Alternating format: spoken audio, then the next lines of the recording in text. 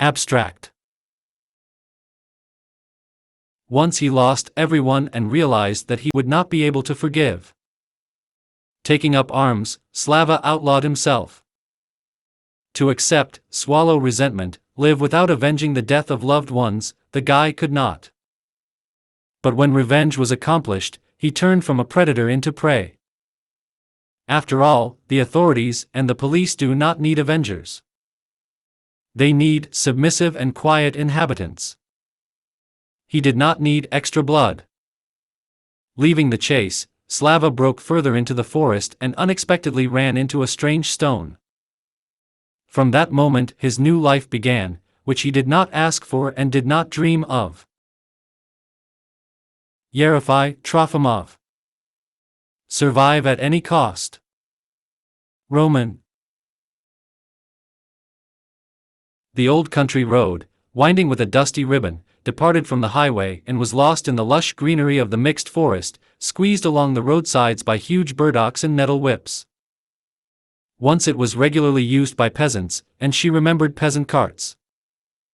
Then it was used to provide residents with industrial goods, and car stalls rolled along the road. But since that great country was gone, villages began to die out, and with them the road. Only sometimes trucks drove through it, taking away the last inhabitants of the villages, or SUVs swept by, bringing lovers of hunting and fishing. But this time it wasn't like that. The ringing singing of birds and sleepy splendor was suddenly blocked by the roar of the engine, and the UAZ flew out of the corner. Fitting into the turn, the car lifted wide wheels from the starboard side over the road, then, standing on four wheels, leveled off and raced on. There was nothing surprising in the fact that an old all-terrain vehicle is capable of reaching speeds far beyond 100. The owner of this converted miracle was a professional car mechanic and a big fan of hunting. So his transport was prepared according to all the rules, not only for off-road, but also for trails. The rhythm of life did not allow him to waste time on long journeys. Following the all-terrain vehicle, several police patrol cars jumped out from around the bend and, howling sirens to the whole forest, rushed after. The driver of the UAZ took a quick glance in the rearview mirror and, cursing softly, pressed the gas pedal. He was not going to give up. Knowing perfectly well what justice is in his God-saved fatherland, the guy decided to go to the end. But he didn't want any extra blood either, which means there was only one way out. To run. To get away from the chase into the woods, which the driver knew perfectly well, and make his way to where no one would think of looking for him. After making sure that the pursuers were not lagging behind and had already begun to close the gap, the driver turned on the gas again, accelerating the car before a long climb. There, on the crest of the hill, the road made a sharp turn to the left, and it was on this section that he bet. Just behind the right shoulder, a steep descent from the hill began, and 20 meters from the road there was a dense shrub that turned into a dense mixed forest.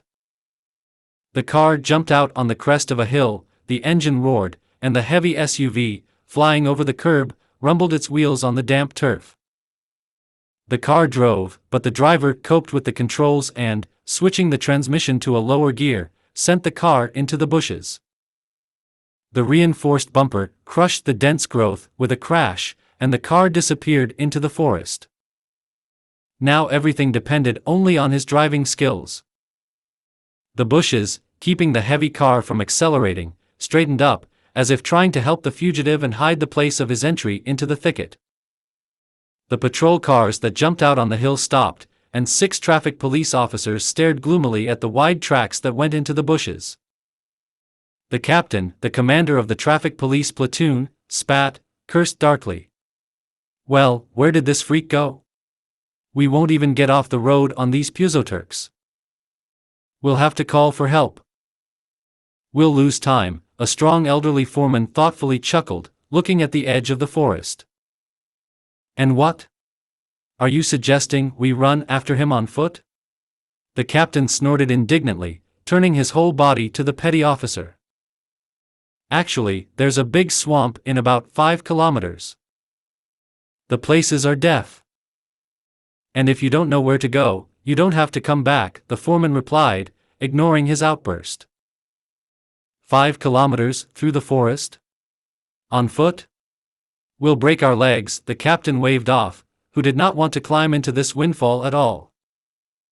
And we don't know how to follow the tracks. Stupidity you offer. I can shut up altogether. My business is a calf, the foreman, who remembered the captain as a boy, sneered maliciously. It's you who will have to gape and bleat at least something when the city authorities start asking questions. What do you suggest? After thinking, the captain asked reluctantly. Inform the boss. Let him have a headache. We did our job, they drove him off the road, and then let their wolfhounds work.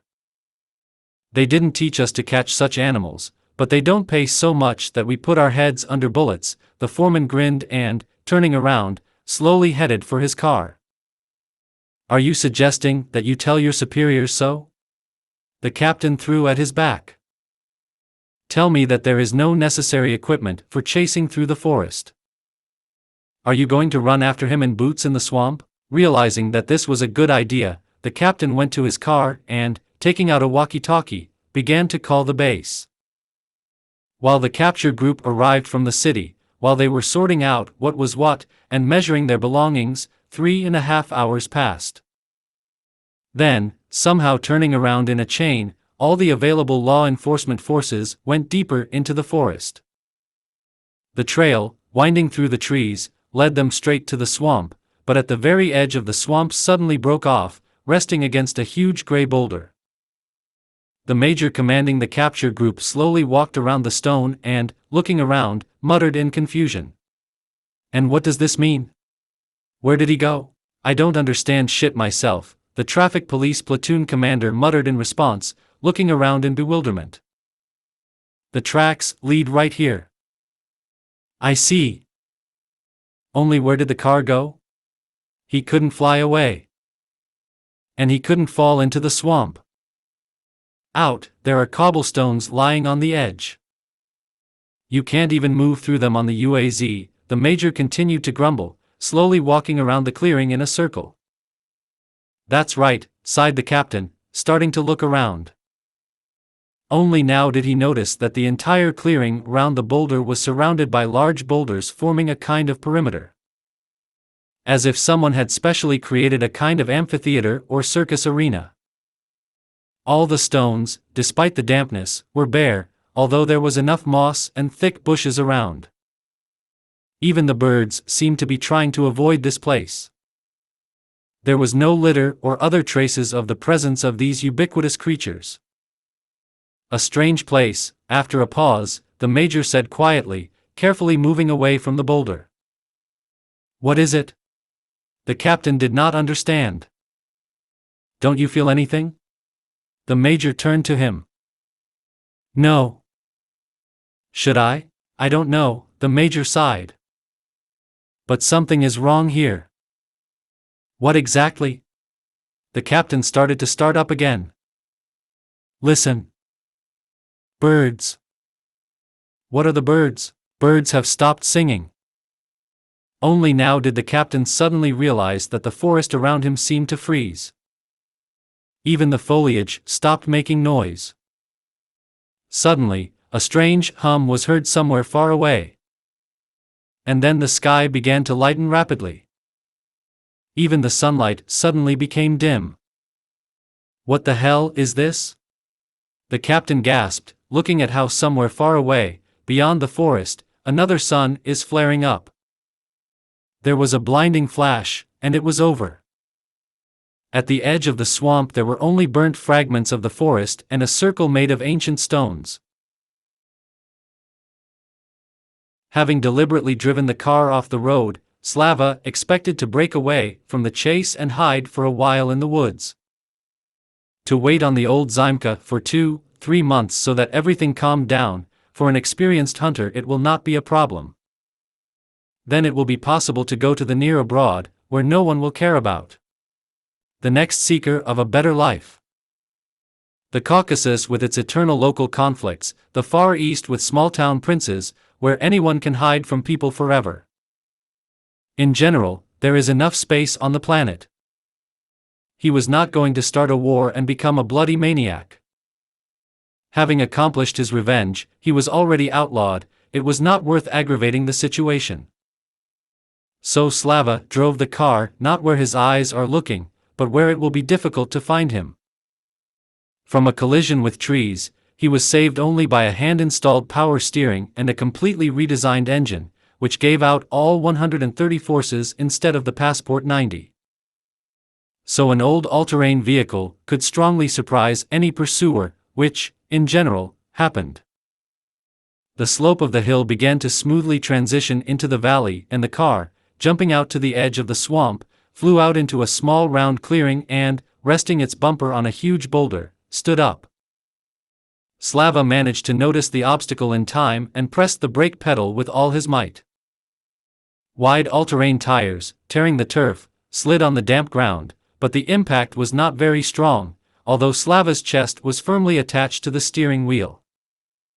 The last thing he had time to hear before the impact was how the wide bumper loudly bumped against a stone. For a couple of seconds, he turned off. It got dark in his eyes, and there was a quiet, disgusting ringing in his ears. After taking a deep breath, Slava gently shook his head and tried to carefully open his eyes. After making sure that the engine was working properly and the engine temperature was not increasing, he decided to look around.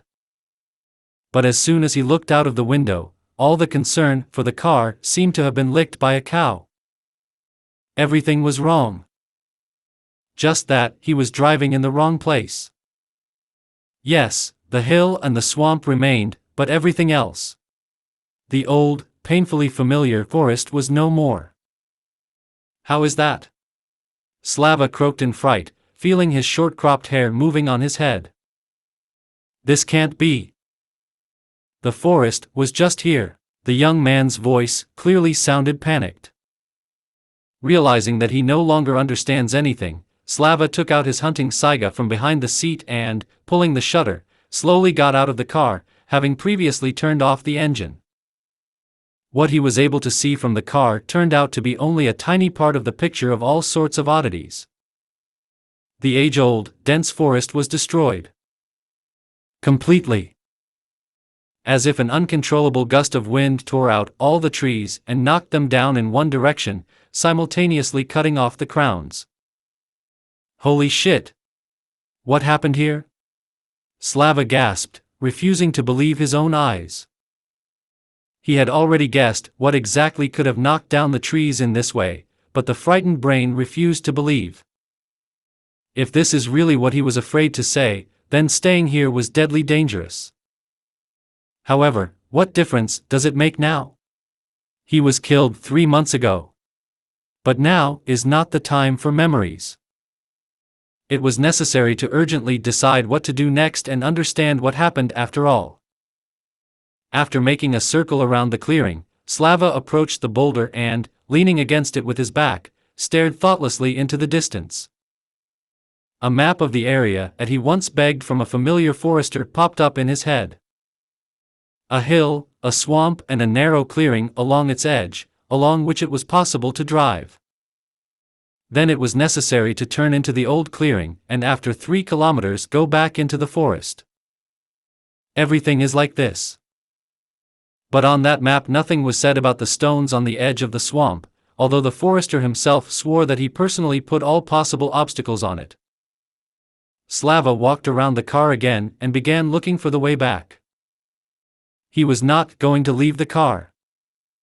There was an axe and a chainsaw in the trunk, so it was possible for the traveler to sort out a small blockage. But he was lucky.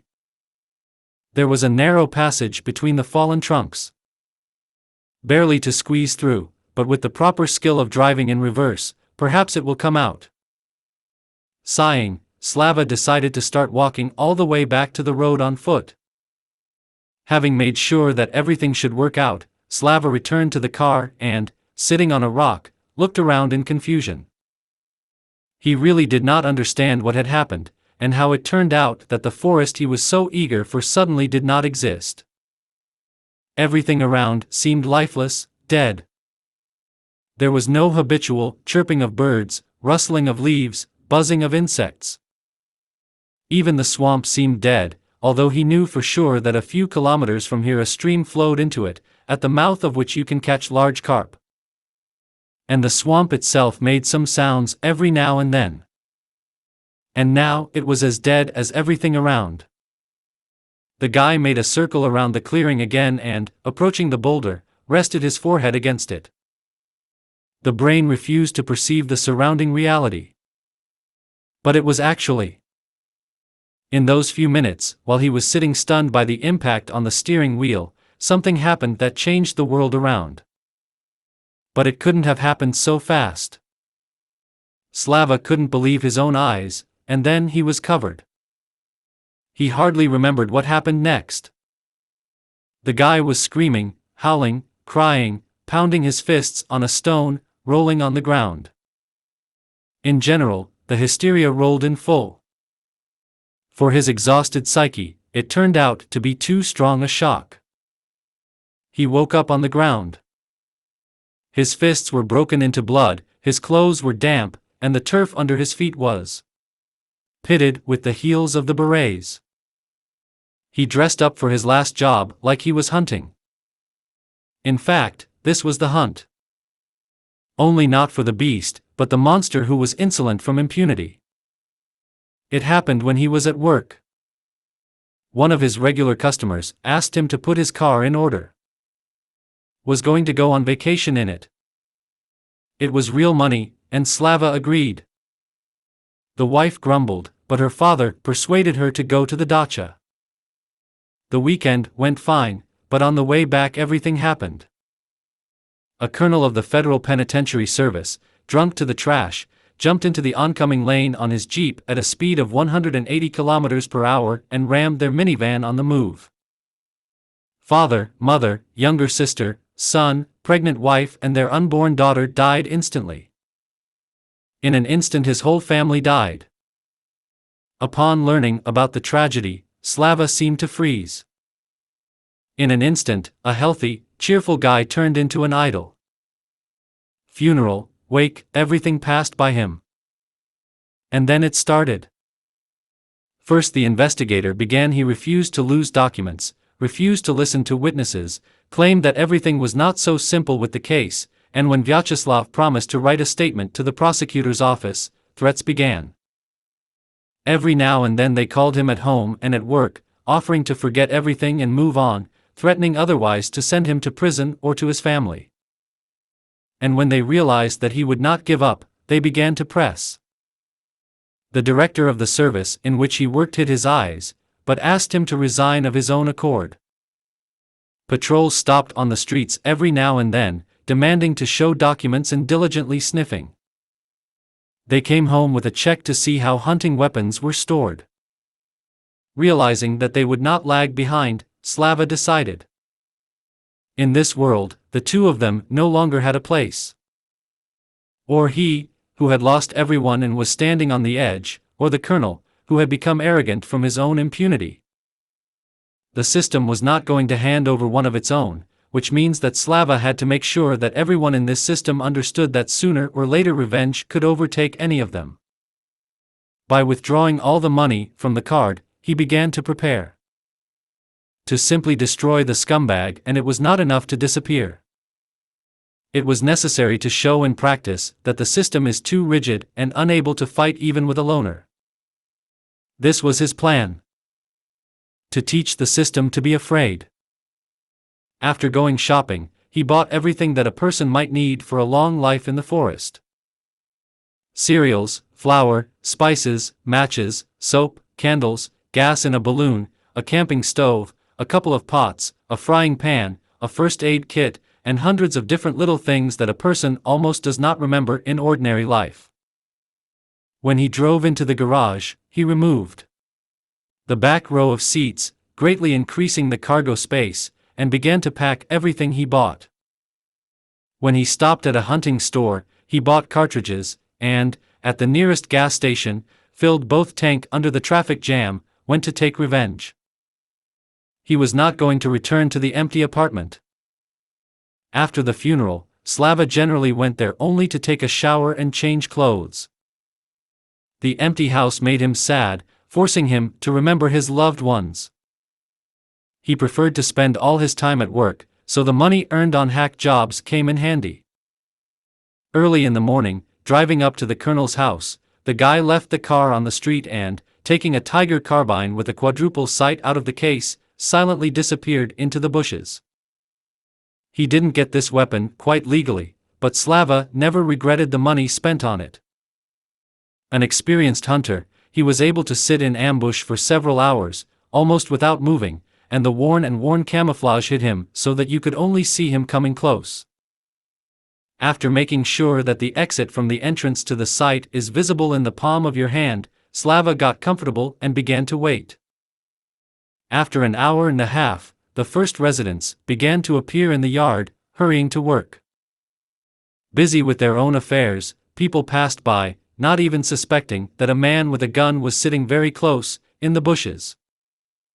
Looking at a shiny new Jeep, Slava, after a short reflection, took out a magazine from his pocket with incendiary cartridges. They were not on open sale, but an old friend from the military, also an avid hunter, gave him a pack of. On acquaintance, as they say, just in case. And this case came. After reloading the carbine, Slava again clung to the sight. There were 150 meters between the bushes and the car. Not the distance for an experienced shooter. And the car was sideways, pause equals 350, so getting into the gas tank won't be a problem for him. The system will remember this hunt of his for a long time. The door of the entrance opened, and Slava, shuddering with hatred, clenched his teeth, forcing himself to calm down with an effort of will. The overstuffed colonel opened the door with a wide gesture, letting his wife through. A dyed blonde of model appearance, with contemptuously curling lips. The alarm bellowed briefly, and the colonel, opening the door, began to help his wife get into the front passenger seat, stroking her along the way thighs with plump hands, for which he immediately got a slap on the wrist. "It's necessary to love money so much," Slava hissed faintly, aiming the crosshair at the victim's chest. After waiting for the colonel to get behind the wheel and start the engine, he pulled the trigger. Habitually, almost in a friendly way, the carbine pushed him with a recoil into the shoulder. A 7.62 caliber bullet, piercing the side window, pierced the blonde's head and entered the colonel's temple. The second shot was fired into the gas tank. Being an auto mechanic, Slava could find this detail in any car even with his eyes closed, pause equals 350, he didn't miss, and now. High-octane gasoline flared up, and a second later there was an explosion. The flames engulfed the Jeep, and Slava, grinning rapaciously, silently slipped out of the bushes, not forgetting to grab the spent cartridges. The job was done. Now it was only necessary to leave. Nothing held him in the city anymore. Throwing the carbine over his shoulder, he walked briskly to the corner at home, and at that moment the yard was filled with the cry of some two-eyed old woman. "There he is! Out!" He ran with a rifle. "People! Police! Hold him!" The last call was outright stupidity, but it lit up. Now he needed to disappear as soon as possible. To leave the city. For his all-terrain vehicle and the roads were not particularly needed. The main thing is to get out of this stone jungle. Turning the corner, he ran up to the UAZ and, jumping behind the wheel, turned the ignition key. The perfectly adjusted engine grabbed from half-turn, and Glory, without wasting time on warming up, started the car. Restraining the urge to squeeze everything possible out of the car, he joined the morning stream and, without breaking the rules, drove to the exit from the city. 20 minutes later, after passing the KPM, he drove to the highway and allowed himself to breathe a sigh of relief. Now it was not as easy to catch him as in the city. After another hour and a half, he pulled down onto an old country road and, almost sure that he managed to leave, relaxed. But as it turned out, too early. The passage of his car was recorded at the exit from the city, and the task force, putting two and two together, rushed in pursuit, connecting the local traffic police department. It was they who, knowing all the lanes and driveways perfectly, began to drive him like a beast. But Slava did not give up. Taking advantage of the fact that the pursuers had an advantage only on asphalt, he turned onto an even more remote lane and began to destroy state-owned equipment. Pause equals 350. The UAZ prepared for off-road raids easily broke away from police cars, and their SUVs were not ready for such attractions. And the drivers of all this equipment were not trained professionals. Yes, they knew how to drive cars well, they knew their neighborhoods, but they were far from glory. Not having a penchant for alcohol and similar doping, not being carried away by youth trends and informal subcultures, he was engaged in what was really interesting to him. Bullet shooting, boxing, wrestling, weightlifting, but his real passion was cars. After graduating from the Road Technical School, he went to serve in the army, without even making an attempt to avoid it. All the men served in their family, starting with the grandfathers who went through the whole war. When he returned home, he got a job at one of the car services, the owner of which was seriously fond of rally racing. It was there that he learned how to make racing cars out of ordinary cars. And there he also became addicted to speed. Having discovered the right to drive cars of all categories, he became one of the mechanics of the team and a member of the second team of racers. So many unforgettable moments awaited his pursuers. Remembering how he found himself on the edge of the swamp, Slava opened his eyes and slowly looked around. Nothing has changed around. The same lifeless picture and the same swamp. Only he himself has changed. Pain, resentment, hatred burned him from the inside, turning him into a cold, strong, calculating predator. Now there is a void in it. His will and upbringing did not allow him to commit suicide. Since childhood, he was taught that this was a way of escape for the weak in spirit. He could not keep silent and swallow resentment due to his character. So he did what he thought was right, and did not regret for a second what he had done. Let others forgive and love their abusers. And I took the debt in blood, he croaked, getting heavily to his feet. Now it remains only to live as it turns out. Glancing at the old, but trouble-free mechanical watch, Slava gloomily chuckled and brought his wrist to his ear. The watch was standing.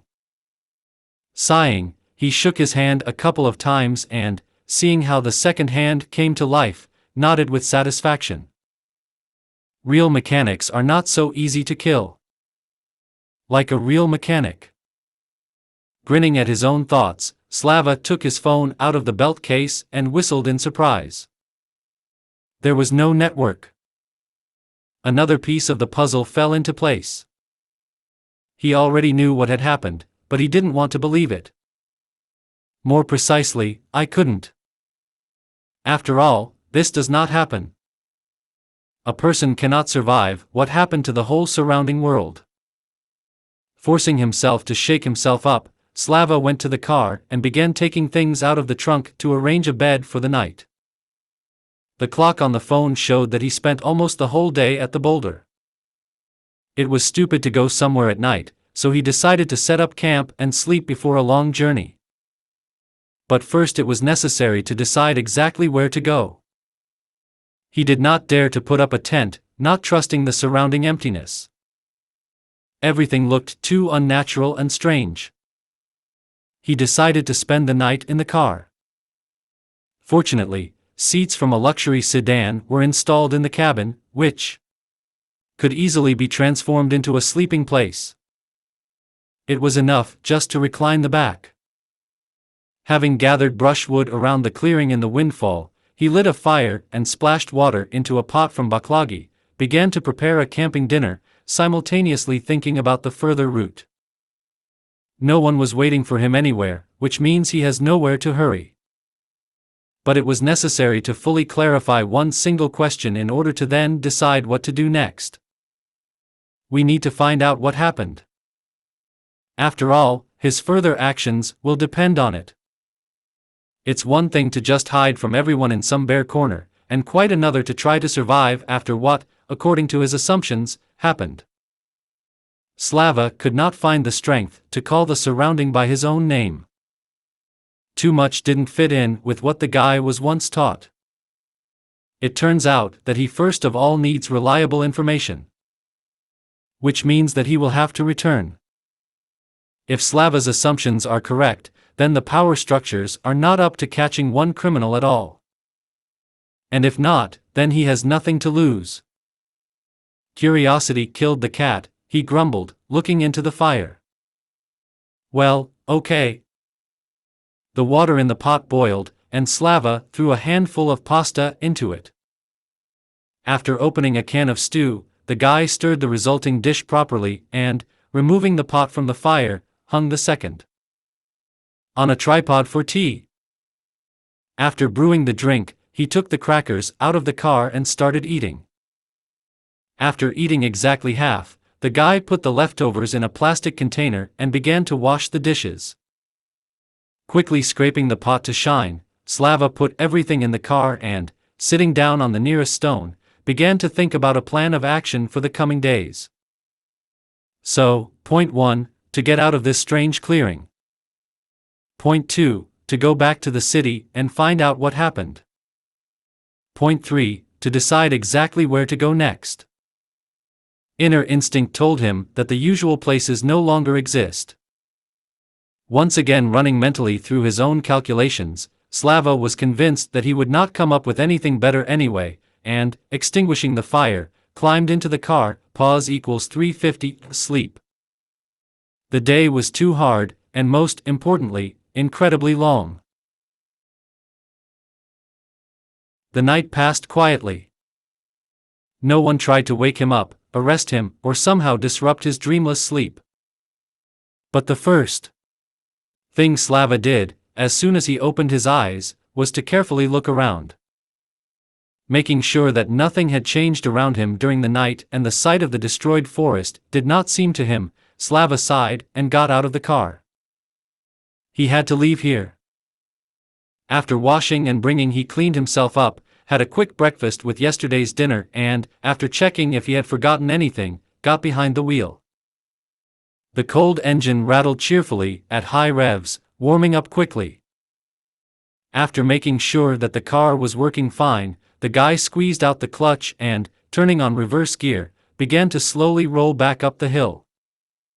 The narrow passage that Slava outlined yesterday was more like running a drunken, lame hare, but the UAZ continued to confidently get out of the rubble. Several times I had to stop and manually clear the way, but things were moving. Finally, once again roaring the engine and skidding on the damp grass, the car rolled out onto the road. Turning off the engine, Slava got out of the cabin, deciding to look around again. Some kind of strangeness haunted him. Something that should have been here since the days when his strange adventures began. Hanging the saiga on his chest, he slowly walked along the curb, peering into the roadside bushes. 20 meters from the place of his exit to the road, the guy noticed some strange debris and, removing the weapon from the safety, went down into the ditch. Having walked around the find in a circle and made sure that it did not pose any danger, Slava came closer and, noticing a familiar inscription on the mangled side of the car, gasped convulsively. The bodies of 4 traffic police cars, twisted and crumpled by terrible force, were piled up, as if some giant was trying to roll them into one lump, and then casually threw them aside, having played enough. Only on a fragment of a blue inscription on the wreckage of the door, it was possible to understand what it was in general. The paint from the cars was almost completely stripped off, and the rest was covered with a thick layer of rust. What the hell is this? Slava howled, feeling icy goosebumps run down his spine. Yesterday's fear and confusion piled up at once. Clutching the carbine with cold fingers, Slava slowly backed up to the road, quickly looking around. Getting out on the road, he ran to the car and, starting the engine, jerked the car with a slip, hurrying to get away from the terrible place. Already fitting into the turn, he cast a casual glance towards the swamp, and then it was like something pushed, forcing to hit the brakes.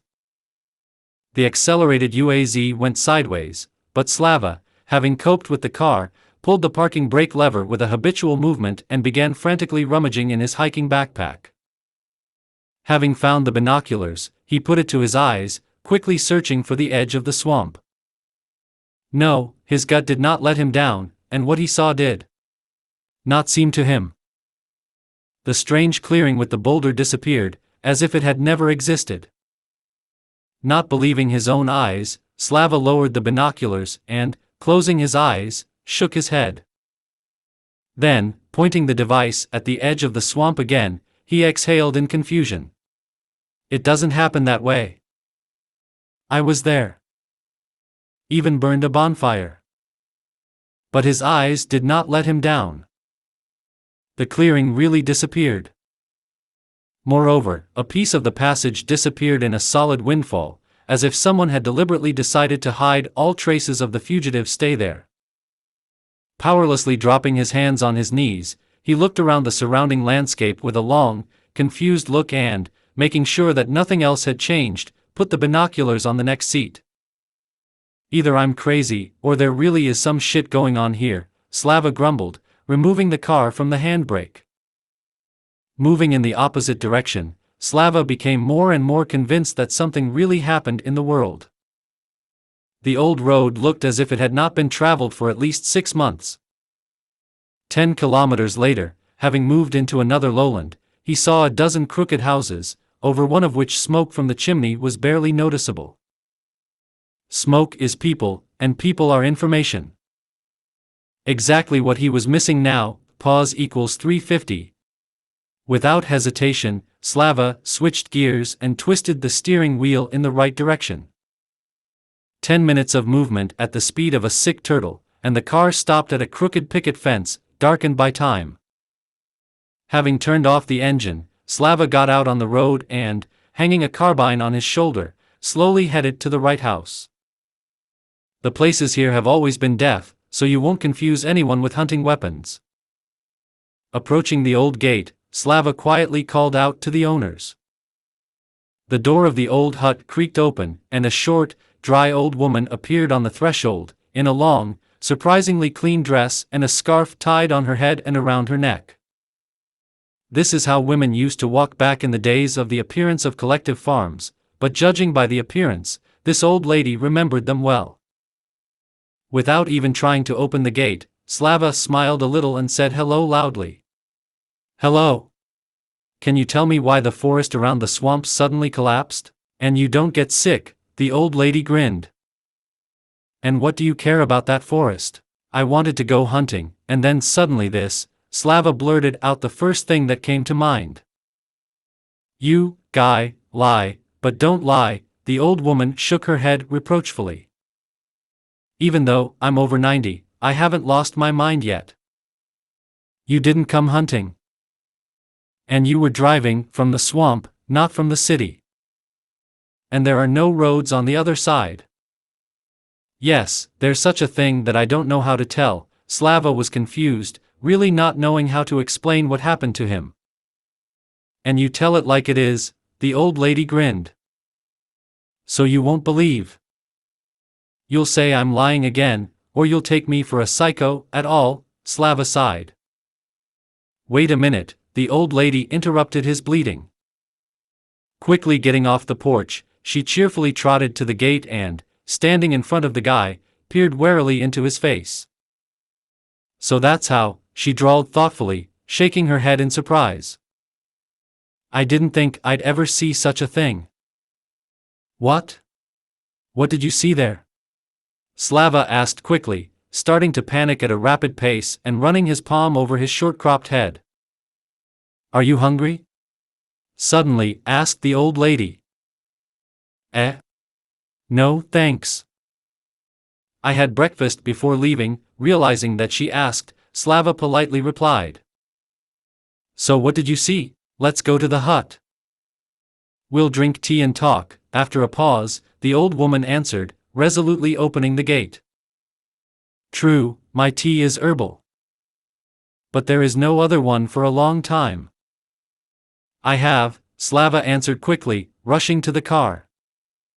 When he was going to leave, he really bought a solid stock, being a lover of this drink. And now this thriftiness could well help him get the necessary information. The trunk of the car was packed almost under the roof, but a lot of experience helped him pack everything so that he did not have to shift the load. Snatching a pack out of the box, he slammed the door and habitually pressed the key fob button, locking the car. "I could not have closed it," the old woman grinned. "There is no one in the district except me for 24 versts. How are you here alone?" "Lost glory." "Used to." "And where am I from my house? Who needs me there?"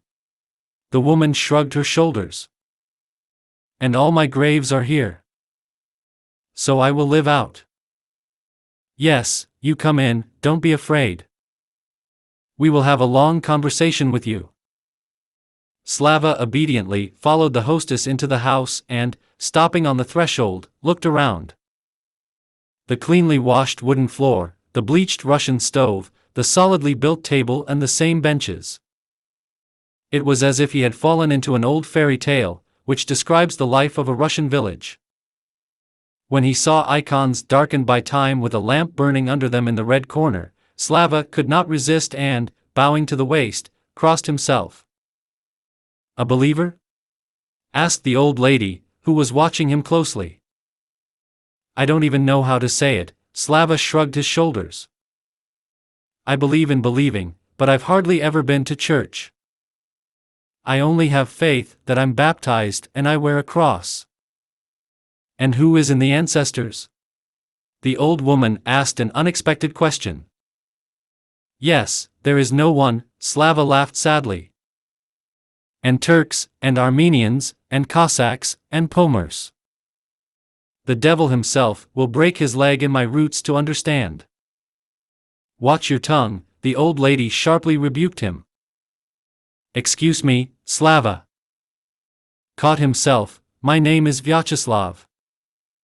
"And what should I call you?" "Alexandra Vasilievna, I am," the woman smiled. "Sit down, and I'll put the kettle on." "And I thought you were using a samovar," Slava smiled, looking around again. "The samovar burned out." "A long time ago," the woman sighed, deftly pouring fresh water into the kettle. Soon there were cups on the table, sugar chopped into pieces, a bowl of jam.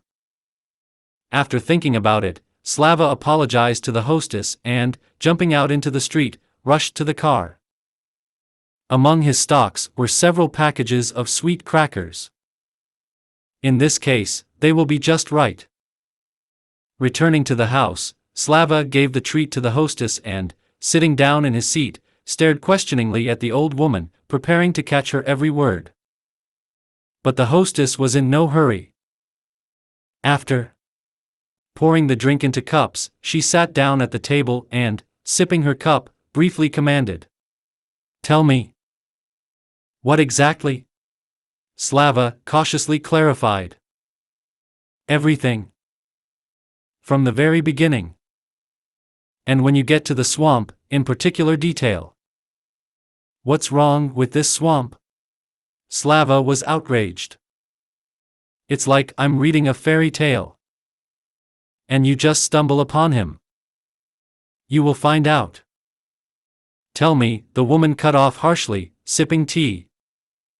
"Just don't say later that I didn't warn you." Slava sighed and, after a pause, began to tell. After listening attentively to the story about all his adventures, Alexandra Vasilievna sighed, carefully pushed her cup away and, after a pause, spoke softly. "They saved you, son. There's been all sorts of talk about this swamp for a long time. A lot of them are chatter, but there is also the truth." "And what is it? Who saved me?" Slava asked in confusion, not believing his own ears. He didn't expect such an answer.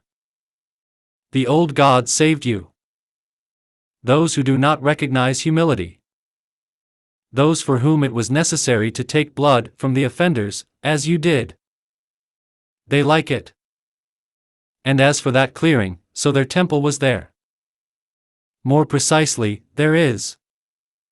But not everyone can see it. But then it disappeared, Slava croaked in a confused, sagging voice. True. Therefore, not all of this temple can be seen. Only by those who have shed human blood with their own hands, or those who will not be able to tell anyone about it. Do you mean murderers and suicide bombers? Slava smiled wryly. You're a fool, Alexandra Vasilievna swore without malice. Not murderers, but those who took Vera with blood. And those who are destined to die soon. Liked you to them, so they saved you. Old, is it in the sense of Slavic? It seems that such things were practiced in those days. After thinking, Slava clarified. Slavic? No, son. In the time of the Slavs, they were already old. The old woman shook her head. Don't be afraid. They did their job. You won't hear about them anymore. A tense silence hung in the upper room. Staring at the tabletop, Slava diligently pondered the information he received, not believing his own feelings. What he heard did not fit into his head. He, an auto mechanic, a man from the real world, and the old gods. Where is the house? Where is the chicken? Slava grumbled, remembering the old play. And how do you know all this? What do you think? Alexandra Vasilievna smiled slyly. Just don't tell me that you are a witch or a witch. I won't believe it, Slava shook his head. Why? The woman was surprised. You are kind, and in fairy tales such characters are always evil. He spread his hands. A witch from the word to know, the woman laughed. I am a herbalist. That's why I know a lot of things that others don't know. My ancestors moved here in the 20s of the last century. Cossacks. Here, consider, the whole village of Cossacks was. But only all. Ended there are no more genera of these. So you're a generic Cossack? Remembering something from my grandmother's stories, Slava asked. True. And the children? Slava asked cautiously, fearing to accidentally step on the patient. There lived in the city. There is no one else, she answered softly, frowning sharply. Sorry. So what happened anyway? How long has it been since my failure? Slava asked about the most important thing. What do you think? You've understood everything for a long time. You're just afraid to admit it to yourself. Tell. Don't keep it to yourself. It will be easier to accept, the woman quietly advised, looking sympathetically into his eyes. I can be wrong about the timing, but I think it's been about 6 months, literally squeezing out the words, Slava answered faintly. That's right. I was not mistaken, Alexandra Vasilievna nodded with satisfaction. So there was a nuclear war? Slava asked in a trembling voice. Nuclear or not, I won't say, the woman sighed, but the fact that the earth is almost empty is for sure. It doesn't happen that way, Slava stubbornly shook his head. After the nuclear bombing, winter was supposed to begin. Anyway, the earth would hardly have survived. Don't ask me for details, the old woman shrugged her shoulders. I'm only saying what I know myself. So, we'll have to look for knowledgeable people, Slava sighed. You will find. You are stubborn. Just remember, now not all people are like those with whom you are used to communicating. Some can kill for any little thing. Or shoot in the back just to rob. Not all, of course, but many. So be careful, the woman advised with a sigh. Think before rushing to someone's aid. What do you mean? He didn't understand. Indirect. There were several times nearby that someone was posing as a victim, and someone was sitting in ambush. So before you rush to help, look around properly. Human life is worth nothing. And they don't touch you? Having tasted the information, Slava asked. Afraid of? I'm the only one in the whole district who can treat herbs. They don't do drugs anymore, but everyone can get sick. They poked in a couple of times, but quickly realized that it was more expensive to contact me. I see. After a pause, Slava nodded. Well. Thank you for tea, for science. I'll go. Tomorrow you will go. You have nowhere to hurry now, and at least I will talk to a normal person. Yes, and I need to check something. Don't rush. Better help me. Can you chop wood? Of course. So take care of. And I'll flood the bath. You'll spend the night, and in the morning you'll go, Alexandra Vasilievna decisively commanded. The bathhouse is great, Slava grinned, getting up from the table. Lieutenant Colonel Evseev served in the OMON detachment for 17 years, 7 of which he commanded this very detachment. I had to see a lot during this time. And the Caucasian conflicts, and Transnistria, and clashes with terrorists, and the antics of football fans. In general, everything happened, and not always pleasant. But always, in all trenches, tents and other places of temporary deployment, he firmly knew that he was serving his country. And let it sound pompous, it was his personal opinion, and he didn't care about the opinion of others from the high bell tower. But after everything that happened 6 months ago, he suddenly lost his goal. Having managed to save the remnants of the squad, and even having established at least some semblance of service, he himself did not understand why he was doing all this. But in front of his subordinates he forced himself to keep the brand and pretend that everything was going as it should go. Most of all he was stressed by the complete absence of at least some control. The lieutenant colonel did not believe that the entire top management of the state was destroyed. New shelters were not urgently repaired and built, and stocks were laid in the warehouses of the Federal Reserve. Yes, these few months of the war of all against all were terrible, but the main thing did not happen. There was no global nuclear bombing. Whose bright head managed to refrain from using such weapons, he did not know, but mentally thanked the Creator for such luck. As one smart person said, there are no atheists in the trenches, and the lieutenant colonel did not hesitate to cross himself with an orthodox cross at a difficult moment. After losing contact with his direct leadership, he led the detachment outside the city, announcing the Citadel signal by his decision, and ordered one of the old bomb shelters to be opened. Only thanks to this he managed to save people and their family members, as well as equipment and weapons. By and large, his squad at the present time could be considered a serious combat unit, only they had no one to fight with. All they could do was take control of several villages in the district and maintain order in them. At the same time, several patrols regularly traveled through the ruins of the city, taking looters on a pencil and harshly suppressing banditry attempts.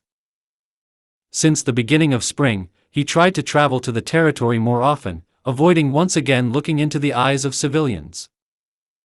To see in every glance the unspoken question, "What's next?" the lieutenant colonel could no longer. He himself did not really understand what would happen next. Somehow, having adjusted life, Evseev tried to keep people busy, but under the circumstances the list of available jobs was very limited. Most of all he was worried about what would happen when the cartridges began to run out. He himself understood that he was an intelligent manager, but he clearly lacked the knowledge and imagination to launch some complex production. Despite the end of large-scale hostilities, local conflicts did not end. Clashes with bandits of various stripes happened regularly. And the most unpleasant thing is that all sorts of scumbags who got out of their cracks, like mold, managed to establish slavery very quickly. Human life ceased to be valued at all, and at spontaneous auctions it was easy to buy a slave or a slave. And it was with such the fighters had to face scumbags most often. Slavers and sectarians of all kinds, from doomsday witnesses to cannibalism fans. The lieutenant colonel hated the latter especially much. Having stumbled upon the remains of their so-called prayer services several times, he gave the order not to take the sectarians alive. The fighters performed this command with special pleasure. Too strong a test for the nerves was the sight of gnawed children's bones and skin removed from still living people. Even a police expert, who had seen everything a person could see in such a job, could not recover for a long time after receiving the results of the analysis. Evsif remembered how an elderly man drank pure alcohol like water and, looking at the lieutenant colonel with completely sober eyes, deftly wheezed. "These are not just animals, Colonel. You can't even find words for this." With a shiver of his shoulders from the surging memories, the lieutenant colonel sat behind the wheel of the UAZ and, starting the engine, went to check the posts. His fighters managed to equip all the checkpoints with a local network and stable radio communication, but it's one thing to hear a short report, and quite another to see everything with their own eyes. The soldiers were well aware of this habit of his and looked at each other understandingly, and the lieutenant colonel arranged another dressing down at the post for the untidy territory. Whatever the soldier is amused with, as long as he does not sit still, the old army commandment is in effect. But despite the many legends that wandered among the townsfolk about the stupidity of the riot police, who were dismissed by those with whom they had to fight, those on duty understood perfectly well what was bothering their commander. Each of them saw that every day the lieutenant colonel was getting darker and more concerned. So they tried to do their job the way they had to do, avoiding negligence and laxity. Having reached the far checkpoint, Evsif listened attentively to the report of the duty officer and, looking around, nodded approvingly. The territory was cleaned, the weapons were cleaned, and the observer was not distracted from the case. At the borders of the detachment's territory was the most peaceful place, and that's why the lieutenant colonel began his detour from here. As they say, in a quiet pool. And the premonitions were not deceived. It was there that the mobile patrol was sent, so that the reaction of the communications officer on duty followed immediately. A motorized armored personnel carrier group was called from the base, and the whole group at the post brought the weapon into combat position, preparing to repel a possible attack. The lieutenant colonel's trained hearing easily isolated short bursts of squad fighters, in response to which long lines of attackers were heard. With every minute the shooting became fiercer. Pause equals 350, a grenade burst followed, and the machine gun, snarling in short bursts, fell silent. Followed by the fighters' automatic rifles. The officer on duty stared intently at the commander, literally demanding with his gaze to send his group to help the patrol, but the colonel was silent. Without serious fire support, sticking into a possible ambush meant stupidly killing people. Unexpectedly, single shots were blocked by the bass barking of hunting weapons. Once, twice, third. Then the gun was supported by several short bursts, after which everything went quiet. Because of the turn, the APC turned out with a roar and, accelerating, rushed towards the village. Evsif, perfectly aware that interfering with the actions of subordinates at the moment is not the smartest gesture, froze at the checkpoint like a statue to himself. Only the pooed fists clenched behind his back gave out his condition. 10 minutes later, a UAZ loaf, converted into a raid car, rolled up to the checkpoint who was covered by the APC on duty. The driver jumped out of the car, pressing a bloody rag to his side, and, seeing the commander, croaked. "Dad, we have 1/200th, and 2/300ths. I didn't count myself," the lieutenant colonel muttered reproachfully, having managed to look into the interior of the car. "Nonsense," a fragment flew under the skin, the fighter waved off. "What happened?" In a nutshell, the lieutenant colonel demanded. Ambush. Half a dozen snouts. We were lucky that we managed to notice them earlier. They don't know how to hide. But they are arrogant, they have no strength. And yet, they were going to kill. They didn't just need transport and weapons. They beat immediately to defeat. Not a weapon? The lieutenant colonel was surprised. And what kind of caramel tuck was thundering there? Not theirs? That's the thing, there is no. We have already started to move away. I was turning the car around when someone from a hunting trunk started planting them in the back. Oh, how? The lieutenant colonel snorted in surprise. Another gang on our heads? I don't know. But Volodka, when he was shooting back, managed to notice a converted UAZ in the bushes. You know, one of those that used to be done for off-road rides. I wonder, Evsif growled thoughtfully. Who is this literate and rich person who showed up here? By now, it's a fortune. That's for sure, sighed the fighter, who during the conversation managed to remove a fragment from under the skin and make a dressing. It turns out that the man group did not have time to reach the village. After thinking, the lieutenant colonel clarified. No.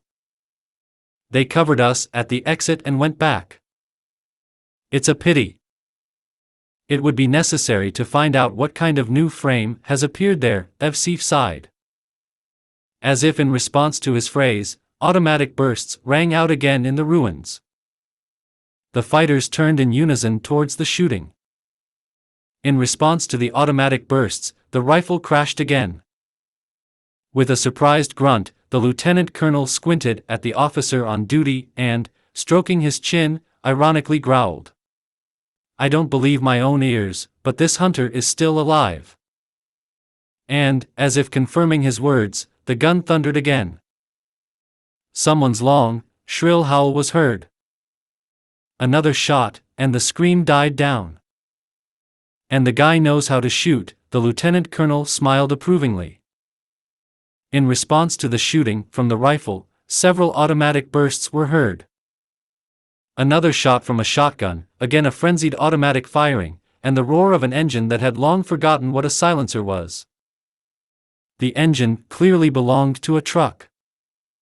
I'll be damned if the guy didn't manage to drive the bandits out of the village, Evsif grunted in surprise.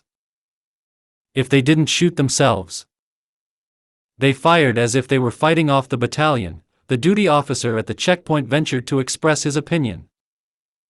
I don't think so, the lieutenant colonel shook his head. He appeared in the village when the shooting had already begun. But the engine is without a silencer, only the deaf will not detect. It turns out they hid the car in advance when they started preparing an ambush. And now, when everything broke down, they moved away on it. If the guy was killed, they would not have run away, but already they were diligently smacking him. Do you think he survived? Frankly speaking, I really hope. At least one new person who does not want to put a line from a machine gun into you, the lieutenant colonel smiled sadly. Where did he even come from? The officer asked thoughtfully. What are you talking about? Evsif did not understand. On the other side there is a solid wilderness and a swamp. Except Baba Shura, no one lives there. Further there is a solid windfall after the explosion. We didn't even drive the armored personnel carrier. And the roads were all clogged with scrap metal and the refugees were attacked. At the same time, only fuel was drained from the cars, and the iron itself was thrown on the road. That's right. Although if he's on an all-terrain vehicle, then he doesn't really need roads, the lieutenant colonel answered after thinking. It still doesn't fit, Starley stubbornly shook his head. We examined that village 20 times. A person can hide, but there is simply nowhere to hide a car there. What are you talking about? The lieutenant colonel turned to the officer with his whole body. To the fact that it would be nice to find out what kind of new shooter showed up here. After a pause, Starley replied. It would be nice to find out. But keep in mind, without rudeness. Who knows what's going on in your head? Maybe he's like that Shahid, hung with grenades. It was just not enough to lose people stupidly. We have enough corpses already. 1/200th already exists. Maybe we should send the group to the place after all? Carefully clarified Starley. At least we'll find out who attacked. There's no need. To pass the duty, talk to Sasha. He saw them. And I heard it myself, new and arrogant. So we leave it unanswered? Starley frowned. And who will you answer to? The lieutenant colonel grinned. At least to see where they went. And then we will sit and wait for the shot. The hot fighter did not let up. We have a third of the entire squad left. And we still need to protect the families of the victims. I don't have people for long-range raids. We hardly cover our perimeter. For each fighter, 5 or 6 civilians. Out, now at the base, the wife of the murdered man will have to look into his eyes again and explain why her husband did not return from service. Don't you want to try it yourself? The lieutenant colonel growled in response, grabbing Starley by the strap of the RPS. He said himself, that shooter has nowhere else to go. Only in this direction. When he arrives, and we'll find out who, what and how, he added, calming down. As if in response to his words, the hum of an engine was heard from around the corner, and a UAZ, redesigned so that it was almost impossible to recognize the original transport, flew up to the checkpoint. Looking at this miracle, Evsif only shook his head. The mechanic who assembled such a car, he would not hesitate to keep it, providing all the benefits available at the present time. The fighters immediately took the car on sight, and the sergeant, raising his striped baton, he gestured to the driver to stop. The brakes creaked, and the driver, without hiding, shifted the machine gun to his knees. He's kind of strange, Yevsayev muttered, walking briskly out onto the road. Approaching the car, he raised his palm to his temple with a familiar gesture and, peering into the driver's face, introduced himself. The commander of the OMON detachment, Lieutenant Colonel Evsif. Who are you? Reserve Sergeant Klimov, the driver introduced himself, pushing the sliding part of the glass. Did you support my people with fire? Shouldn't I have? The guy grinned ironically. On the contrary, I want to say thank you, Evsif grinned in response. Can we talk? Just let's not make any sudden movements, Comrade Colonel, the driver asked, getting out of the car and showing him a lemon strapped to the unloading ring. You won't be stupid, we won't touch you, promised Evsif. Yes, I was driving by it all. I don't need you for nothing, the guy shrugged. Comrade Colonel, the Starley who quickly approached stood up so that he could see every movement of the newcomer. This car is in one of the last pre-war orientations. The owner is designated as particularly dangerous. Don't you have anything else to do? Evsif was confused. Why the hell do I need all these orientations now? Yes, I was cleaning the computer here and came across a list of old orientations, so this car is listed there under the heading, urgent, especially dangerous. And the number converges, Starley did not let up. That's for sure, he's a cop in Africa, a cop. The whole world has rolled down the ass, and he's still clinging to some shit, the guy snorted contemptuously, squeezing a grenade with his fingers. So. Come on, both of you. Starley, do your thing, the lieutenant colonel commanded harshly. And let's go over there, step aside and just talk, he added, pointing with his chin to the opposite side of the road. Alexandra Vasilievna's old bathhouse, which had grown into the ground up to the very windows, was heated in black, but it was a real bathhouse. Exactly the kind that the classics once wrote about.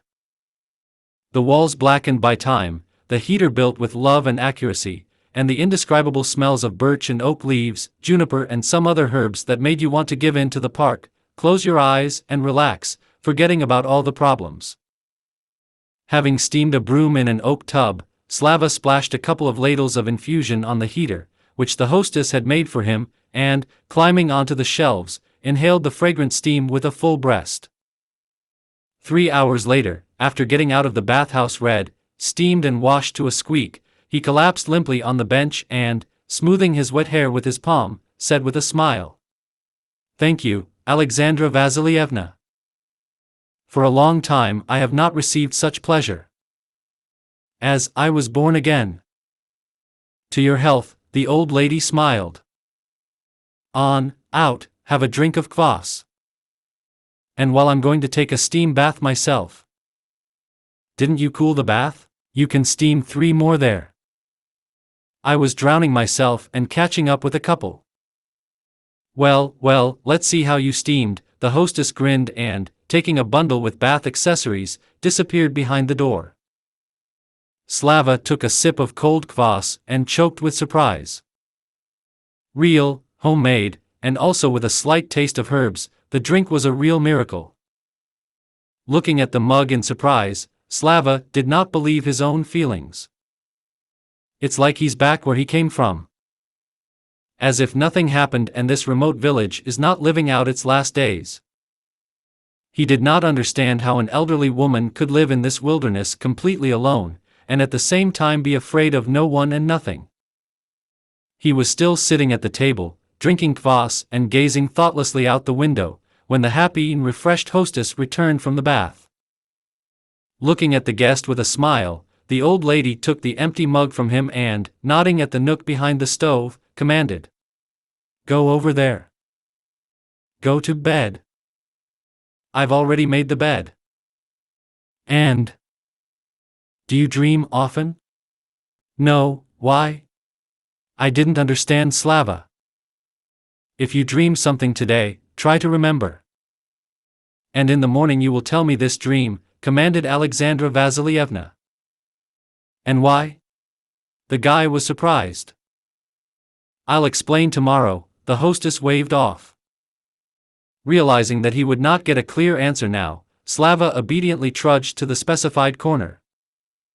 He fell asleep almost before he had time to put his head on a luxurious down pillow. Woke up himself.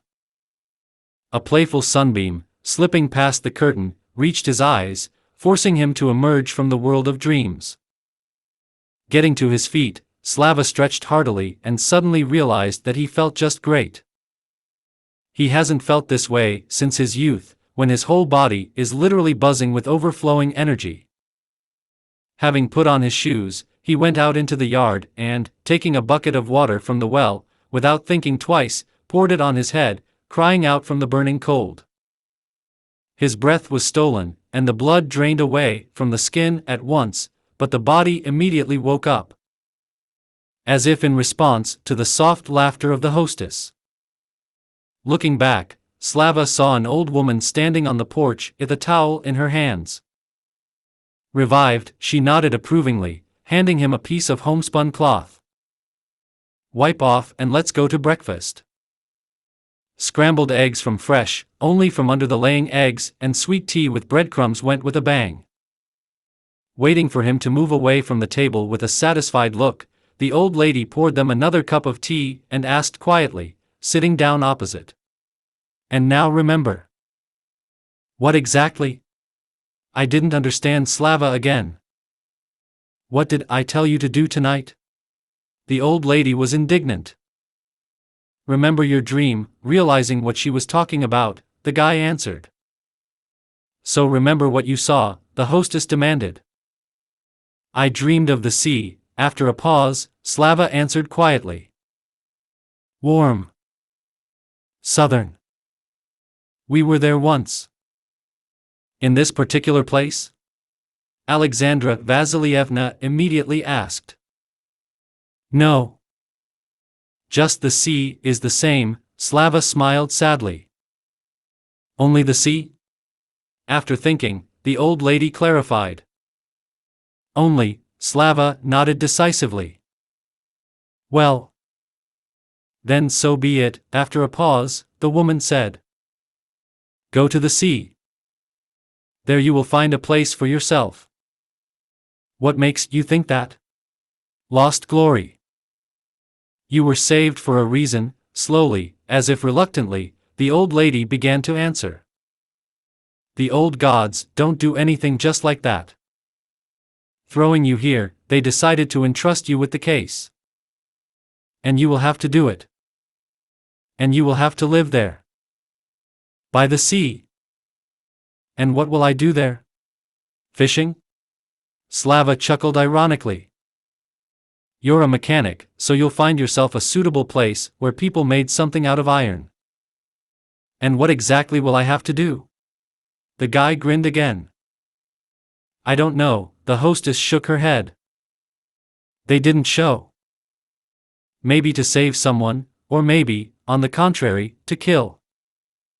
I do not know. What makes you think all this?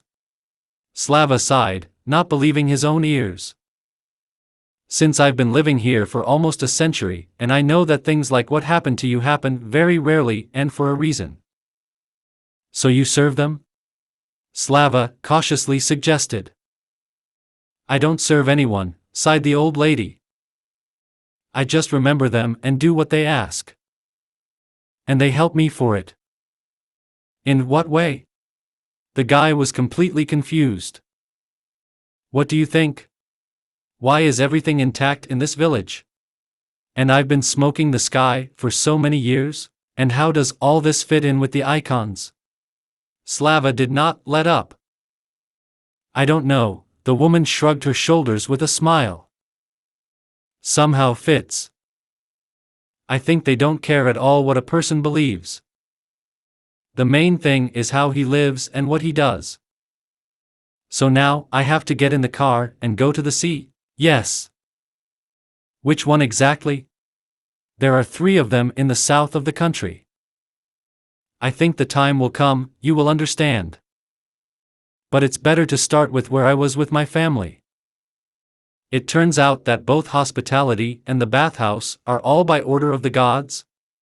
Slava suddenly asked, still not believing in what was happening.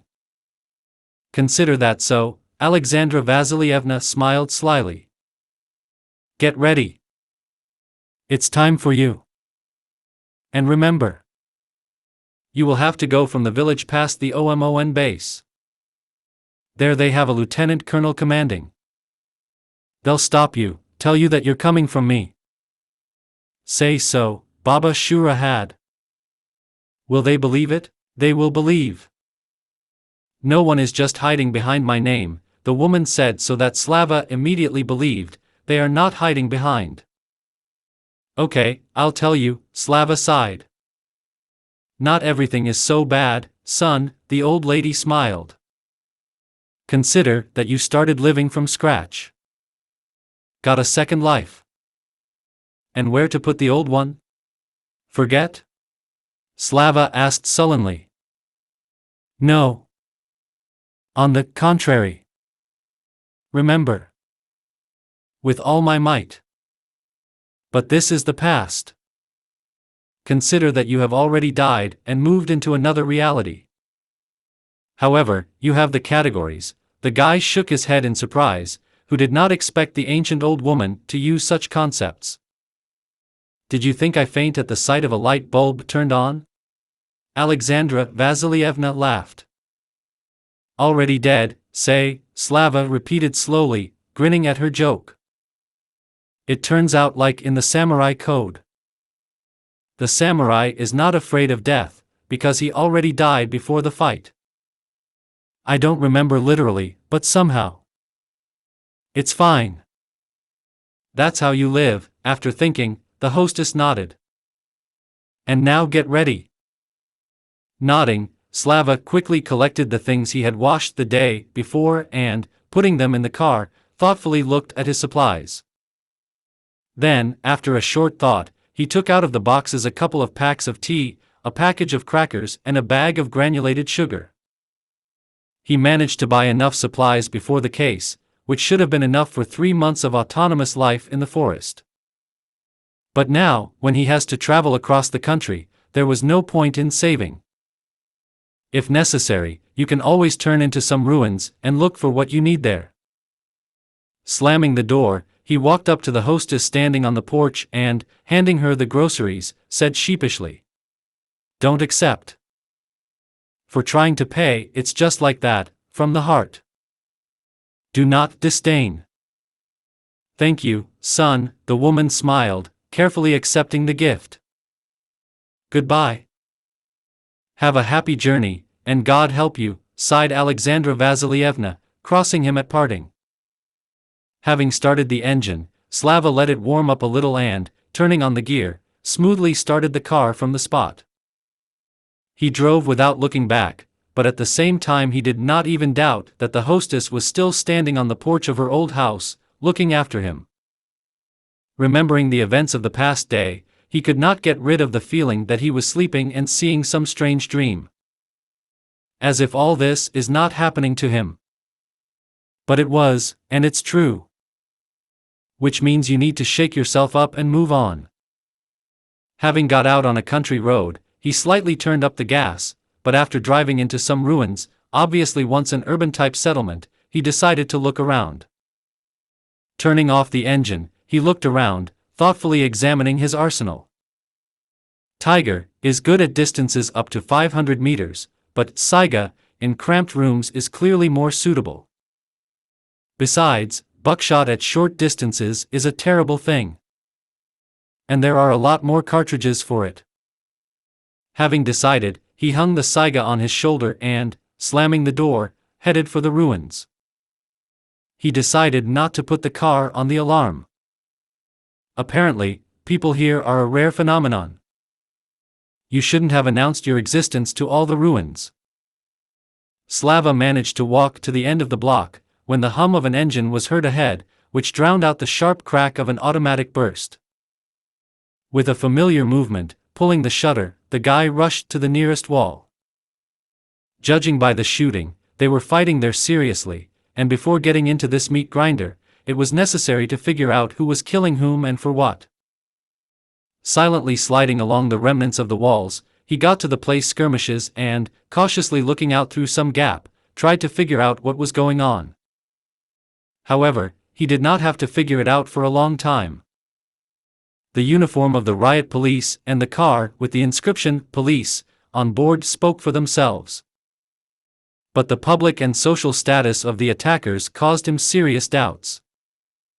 Everyone has shaved heads, mismatched clothes, and most of them are clearly from someone else's shoulder. In general, it became clear on the move that this was some kind of gang. Slava counted 12.5 barrels actively hitting the UAZ loaf, from which a machine gun snapped in short bursts with the support of 2 submachine guns. The driver tried to turn the car around, the gearbox screeched, but the place for the ambush was chosen correctly. With one shift, there was no turning around. The riot police, despite the situation, turned out to be guys who did not miss and deftly crushed the enemy in short bursts, covering the driver. But the driver was not allowed to perform the maneuver. An offensive grenade crashed, and the machine gun fell silent.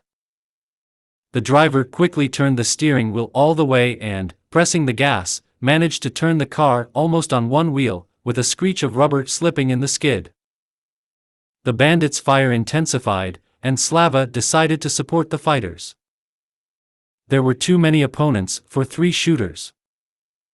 Quickly running around the ruins of the house, the guy went to the enemy from the rear and, raising his carbine, began to choose the primary target. 2 bandits appeared in front of him, alternately shooting from the breach formed after the collapse of the wall. And the most unpleasant thing was that both had old AK-47s in their hands. The tin of the car body for 7.62 caliber bullets is not an obstacle, so this couple had to be put first. Having shifted a little, Slava pressed the carbine to his shoulder, and the crackling of the bursts was blocked by a bass barking. No wonder the 12-gauge shotguns in the troops of the countries of sworn friends are called a trench broom. large buckshot literally swept away both bandits. Taking a step to the side, Slava shot at the next. Then, shifting again, repeated the procedure. 3 shots, and 4 corpses. The bandits realized that they were being killed, and fussed trying to figure out who attacked them. Slava, having finished his dirty work, dived into the ruins, behind which he managed to get close to the attackers, and, listening to the roll call of the bandits, rushed to the side. Quickly bypassing a pile of broken bricks and concrete slabs twisted from the explosion, he again got close to the bandits and, choosing a suitable hole, carefully aimed. 40 meters for buckshot, not a distance. 3 shots in a row laid 2 and wounded 3, pause equals 350, rolling on the ground. The seriously wounded man howled at the top of his lungs, on one long, dreary note. A shot from one of the bandits interrupted his torment. Slava, who did not expect such cruelty, hardly kept his breakfast in his stomach. It was too much for him to finish off his own. However, it would be strange to expect something else from the bandits. Consoling himself with such thoughts, the guy began to diligently count the active militants. He put 4 of them in the first time, 3 in the second. Total 7. A couple more were clearly injured. The riot police also did not sit idly by. Means that the bandits have no more than 4 active trunks. But for him, with his street fighting skills, 1 is enough. However, the bandits did not look for the one who attacked them. Pressing against the wall, Slava heard the engine start, and then the retreating roar of a ragged muffler. After waiting a little, he got out of his hiding place and, after thinking, went to inspect the battlefield. To his surprise, the bandits escaped without even thinking about collecting weapons and ammunition from the dead. Gritting his teeth, Slava began to search the bodies. He pulled everything he found into one pile, intending to then load it into the car. Soon he became the owner of an old, but well-groomed AKMS with a barrel. But there were no grenades for him. Putting all the cartridges of the required caliber aside, Slava threw the carbine behind his back and, armed with a machine gun, went to look for the place where the bandits hid their car. An hour later, having loaded everything he found into the car, the guy got behind the wheel and went on. After passing the ruins, he drove out onto the road and, fitting into the turn, swore softly. Immediately after the turn there was a checkpoint from which 6 barrels were pointed at the road. It was too late to brake or otherwise try to hide. Remembering the words of Alexandra Vasilievna, Slava clenched his teeth and resolutely pressed the gas. Now only forward. Looking at the lieutenant colonel standing in front of him, Slava convulsively tried to decide what could be told to him, and what was better to keep silent about. His doubts were resolved by Evseev himself. After carefully examining the guy, he nodded to some of his thoughts and, sighing, said, pointing to the grenade, "You'll be careful with this thing. You'll pull the pin, it won't seem enough to anyone." "They won't make me nervous, I won't throw up," Slava cheekily responded, deciding to show character from the very beginning. "Have you decided to go to the Shaheeds?" Evseev grinned angrily. "No. I want you to understand, I won't climb to anyone myself, but if they come, there will be no mercy," Slava snapped. "And yourself? What do I have to lose? I've already lost everything I could have." "Life. In your opinion, is this life? So. Stop." Something turned the conversation in the wrong direction. The lieutenant colonel abruptly cut off the topic. "Let's start." "Let's try," Slava shrugged his shoulders. "And what will we talk about? Just tell me frankly who you are and where." "No one will detain or arrest you. I give you my word." "Not up to that now. Even as a particularly dangerous killer?" Slava chuckled ironically. "If you knew how many such dangerous I have seen, the lieutenant colonel sighed. And the killer would not have saved my guys. Rather, on the contrary, he would have helped to finish off. Logical, the guy smiled and, after thinking, began to tell his story. Having listened attentively to his story, Evsif nodded thoughtfully and, with a slight smile, asked again. So that's what she said, they don't risk it? Yeah, Slava nodded. Iron grandmother, the lieutenant colonel laughed. But the herbalist of what to look for has already pulled a dozen of my guys from the other world. Maybe you can tell us what happened in general, and what is happening in the country now? The guy cautiously asked. What happened? Evsif repeated wearily. To be honest, no one really knows. It all started in a dozen places at the same time, all over the world. I know for sure that the terrorists were the first. They somehow managed to get and smuggle nuclear charges into the capitals of the largest states. Just don't ask where they got them from, how it could have happened, and where the FSB was looking. I don't know. Not my level. I only know that it exploded simultaneously in Moscow, Washington, Delhi, and London. In Europe, in general, there was a complete nightmare. They decided to simply crush it under themselves with conventional weapons. A riot broke out in all refugee camps at once. The police were destroyed in the first hours, they took longer with the army, but they also managed to cope. If you remember, the bulk of the refugees consisted of young, healthy men.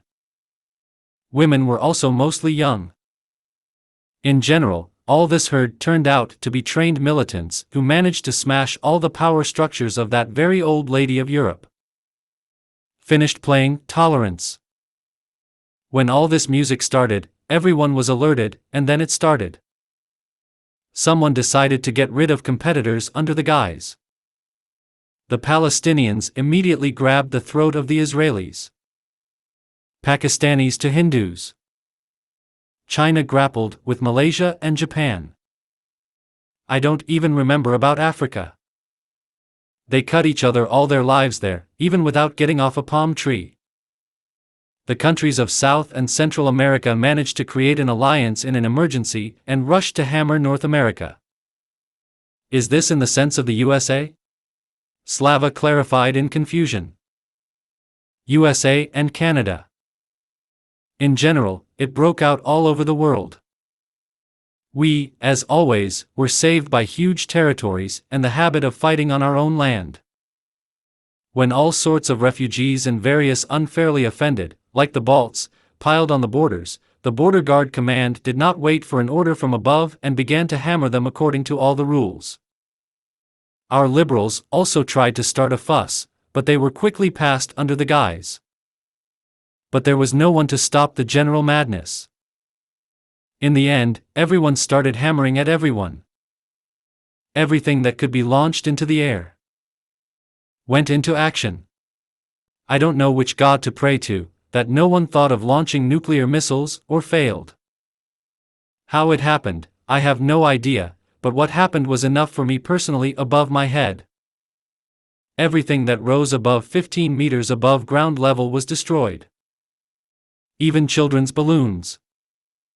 Beat up on all major cities. Roads were clogged with refugees. Different gangs appeared out of nowhere, armed from long-term storage warehouses. Wild robbery started on the same roads. Those who were armed with at least some weapons still had a chance to fight back. Everyone else was just prey. These creatures broke loose. Cut, mutilated, raped. There are no words to describe this whole nightmare. In 3 months, my guys used up a year's supply of cartridges, destroying all this bastard. Then it seemed to settle down. The borders of the country were blocked, all the interventionists were kicked back outside the perimeter, and inside they collapsed into separate principalities. Who can control what territory he commands? How is that? And the the Ministry of Emergency Situations, the FSB, the police? Where are they looking? Not believing his own ears, Slava gasped. What will they do? The lieutenant colonel asked wearily. Before, after all, the management was centralized. Information from all regions flocked to one point, and there, after processing the data, a decision was made. And now there is no communication, no command.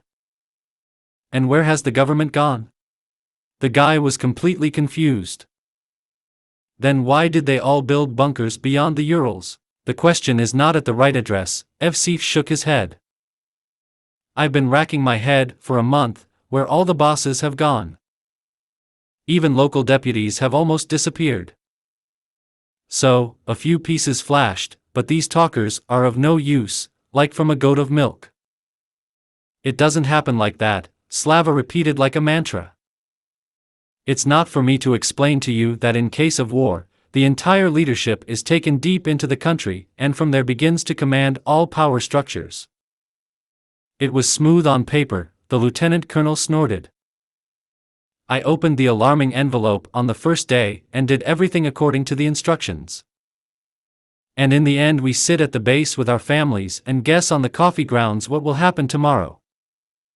There is no connection. No. And how do they drive on the roads now? Asked Slava. Silently. But with my heart and gritting my teeth, Evseev joked angrily. There is now one rule on the roads: be afraid of everyone, hide from everyone, and if you notice, either run or fight.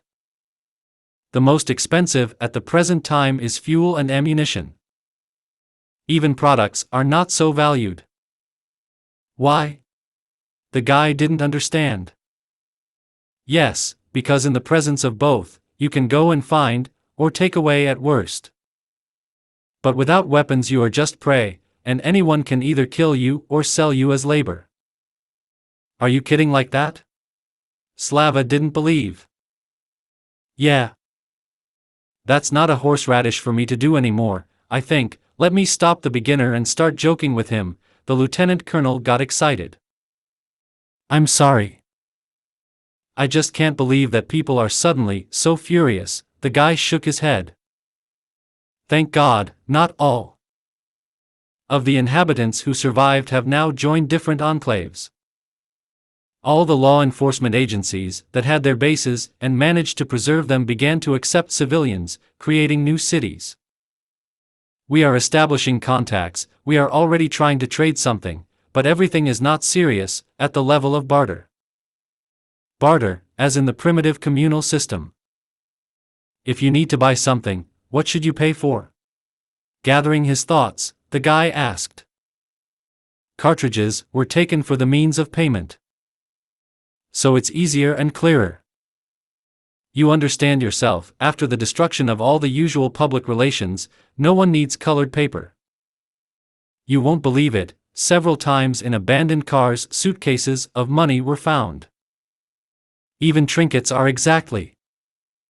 There are, of course, individuals who are ready to gnaw their throats for the sake of a golden ring, but there are few. In case of emergency, you can change everything for everything, but cartridges are now like money. And the weapon? Slava asked quickly, remembering the trophies. It's better to sell barrels for cartridges, and then buy what you need with them. And in general, there are a lot of weapons on hand now. From where? Previously, for the sake of a hunting trunk, I had to run around the instances for a week, collect certificates. And then suddenly a combat weapon without any consideration. Something doesn't fit, Slava shook his head. There was some information here, Evseev sighed. When all this mess started, riots broke out in all zones and prisons. Someone knew where the long-term storage warehouses were located, and this horde, breaking free, rushed there. As a result, we have what we have. Something you don't make ends meet. After considering the information, Slava shook his head. There was clearly not one warehouse in the country, but there were even more zones and prisons. And what? Did all prisons have such information? Or did they all run to the same warehouse? Some nonsense. I told you that our liberals tried to raise a fuss in the country, Evsif replied in the tone in which they talk to a negligent student. Do you want to say that they were deliberately dumped such information? Slava gasped. I thought of it, the lieutenant colonel smiled sadly. I told you, the top was passed over quickly, and all this scum began to spread across the country. So draw conclusions, what orders are now on the roads? And how to drive on roads controlled by enclaves? Like you, for example, no one is blocking the roads. Checkpoints are located at the entrances to the bases. So you can drive by safely. They will stop you, interrogate you, but if you don't grab a weapon, they won't touch you. And if I decide to stop somewhere, spend the night? Each enclave has its own rules. But they operate only on the territory of the enclave itself. Transit parking lots are made next to each entrance to the base. Well, like those that were on the routes for truckers. There are no rules there. You spend the night at your own risk. And until you cross the gates of the base, the rules of the enclave do not apply to you. These parking lots are protected from external attacks, but with those who stopped for the night, you will solve your differences yourself. Strange rules, Slava muttered, scratching his head. Nothing strange. People come to trade, to establish contacts, but there are also those who come to explore. They find out where and what they can profit from and how the territory is protected. In general, it happens in any way. That's why the rules are. Yes, pleased, Slava grumbled wearily. It doesn't fit in my head. What exactly? The lieutenant colonel also asked wearily. That there is no single leadership in the country. What's going to happen now? Complete anarchy? Who is stronger, is he right? As you said yourself, each enclave sets its own laws on its territory. This is not only the case with us, Evsif answered quietly after a pause. The same thing is happening all over Europe. I think the terrorists plan to leave all major states without control at once. Behead, so to speak.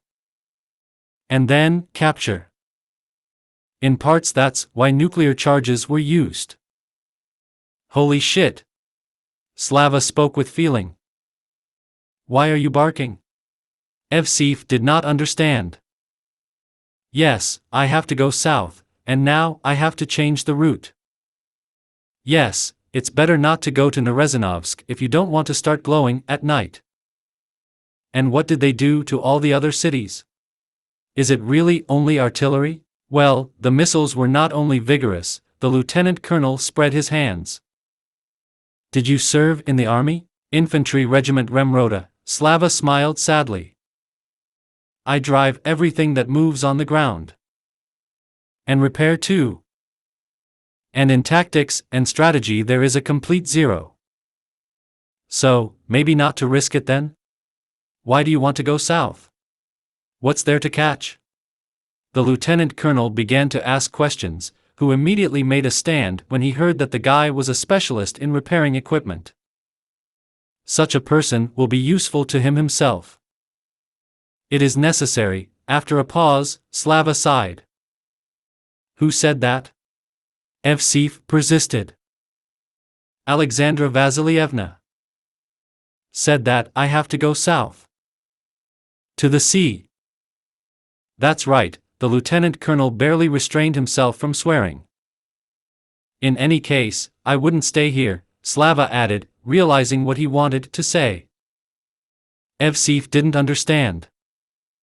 Don't you like cops? It's not about you. Too close to home. Yes, I've been to these places often. Reminds. I don't want to live like this. I'll go crazy. It's better to go on the road. There will be no time for reflection. Then choose country roads and take your time, the lieutenant colonel advised with a sigh. And also, keep in mind, there are so many sectarians of all kinds that I have already lost count. So when you hear about the Judgment Day or any revelations, run faster than your own screeching and further than you see. Or they will kill you, or they will fool your brains and wrap you up to the thread, and make you a slave. Now it's fashionable. Weirder and weirder, Slava grumbled, remembering a phrase from the book. That's not the word, the lieutenant colonel waved his hand. Yes, I almost forgot. Twist the license plates from the car. Many service databases have been preserved, it's better not to glow. And in general, try to turn off all the lights except the headlights. And most importantly, don't ride in the dark. Keep in mind, everyone needs sensible specialists in these times. Pause equals 350, someone might not be able to resist and try to keep you by force. Well, let them try, Slava grinned angrily, tossing a lemon in the palm of his hand. If they decide that it is educational, it may not help. They will have to blow it up, Evsif grinned. And I have 2 of them. I'll throw one, I'll get the other, Slava could not keep silent. Maybe you will come to visit after all? After thinking about it, the lieutenant colonel suggested. We have a lot of equipment, and you can count the mechanics on the fingers of one hand of a drunken milling cutter. At least tell me what to do with what. At this rate, I won't get to the place by next year, Slava grinned. Okay. I'll look at your scrap metal. But I warn you right away, I won't do serious repairs. There's no time. I will inspect, I will make a list of works for each car, and then myself. Well, at least so, Evsif sighed, giving up. The fact that Baba Shura sent the guy on a long journey told him everything. This guy now will not give up his plans for any reason, fanatically breaking through in the specified direction, even if he has to leave pieces of his own skin on the road. Somewhere, he even understood him. To lose the whole family at once because of one drunken scumbag, and then accept an invitation to people wearing the same uniform, not just. Climbing behind the wheel of his car, the lieutenant colonel started the engine and, turning around, led the guest behind him. He did not count on such luck. The authoritative opinion of a man who devoted his whole life to technology was worth a lot. Besides, the equipment assembled at the base clearly needed culling and repair. What 2 locksmiths from Strayed to the Squad could do with car civilians left much to be desired. They simply could not carry out a real repair. Slava was allocated a narrow, like a pencil case, room in a dormitory built before the war. The water in the tap is only cold, from a tank installed next to the dorm. There was only a wash basin in the room. All the other amenities at the end of the corridor. Slava never understood the logic of such a layout of rooms.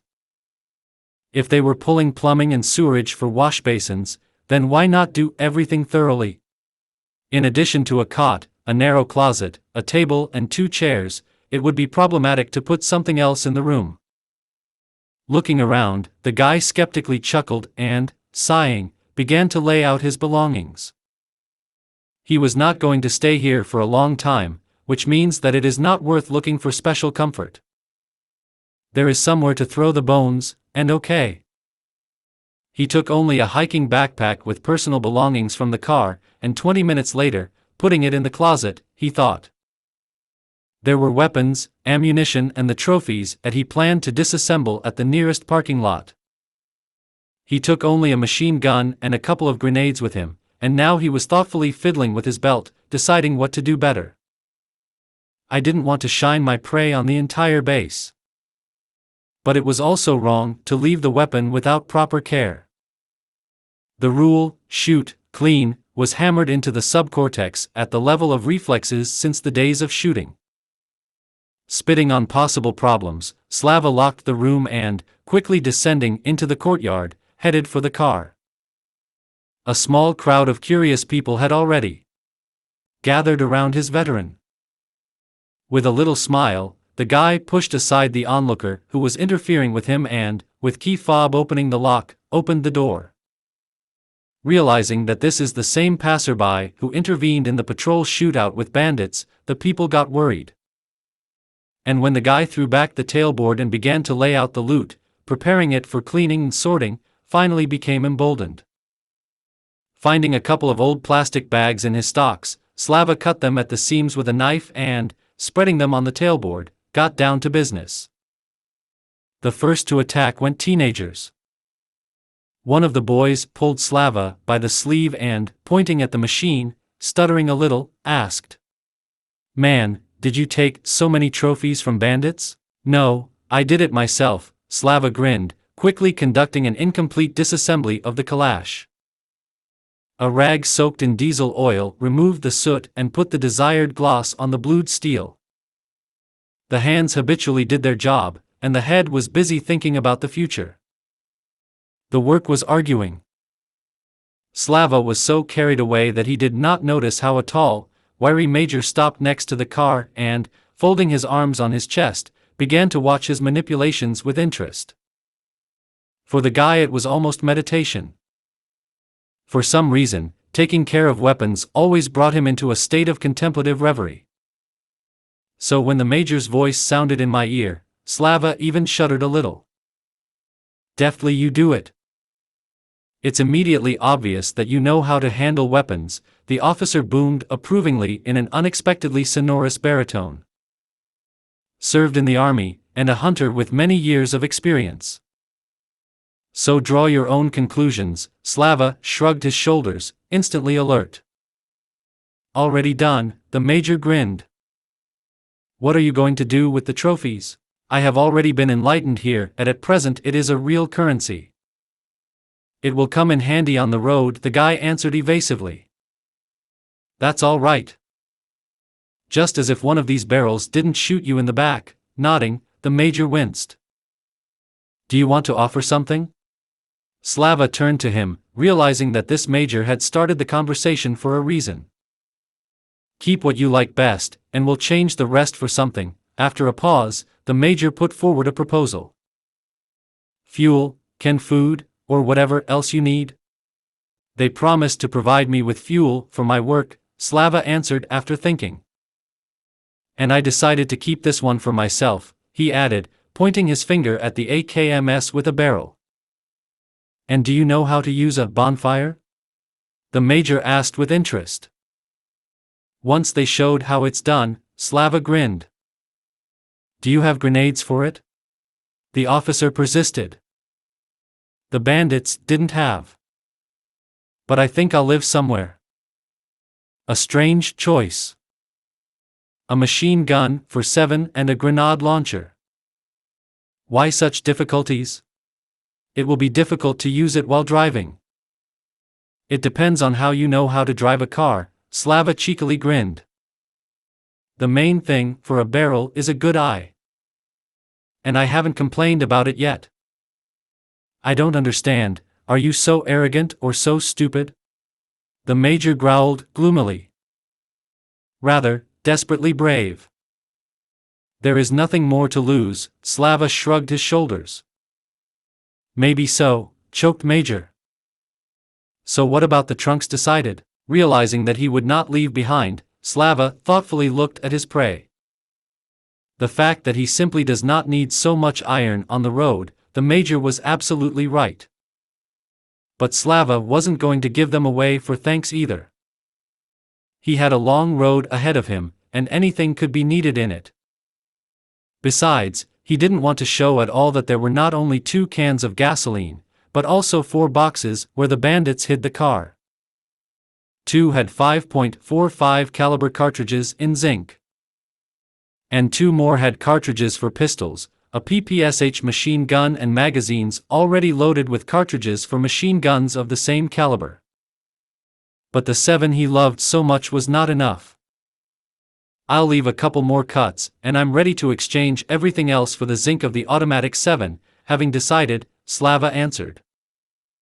You still have a 5 for the main cartridge, he quickly added, fearing that the major would now send him on a sexual hiking trip. Why are you asking so little? The major suddenly asked, looking at the guy with suspicion. Yes, Evsif told me that trunks are not a problem now, Slava sighed. What else do you need? Nodding, the major asked. Hip holster, under the APS. Concealed carry under the PMM, but under the right arm. And a dozen grenades, for the barrel will not hurt. Deciding to go all in, the guy began to list. Can you shoot with your left hand? Looking at him with interest, the major asked. The discharge on bullet shooting once had, Slava nodded. And now you're asking too much for barrels, the officer grinned. If you find everything I might need, I'll give you 2 boxes of nails, the guy sighed and gave up. What, in zinc? The major was confused. Yeah. Even in native boxes. So. Finish this bodywork, close the side and let's go, the major ordered, fussing. Where to? Lost Glory. To the shelter. Warehouse is there. Or are you going to drag all this iron on your hump? Ah, got it. Let's go, the guy quickly nodded, deciding to forge iron without leaving the cash register. After a short walk through the sprawling village, they drove up to the next checkpoint, where the major, after presenting his documents and having a quick conversation with the attendant, cheerfully commanded, returning to the car. Turn around. Now the gate will open, and roll backwards to that vestibule. Yes, Slava nodded, turning on the reverse gear with a familiar movement. Rolling into the opened gate, he drove the car to the right point and, turning off the engine, got out. We take the barrels and let's go, the major commanded, heading to the rear side. Loaded with iron like 2 camels, they stomped heavily through the corridors of the shelter and, approaching the right door, with sighs of relief began to dump everything on a table upholstered in thin tin. The ensign who met them immediately began busily examining the weapons brought, and they went for everything else. When all the loot was handed over, the major looked questioningly at the ensign and, receiving an affirmative nod in response, said, So, Sergeich. Here for this fighter you need to pick up a sensible RPS, something from personal underwear, belts, in general, what he will ask for. Let's make this good above the head, the ensign nodded with a grin. 2 hours later, after various fittings and short arguments, Slava became the owner of a belt shoulder system, a hip holster for Stechkin, a concealed carry holster for a Makarov pistol, a dozen grenades for a grenade launcher and a box of 7.62 caliber cartridges. They also provided him with underwear, socks, t-shirts and similar little things. Most of all, Glory was pleased with 2 pairs of brand new boots, matched to the leg. At all times, in any cataclysms, good quality shoes became a huge deficit. To weave bast shoes or sew rough ones is not a problem. The problem is to sew such shoes so that you can not just walk in them, but quickly move around any terrain. So Slava considered himself fully packed for a long journey. All this stuff was packed in a brand new duffel bag. Finally, the ensign took out a paratrooper from somewhere from his reserves and, handing it to Slava, said quietly, "This is from me personally. For the guys." "But they don't give knives," the guy was embarrassed. "And I'm not giving it to you, but I'm exchanging it," the ensign grinned, slapping the guy on the shoulder so that he swayed. Having loaded the received good into the car, the guy got behind the wheel and, smiling at his own thoughts, famously drove the car to the dorm. Evsif caught up with him on the porch and, pointing his finger at the UAZ, began to reprimand him for driving too fast on the territory. "Why are you running around on your monster like a catechumenist? Here we have both children and wounded, and you fly as if all the devils from hell are chasing you." I drive as I'm used to, Slava shrugged his shoulders. In any case, I won't have to. Anymore. Why is that? Have you decided to stay? The lieutenant colonel pricked up his ears, who was haunted by the idea of getting his own intelligent mechanic. No. To drive around the base only to waste gasoline, the guy broke off his dreams. Today it was just impossible to do without a car. I know. Have already reported how you robbed our art warehouse, Evsif grinned. What did you rob? Slava was outraged. Honestly exchanged what I didn't need for what you didn't need. Now there is no unnecessary. Everything is needed. And especially cartridges. Thank you, the lieutenant colonel sighed. For what? I didn't understand Slava. For not being greedy. Well, my car is not rubber, the guy spread his hands.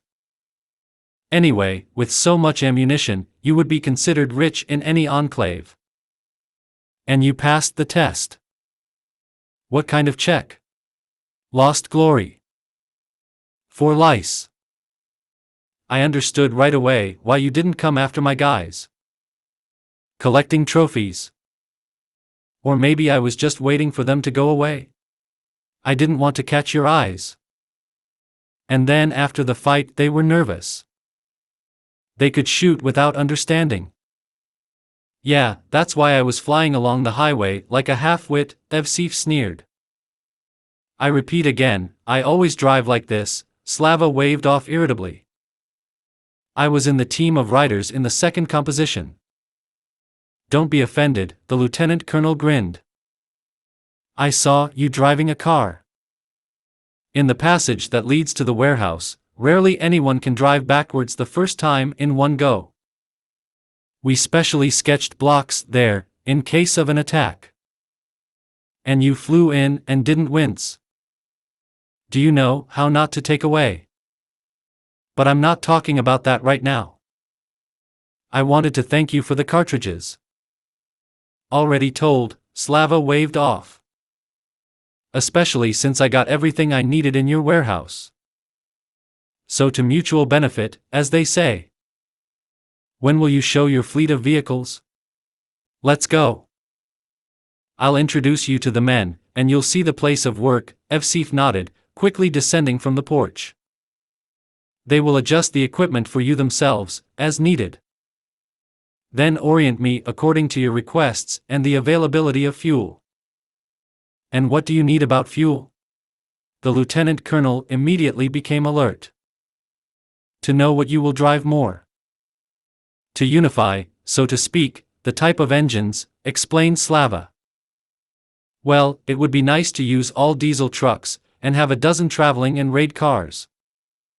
These can already be used on gasoline, the lieutenant colonel said after thinking about it. Raid, I agree. It's better to loaf on our roads and on the current provision of spare parts you can't think of. But traveling cars need to be changed. How to change? Evsif did not understand. For what? Not for vodka, exactly, Slava grinned. For something small, light. From a series of microliters. Are these foreign cars, or what? Why do we need them? You won't get enough spare parts, the lieutenant colonel began to be indignant, without even listening to. Did you say everything? Slava abruptly cut off his outpourings. And now listen to an intelligent person. To ride around the base, the same messenger, and an ATV is enough. Or something small, if you need a roof. Find a dozen identical cars, repair one, and put the rest in storage. Their motor life with such operation will be enough for you for 20 years behind your eyes and behind your ears. And they eat twice as much gasoline as any UAZ. You can even take small four-wheel drive Japanese if you plan to ride them outside the base. Do you think it will be cheaper? The lieutenant colonel drawled doubtfully. 8 liters against 15 passport, Slava shrugged his shoulders. And problems with fuel quality? Evsif did not give up. Nonsense, Slava waved off. If you search, you can also dial diesel. And they'll only filter the fuel and use. Well, they will smoke slightly, so now what is to be afraid of? That's also true. After thinking, the lieutenant colonel nodded. And with diesels, you came up with it well. Simple logic, the guy shrugged his shoulders. Your boxes are on the solarium, so it's better to take all the equipment under it. Just don't forget that the armored personnel carrier has a multi-fuel engine.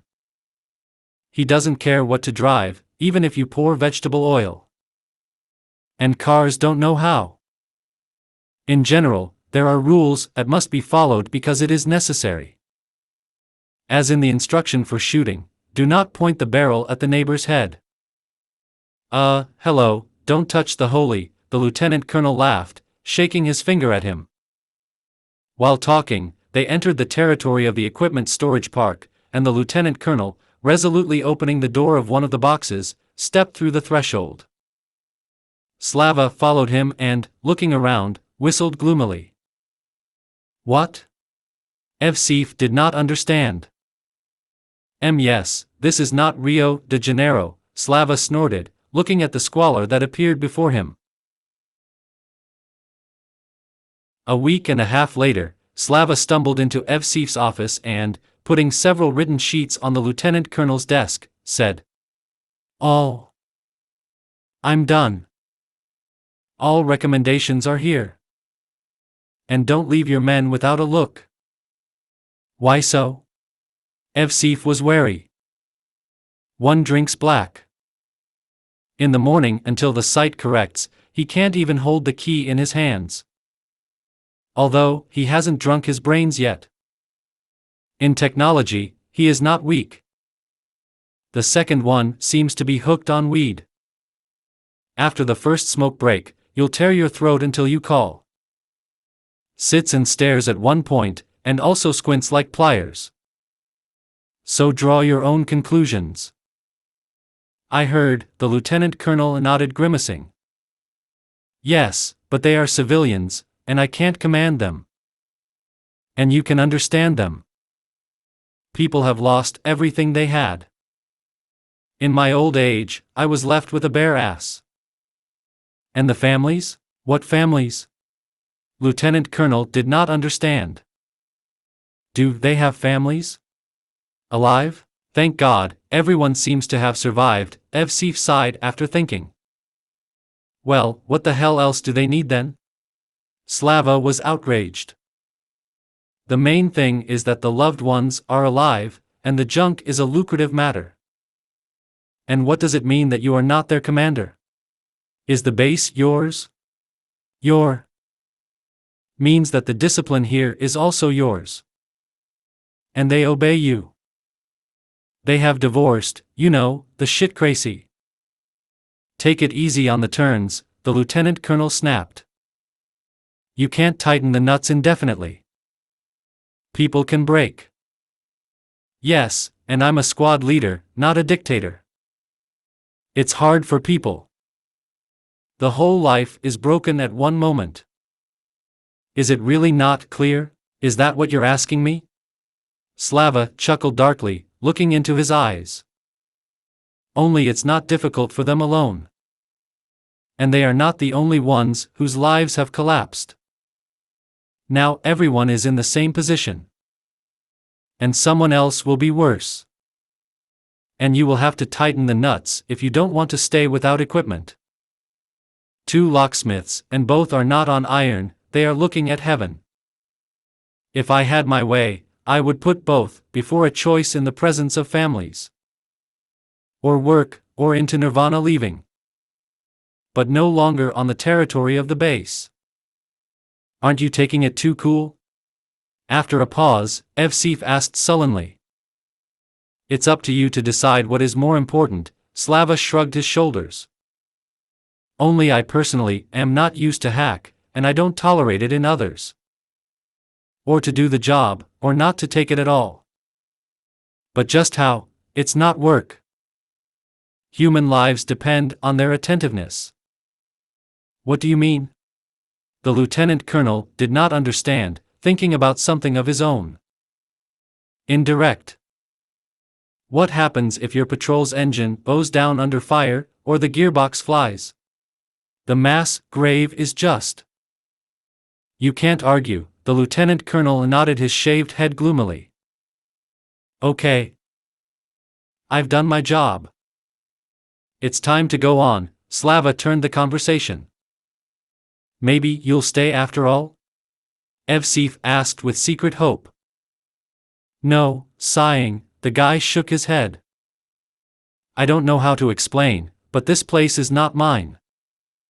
Not mine, he repeated, leaving the office. Returning to the dorm, Slava quickly packed his things, refitted the magazines for the machine gun, checked the pistols, and, picking up his backpack, went down to the car. During the time he was engaged in the squad's equipment, he managed to add something to his car. Now a captured TT was attached to the driver's door, at hand, and another. Cartridges from the captured PPSH provided him with ammunition for both pistols. Some of his acquaintances thought that the TT had too sharp recoil, but Slava held a different opinion. The stopping properties of this weapon were not very good, but there was an excess of penetrating power.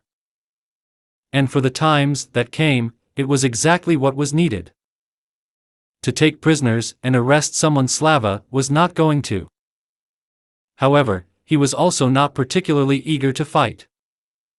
But, as they say, you want to make God laugh, tell him about your plans. Communicating with the soldiers of the detachment, he carefully listened and memorized. The picture was not at all joyful, and Slava understood that these were not just fairy tales to scare a beginner. The guys talked about what they encountered themselves and what they saw with their own eyes. So he did not count on an easy trip at all. What is called, from the word at all. He even took the trouble to go to the shooting range with the fighters several times to restore his pistol shooting skills, which earned everyone's approval. The major who changed his weapon condescended to teach the guy a few lessons from the arsenal of special forces. As a result, Slava learned shooting techniques that he had no idea about. The ability to shoot correctly with the left hand helped a lot. A quick change of the shooting hand for any unprepared opponent always turns out to be a surprise. After watching his exercises, the major nodded approvingly, grumbling with a smile. To teach you is only to spoil. Remember the main thing. If you realize that you can't avoid a fight, hit first. And immediately to defeat. The wounded is no less dangerous than any other. Never leave the living behind. Don't spare bullets for control. If, of course, you want to live. The world has changed, man. Don't forget about it. And I would like to forget, but they won't let me, Slava grinned in response. And now, checking the weapons in the car, he tried to visually imagine the firing sectors in the event of a collision with the enemy. We'll have to say goodbye to the windows, the guy sighed, sitting down on the seat and looking around the area around the car. After making sure that nothing could be better anyway, he closed the car and went to dinner. Early in the morning, he planned to leave the base. But before going to bed, I had to choose the route. Away from large settlements and preferably from people. Canned food, crackers and cereals were enough to autonomously last 2 months. Which means there was no point in getting into trouble. After dinner, returning to his room, Slava sat down to study the map, begged from the squad leader. After much persuasion, the lieutenant colonel allowed him to roll out his staff maps on a copier. In view of the outrage that had happened, all the designations applied to them no longer mattered. Staring at the twists of the roads, Slava suddenly realized that all his calculations and conclusions were nothing more than dreams. From the stories of eyewitnesses, which he carefully memorized, it followed that almost all federal highways had traffic jams from abandoned vehicles. And even the fact that his old man did not really need roads did not inspire much hope. You can't really accelerate over virgin land, so with this method of movement, you can get problems. You can move along secondary roads, but there may be traffic jams there. Because the logic of the layman is simple. If someone can go around, then I can skip behind him. As a result, congestion turns out where it never was. How did the humorist sound? Driving through oncoming traffic, I got hit in the ass. And when people are in a panic, collisions cannot be avoided. Stupid, ridiculous. They will be. Necessarily. So it is at least not worth hoping for roads. And you need to move based on the realities. Carefully checking the path using optics. Fortunately, the binoculars are powerful, convenient, and there is no hurry. But what especially alarmed the guy was the road from the OMON base. There was only one highway here, and it was impossible to go around it.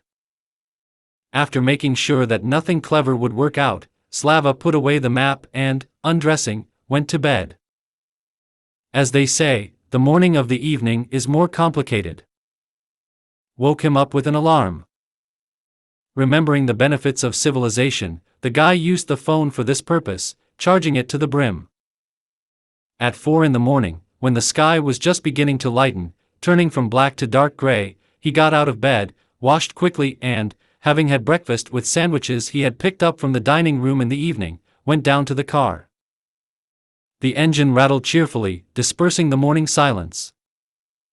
A patrol immediately appeared from around the corner, but the fighters, recognizing him, only wished him a good journey. In a week and a half, Slava managed to get acquainted with almost all the inhabitants of the base. Having rolled up to the gate, he greeted the shift on duty and, recalling that the exit permit was handed over last night, stared at the gate as if he expected to see a platoon behind them submachine gunners. The officer on duty, after quickly consulting the magazine, gestured for the gate to be opened and, waving goodbye to him, returned to the checkpoint building. Rolling out of the territory of the base, Slava turned on the gas and, squinting at the machine gun standing to the right of the transmission tunnel in a special clip, which he himself made, quietly growled. "Well, buddy, now I only have all the hope for you too. On you and on the old man." That's how Slava called his UAZ. His way of talking to the car has long been a byword both at work and in the team, but he was sure that the equipment hears him and even responds in its own way. So now that the automaton has become a daily necessity in life, he began to talk to him. 2 hours later, the first problems began. Slava examined the tail of a long jam with binoculars and, stopping, began to look around in search of an exit in the field. There was no other way out.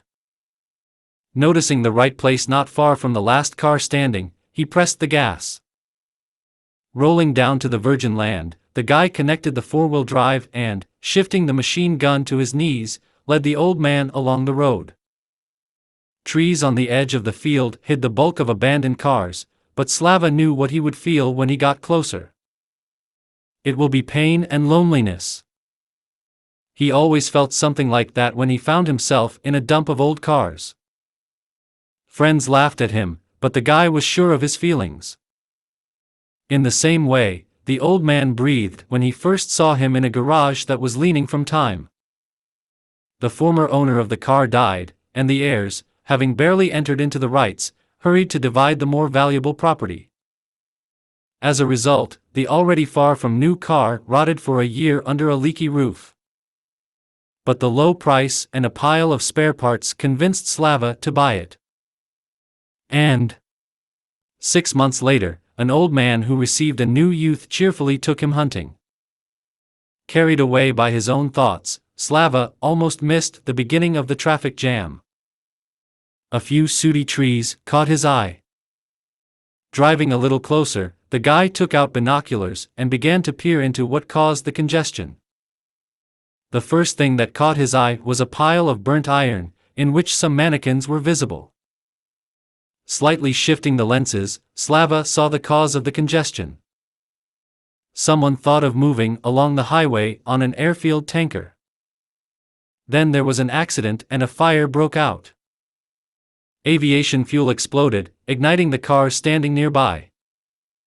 Having looked closely at the burned cars, Slava barely had time to drop the binoculars and open the door.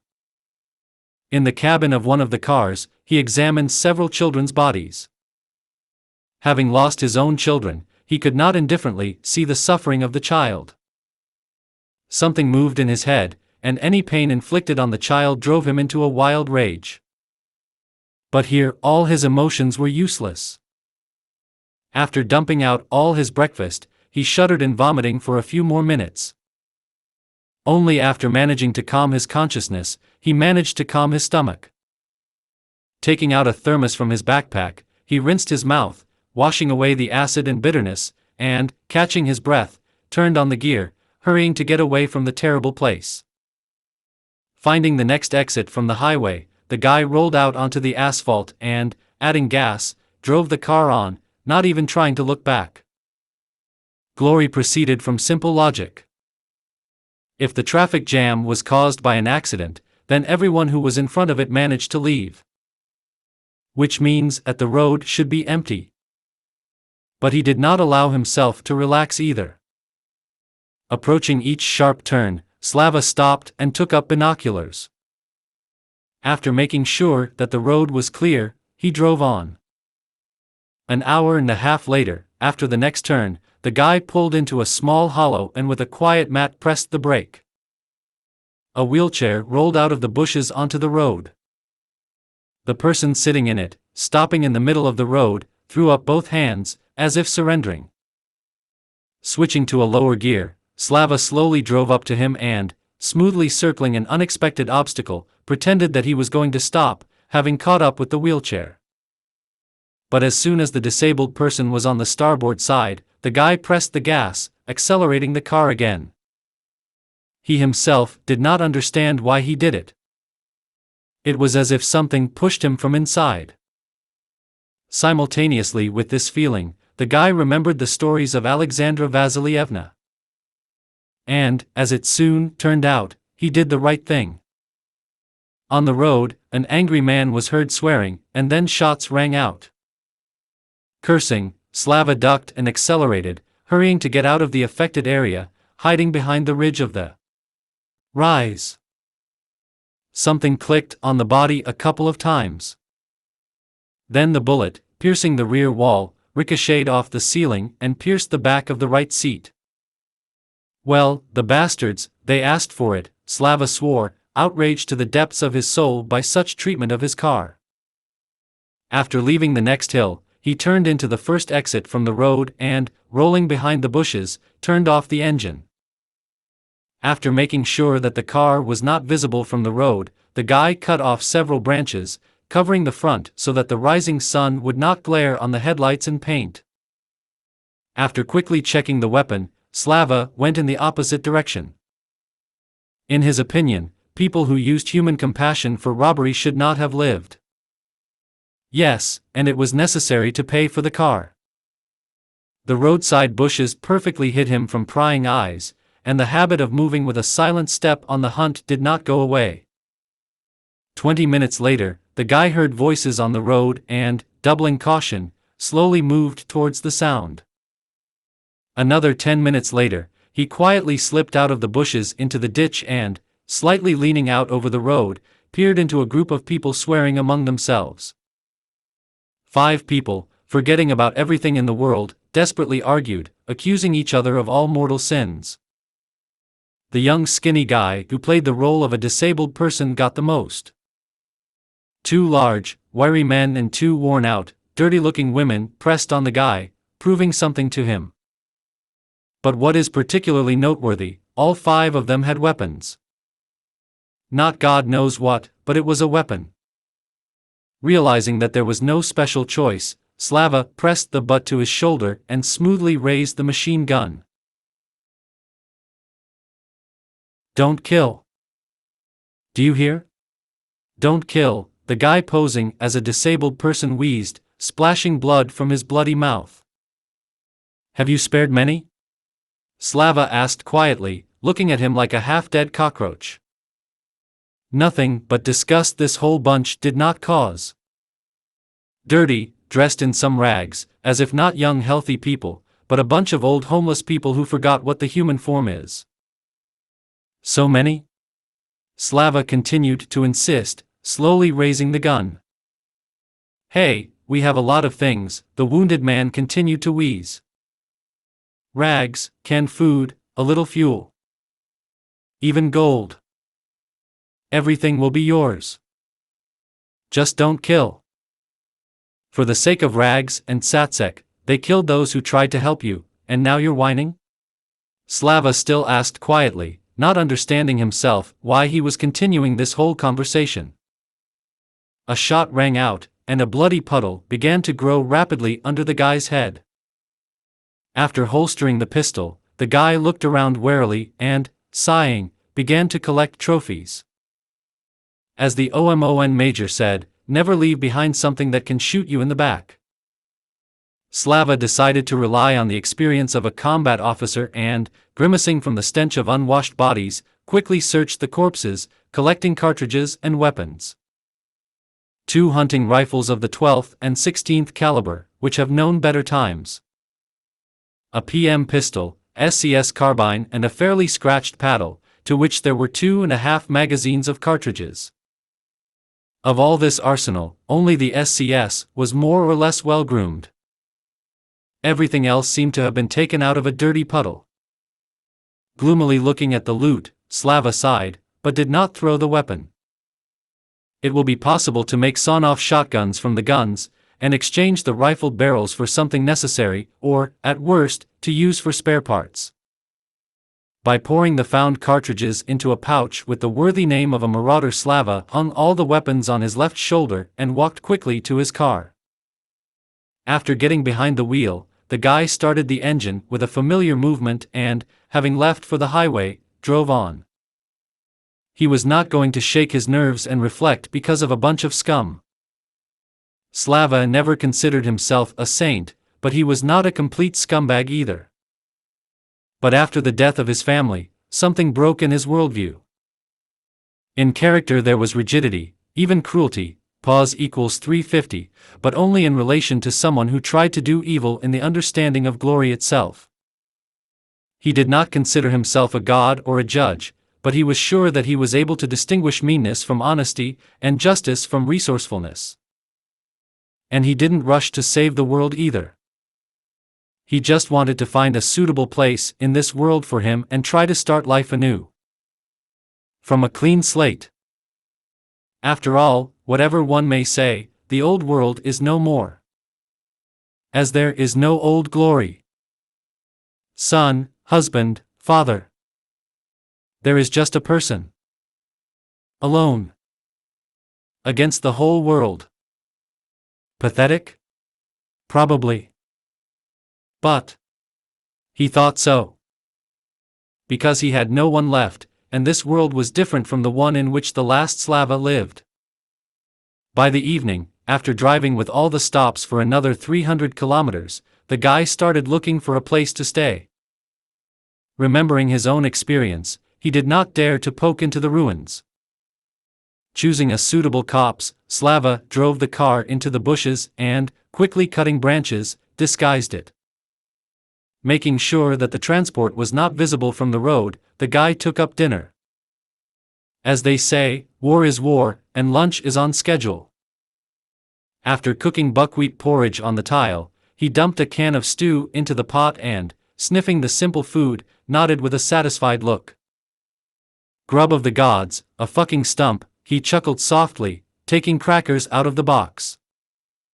While Slava was satisfying his hunger, a kettle boiled on the stove, and the guy, anticipating a leisurely tea party, began to assemble his improvised kitchen. Pouring tea into a thermos, on the road, Slava sat down with a mug on the ground, leaning back against a tree.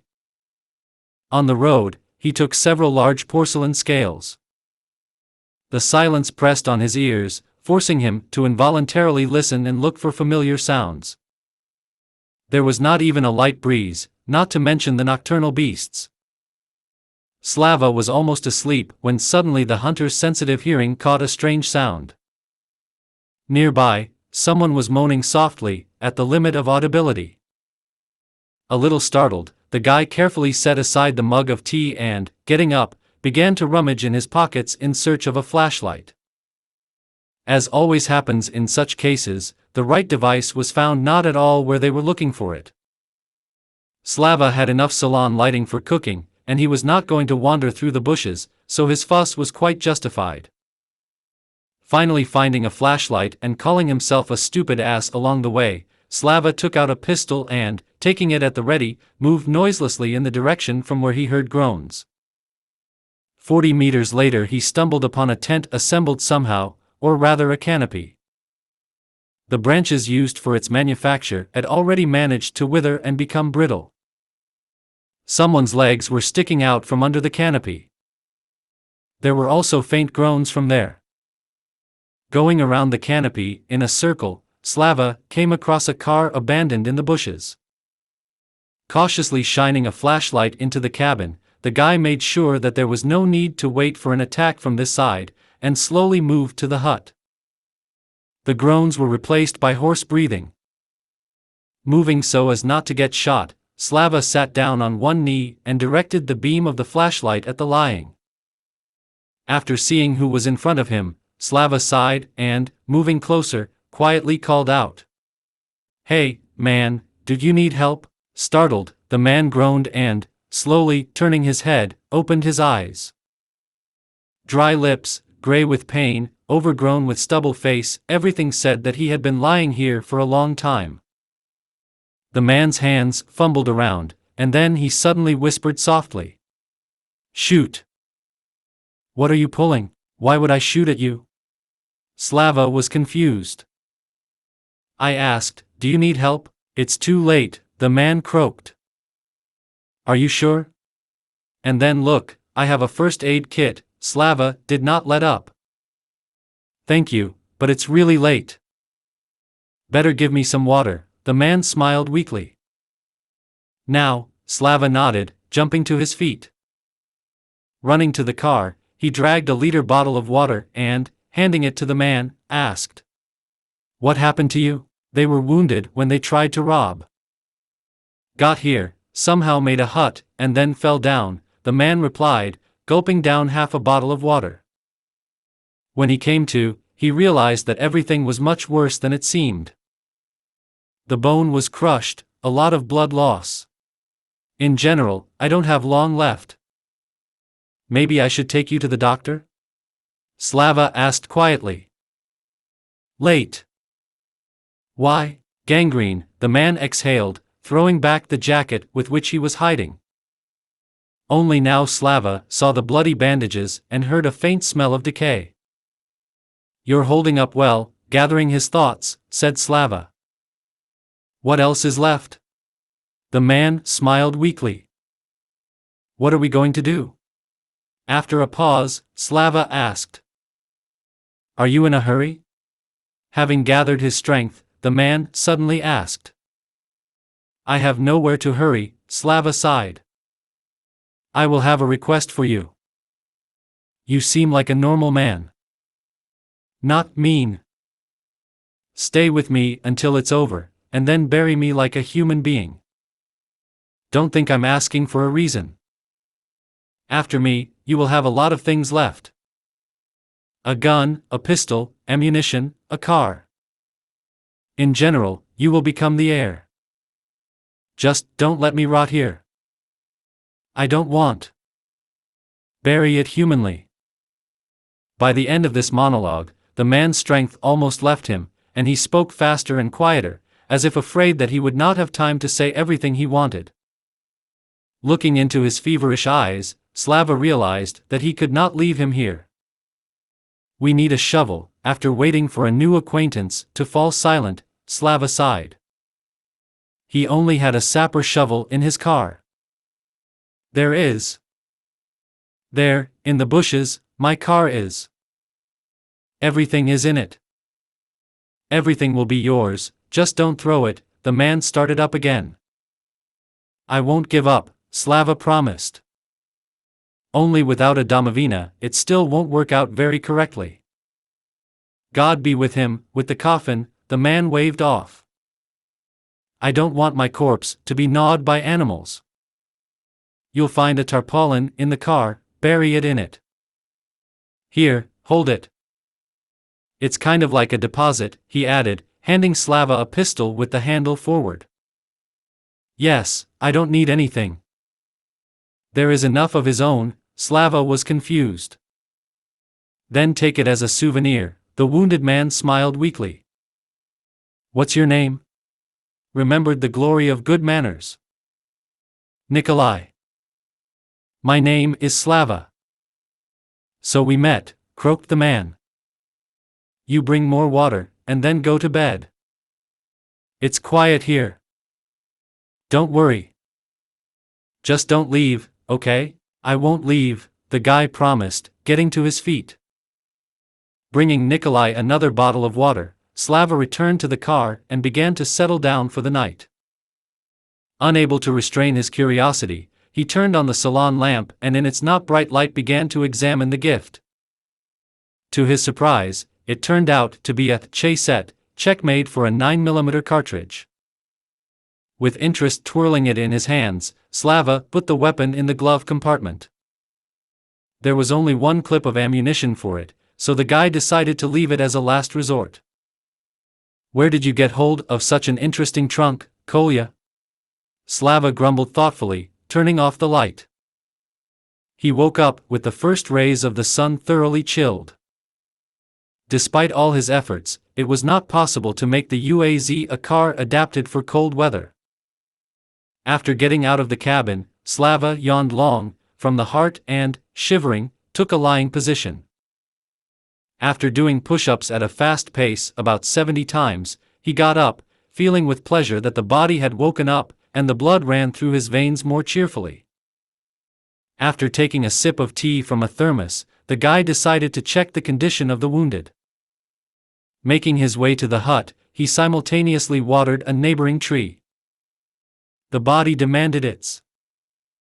Looking under the canopy, Slava made sure that Kolya was still alive, and, after thinking, went to his car. A green Subaru station wagon with a shot driver's door was not locked. Sighing, Slava opened the trunk. 2 shovels caught his eye on the move, bayonet and shovel, both black, with plastic handles on the cuttings. A foreign-made axe was found under them. Apparently, Kolya was going on the road without much haste. Wisely. Yes, and sets of various tools in plastic suitcases clearly said that the man's hands were growing from the right place. Sorting through carpentry, locksmith and carpentry kits, Slava only nodded approvingly. Finding the tarpaulin in which he had to wrap the body, Slava closed the car and returned to the hut. If he was to do business, then he should do it well. He always tried to use this principle. 350. Climbing into the hut, the guy gently shook the wounded man by the shoulder, trying to wake him up. In response, a painful groan was heard. Slava was afraid that he had hurt Nikolai, but he opened his eyes and saw who was shaking him, managed to smile. Didn't leave. Thank you. Why are you moaning so much? Really bad? Not expecting such words, Slava asked. Not long left, Nikolai croaked. Here, have a drink, the guy caught himself, bringing the bottle to his lips. You're going to waste all the water on me like that, Kolya said after getting drunk. I'll find it again, the guy waved off. I'm going to dig a grave here, you tell me where it's better. So to speak, choose the place yourself. What's there to choose? Rest here nearby, Kolya replied indifferently. Does it hurt? Not finding anything better, Slava asked. Consciousness is muddled. Soon I will stop coming to myself. Then I'll start raving. And even scream. And that's bad. With what? The guy didn't understand. They can hear. You're like this. If you realize that I started making too much noise, use the gun. Just to immediately torment me enough. Maybe by yourself? Slava asked cautiously, who didn't want to kill the helpless one at all. I can't. I'm a believer. And this is a sin. In general, do us both a favor. I can't be unarmed, helpless. After a pause, Slava shook his head. It won't be murder. This is salvation from torment, Kolya croaked, looking at him with feverishly shining eyes. Now I can barely restrain myself so as not to scream, and then it will be really bad. So don't hesitate. As I lose consciousness, so finish. Don't torture. Believe me, I will only be grateful. You're a strong man. I couldn't do that, Slava confessed with a sigh. I'm a vile person, Kolya grinned in response. But these are my sins, and I have to answer for them. And you just do the job, and take everything you find in the car. Everything is yours. In gratitude. For memory. There will be an opportunity, put a candle in the church, for the repose of the soul. And you can no longer remember. Live as you can. Wait to say goodbye, Slava stopped his outpourings. Here, have a drink, and rest until. And I'll go to work. It's going to be hot, so it's better not to waste time. That's right, Nikolai nodded, taking a sip of water. That's what I think, Slava sighed once again, getting out of the hut. Grave was ready in 2 hours, and Slava, having got to the surface, tiredly rubbed his lower back with his fists. He found a very picturesque place for the grave. In a small clearing, apart from all the trees, there was a birch tree. So he decided to bury a random acquaintance under it. After making sure that everything was done correctly, Slava went to the hut.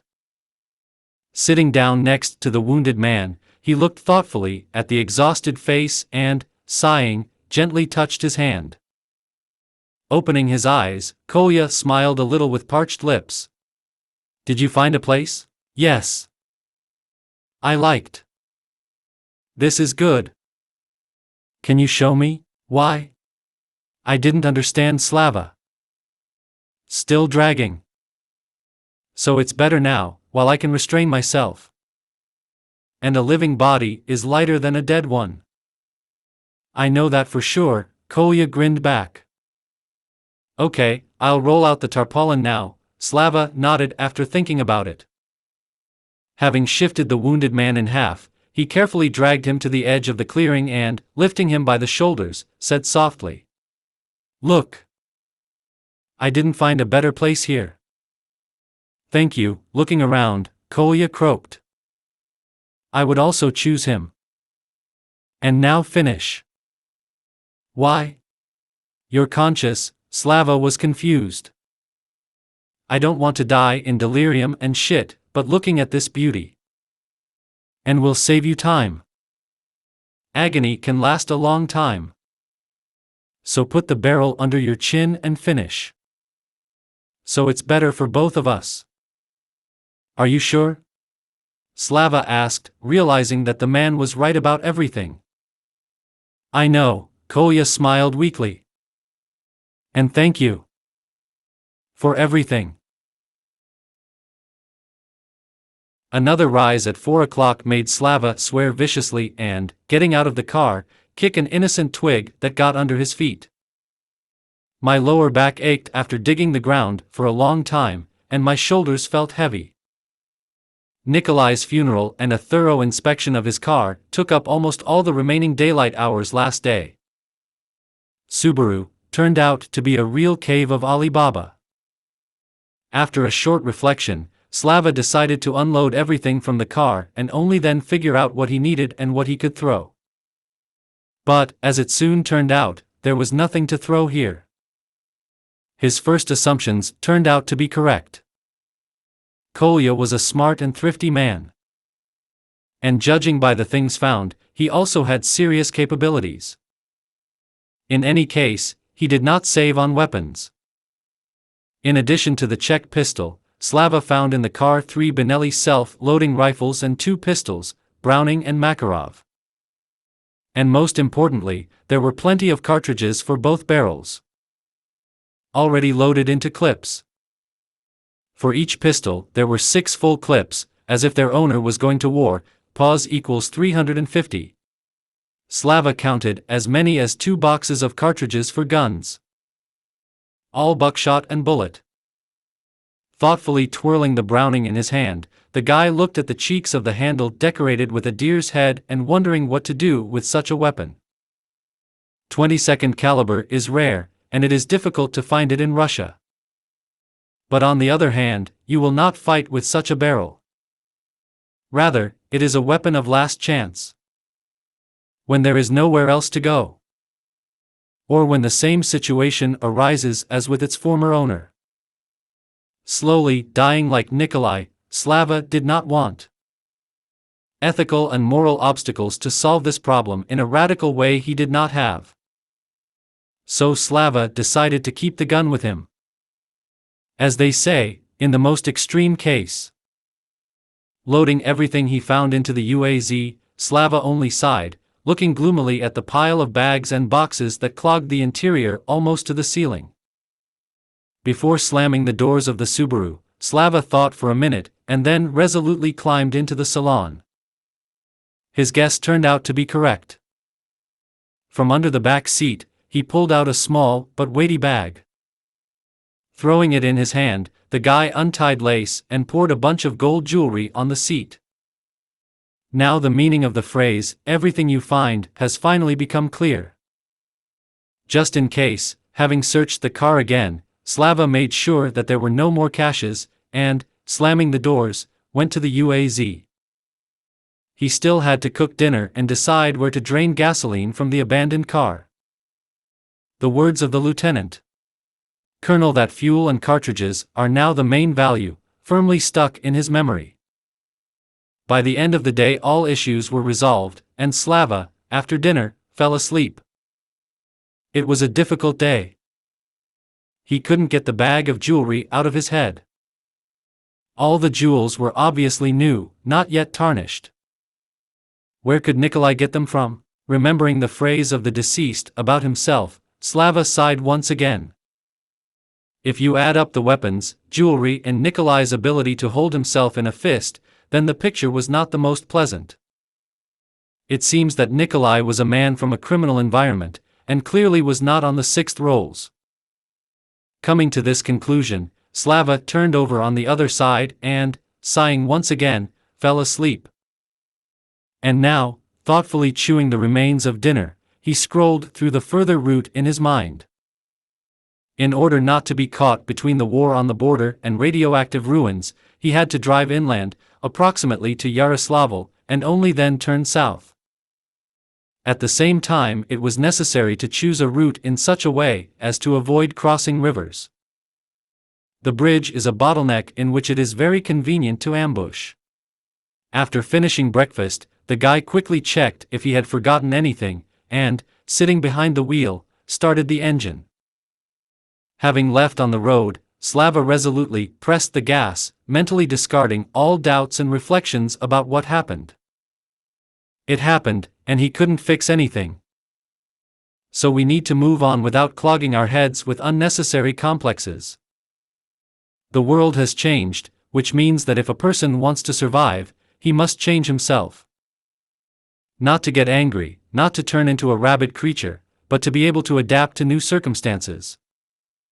Having calmed himself with such thoughts, Slava took binoculars and, slowing down, put it to his eyes. The road was deserted, and this suited the guy the most. The fewer adventures, the more intact the skin.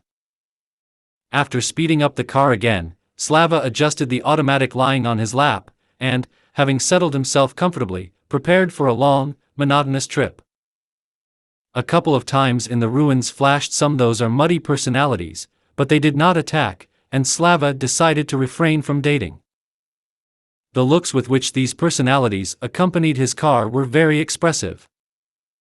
Driving around all the settlements on the outskirts, Slava tried not to lose vigilance.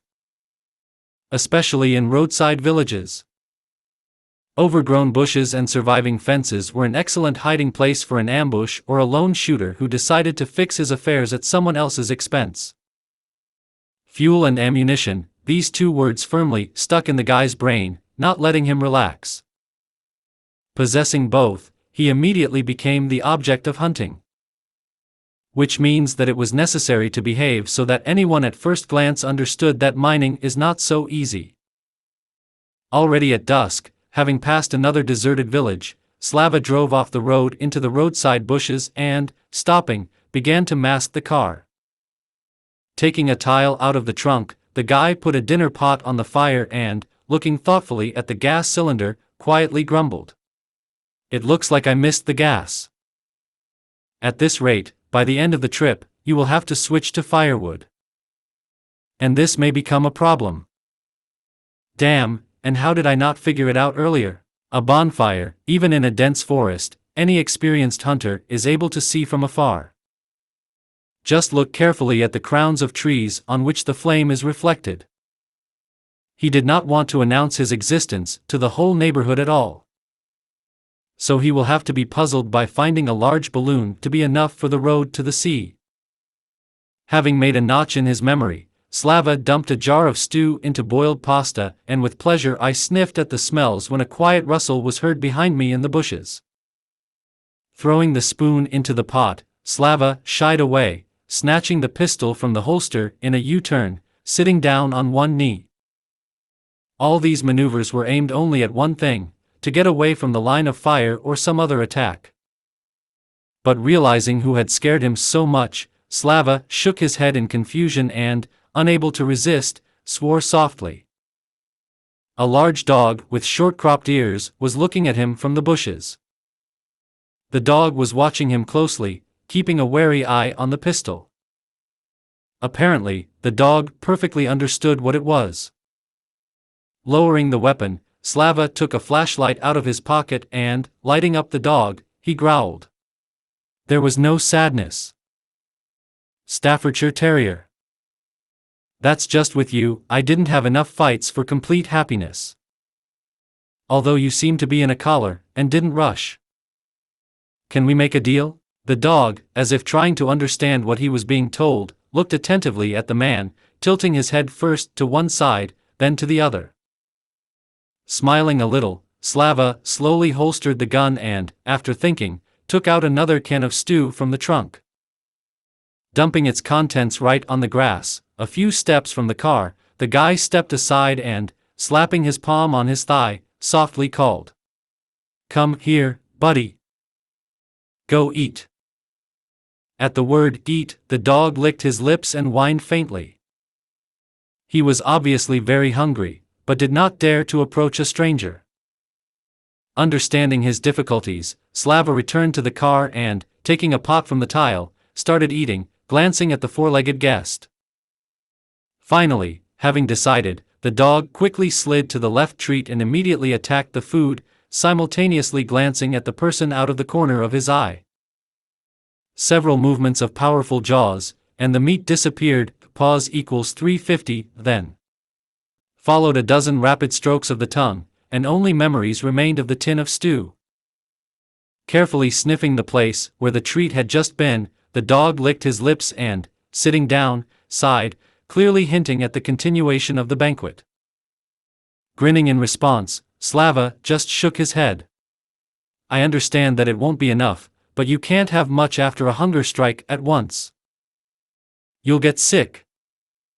So be patient until morning." Talking to the dog, Slava was trying to decide along the way whether to take him with him or leave him here. On the one hand, it is simply sinful to refuse such a fellow traveler and guard. The dog was clearly trained. On the other hand, the question arose what to feed him. 2 cans of stew for a day for such a beast is not enough, and climbing into the ruins in search of food means running into trouble. But the dog solved this issue in his own way. As soon as the guy opened the car door, intending to settle down for the night, as the male, taking off, flew into the salon with one jump. Barely able to stay on his feet, Slava shook his head in confusion, looking at the contented face of the new fellow traveler. Sitting in the passenger seat, the dog grinned, sticking out a long pink tongue on one side, as if smiling. Sighing, Slava climbed into the cabin and, grinning, gently stroked the dog on the head. In response, he licked the guy's palm. Slava leaned back in his seat and lay down, muttering softly, "Just don't try to spoil the air," and fell asleep. The morning began with the alarm clock's already familiar squeak and a quiet mat when Slava got out of the car. The dog, quickly watering the neighboring bushes, was spinning right there, not taking his eyes off the guy, as if he was afraid that he would be thrown again. Smiling a little at him, Slava quickly washed up and, opening another jar of stew, decisively gave it to the dog. After breakfast, the guy quickly removed the dishes and, sitting behind the wheel, started the engine. Squinting at the dog, the guy quietly asked, "Well, buddy, let's go look for food for you? It's too expensive to feed you with stew." In response, the dog licked his lips, making it clear that he fully shares his thought. Laughing, Slava took the car out onto the road and, having examined the track with binoculars, pressed the gas. 2 hours later, having driven up to the next ruins, he stopped the car and, turning off the engine, commanded, getting out into the street. "Sit here. Guard." Quietly whimpering, the dog impatiently stepped over with his front paws, but remained in place. Nodding approvingly, Slava carefully closed the car door and, taking the machine gun at the ready, slowly moved into the village. Judging by the marks on the walls and craters on the streets, they clearly worked out some kind of weapon in the village. After reaching the nearest store, Slava made his way into the ruins and, looking around, swore, "Pause equals 350, it was an industrial goods store." Just about to leave, the guy suddenly stopped, pondering the thought that came to mind. Then, carefully stepping over the wreckage of counters and broken glass, he got to the largest pile of goods and, squatting down, began carefully choosing packages with different batteries from it. In his luggage there were many different devices that could make life easier, but power to them, at present, can become a serious problem. Stuffing full pockets with batteries and taking a dozen different adapters, Slava got out into the street. He was more lucky in the next store. It turned out to be a pet store in general, so now it only remained to solve the question of how to drag the loot to the car. After thinking about it, Slava remembered his route from the car to this point and, having made sure that he could drive right up to the door without fear of ruining the tires, resolutely went outside. Quickly reaching his old man, Slava jumped behind the wheel and, patting the dog on the head, started the engine. Having driven the car to the store, the guy filled the trunk with bags of food to overflowing and, taking the bowls for the dog, sat down behind the wheel again. He did not forget about the delicacy in the form of bones from veins. The job was done. Now it was possible not to worry about nutrition for the foundling. After leaving the village, Slava mentally crossed himself that everything went without problems, and, looking at the road through binoculars, turned on the gas. It was necessary to get away from this place away. The hum of the engine and the silence of the abandoned village could attract unnecessary attention to travelers. They got to the Yaroslavl region without any problems. After checking the map and making sure that he found the road leading to the south, Slava decided to make a big stop. It was time to look into the local enclave and try to find out the situation on the roads. It was stupid to break further without knowing the ford, like a mammoth on corn. Having seen some village through binoculars, the guy decided to check it for residents, and at the same time replenish supplies water. For 20 minutes of observation, he did not see a sign of the presence of the living in the village, but this did not mean that they were not there. Slava quite assumed that the current inhabitants of the village lead a nocturnal lifestyle. In any case, he needed information and water. Which means, he will have to take a risk.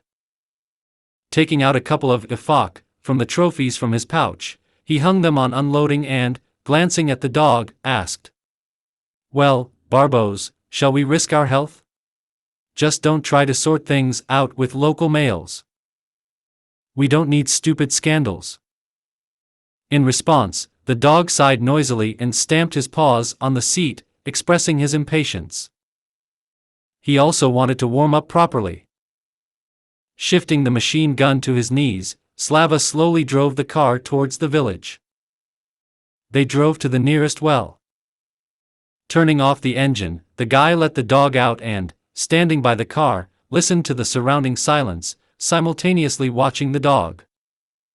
But, to his surprise, no one tried to shoot, call out or somehow find out their intentions. Only the leaves rustled faintly in the overgrown weedy garden and some piece of iron creaked softly somewhere. "We were lucky with water, but not very much with information," Slava grumbled, taking a bucket full of the purest, icy water from the well. After filling the dog's bowl, he began to pour water into all the available tanks. After loading all the filled bottles into the car, he slammed the door and, looking back at the dog, commanded, "Guard, and I'll see what's here and how." They spent 2 days in an abandoned village. Slava arranged a grandiose washing, putting all his things in order, cooked borscht from vegetables found in a nearby vegetable garden and washed himself properly. Fortunately there was plenty of firewood in the yards, and in one of the houses the stove turned out to be serviceable. It was time for a more detailed acquaintance with the foundling. Having bought out the dog, who thoroughly reeked of dog after all his misadventures, the guy took care of checking his health. For a domestic dog, life on the street is a way to quickly die from infection. After examining his collar, Slava found a tag on which was stamped "Joy" and a phone number. "That's how we met," Slava sighed, stroking the dog's forehead. He did not forget about the car. Having lubricated what should be lubricated, and having checked all the fluids, the guy affectionately patted the old man on the wing, muttering softly, "Be patient, old man. When we get to the place, I'll give you a full one." On the morning of the 3rd day, the UAZ rolled out onto the highway and, quickly accelerating, headed south. The next village appeared after 2 hours of driving. Remembering that settlements are often found in these places, Slava did not allow himself to relax, literally without letting go of the binoculars. But it didn't help. As soon as he drove into the outskirts of the village, the truck standing on the side of the road suddenly jerked out onto the road. Glory was saved only by reaction and alertness. He jerked the steering wheel, avoiding a collision and directing the car into the nearest alley. Realizing that this was an ambush, Slava frantically searched for a place where he could turn the robbery into a positional war. In this case, he had the opportunity to escape. The main thing is to put the car so that the engine does not suffer. And it was all his hope.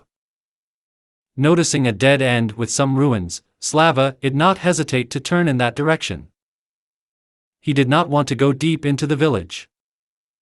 If we fight, then on our own terms, and not where it is beneficial to the enemy. He had every chance to win in a shootout. His main trump card was hand grenades. And for a grenade launcher.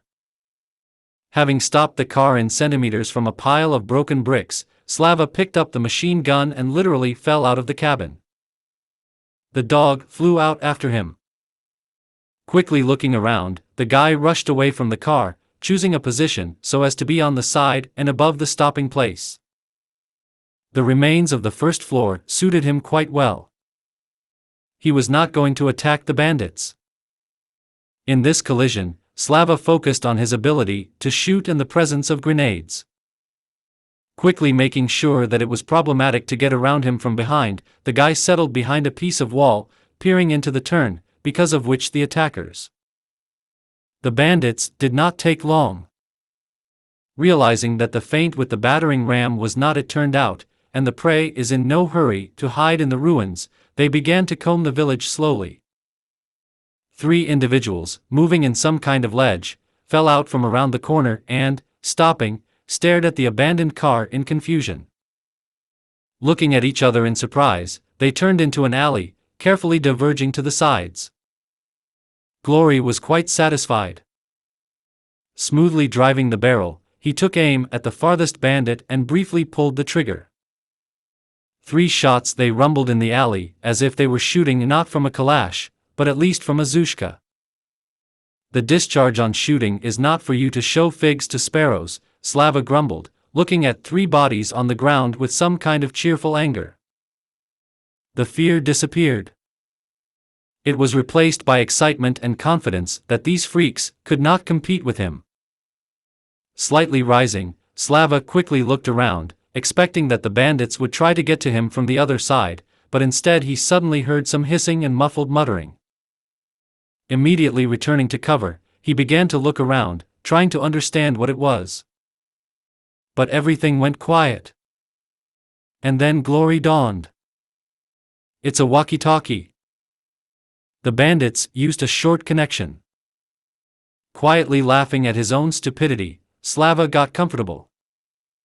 Without receiving an answer, the bandits will start looking for accomplices and will come here for sure.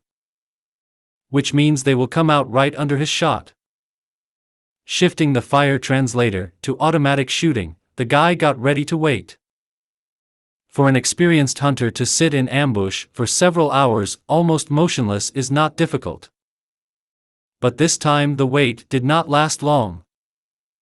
4 people ran out from around the corner and, seeing the bodies, without hesitation, rushed to find out what happened. The standard reaction of a non-military person. If your colleague is lying motionless, you need to go up and find out what's wrong with him. After letting the bandits huddle around the bodies, Slava fired 2 short bursts. 2 fell at once, 1 fell to his knees and slowly fell to one side, and the 4th, screaming, tried to run away, leaving the line of fire. But he only managed to get to the surviving wall of the house. Slava managed to catch him at gunpoint and pull the trigger. 7. But it is unclear how many of them there are. If we recall that they went to comb the village in 3s, then it is quite possible that there are at least 24 bandits in total. The guy quite admitted that there could be more of them, but proceeded from the time interval that it took the destroyed 4 to get to the place. But Slava did not have time to think out his idea. A man who ran out from behind the same corner, seeing the corpses, screamed and began to water the alley with long bursts, trying to pin the enemy with fire and hide behind the opposite corner. Slava let him believe that his idea was a success, and fired a single shot. In response, several barrels hit at once. The bandits did not even try to see where he was. He sat down. Sticking out his arms at arm's length from around the corner, they fired a couple of bursts into nowhere, and then fell silent again. Looking at this parody of a firefight, the guy grinned rapaciously and, thrusting a grenade into the barrel, muttered softly, pointing the grenade launcher at the wall. It was necessary to serve in the army. But at the same time, the fact that the butt does not rest on the shoulder when shooting from the barrel, he remembered at the last moment, barely managing to hold his finger. Changing the position of the machine gun, Slava took aim again and pulled the sliding trigger of the barrel. With a loud bang, the grenade hit the wall at the end of the alley and, ricocheting off it, exploded. Enthusiastic screams were heard around the corner, and in response there was a frenzied shooting. "I knew you'd like it," Slava chuckled, inserting another grenade into the grenade launcher. He tried to send her around the other corner. The screams and checkmate heard in response sounded more cheerful than any smash hit. Obviously, the bandits who remained intact decided that such a war would cost them too much, and, simultaneously jumping out from behind opposite corners, rushed to attack. Slava counted 4 and was about to finish them off with one burst, when a red lightning bolt flew out from under the car. Rapidly rushing a couple of dozen meters separating them, Joy soared into the air, clutching the throat of the bandit walking from the edge. The bandit screamed in fright, intensifying the shooting, and Slava, cursing softly, returned fire. Several bullets hit the wall behind which he was hiding, but in the ability to shoot the bandits were not equal to him. Rising up to finish this mess, Slava heard the whistle of a bullet out of the corner of his ear and barely managed to duck when a long cue hit the wall from somewhere side. They still figured out how to outflank him.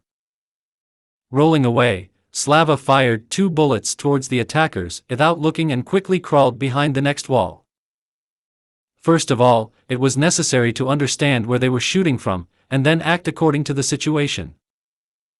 Obviously, the bandits who bypassed him noticed the guy's maneuver and reported him to his accomplices who went on the attack. A machine gun struck from the side of the alley. A long cue forced Slava to press against the wall. Bullets knocked on the stones, leaving the sides with a nasty squeal. In this mess, it was easier to die from a ricochet than from a direct hit. Suddenly, under the wall where Slava was hiding, there was a knock of a fallen stone and a 3-story mat. Realizing that the enemy was getting close, the guy grabbed a grenade from his pouch and, pulling out the pin, rose slightly. Pulling the hand with the grenade to the side, he unclenched his fingers and, as soon as the fuse sounded, gently threw it over the wall. Someone shouted in the alley, and Slava, raising his machine gun, put a short burst into the bandit who was changing the store. At the same time, a frightened scream was heard under the wall, and an explosion. Shaking his head to get rid of the ringing in his ears, the guy carefully looked out under the wall where he threw the grenade. Everything was already fine there. Everything was quiet. Quickly changing the magazine, Slava carefully looked out of his hiding place. A couple of bandits still gave some signs of life, but it was already agony. Descending to the ground, the guy began to diligently bypass all the bandits in a row, checking for the presence of life and removing all weapons. Not yet having recovered from the heat of battle, Slava did not pay attention to the fact that Joy, having thrown the murdered bandit, stepped aside and, moaning softly, lay down heavily on the asphalt. Slava freed almost all the bandits from weapons when the scumbag lying under the wall suddenly rolled over to the other side, throwing up the gun. The guy managed to react and fall to the ground, but Joy managed even faster. The strong body of the dog rose from the spot into the air, and powerful jaws closed on the throat of the lightly wounded shooter. Jumping up, Slava rushed to the side, raising the machine gun and choosing a point from which he could shoot without fear of hitting the dog, when Joy's dull growl was drowned out by 3 shots in a row. A quiet squeal was heard, and the dog jerked his head sharply, literally tearing out the throat of the opponent. Slava managed to catch the bandit's distorted face in sight, and a single shot put a fat dot in the fight. Joy slowly slid off the bandit and, falling on his side, quietly whined. "Joy! Joyka!" shouted Slava, running up to the dog and falling to his knees. "Joyka, what are you doing, buddy? Why? I would have it myself." The dog sighed, licked his palm with a bloody tongue and, twitching, fell silent. Slava was sitting on the asphalt, holding his savior's head on his knees, and silently crying, not trying to wipe away the tears that were coming. A random foundling found a way to repay kindness. As it often happens in life, the dog turned out to be kinder and nobler than people. Somehow calming down, Slava carefully he put the dog's head on the ground and, getting up, returned to business. Don't leave the living behind, a rule he forgot about. And because of his stupidity and haste, a dog died.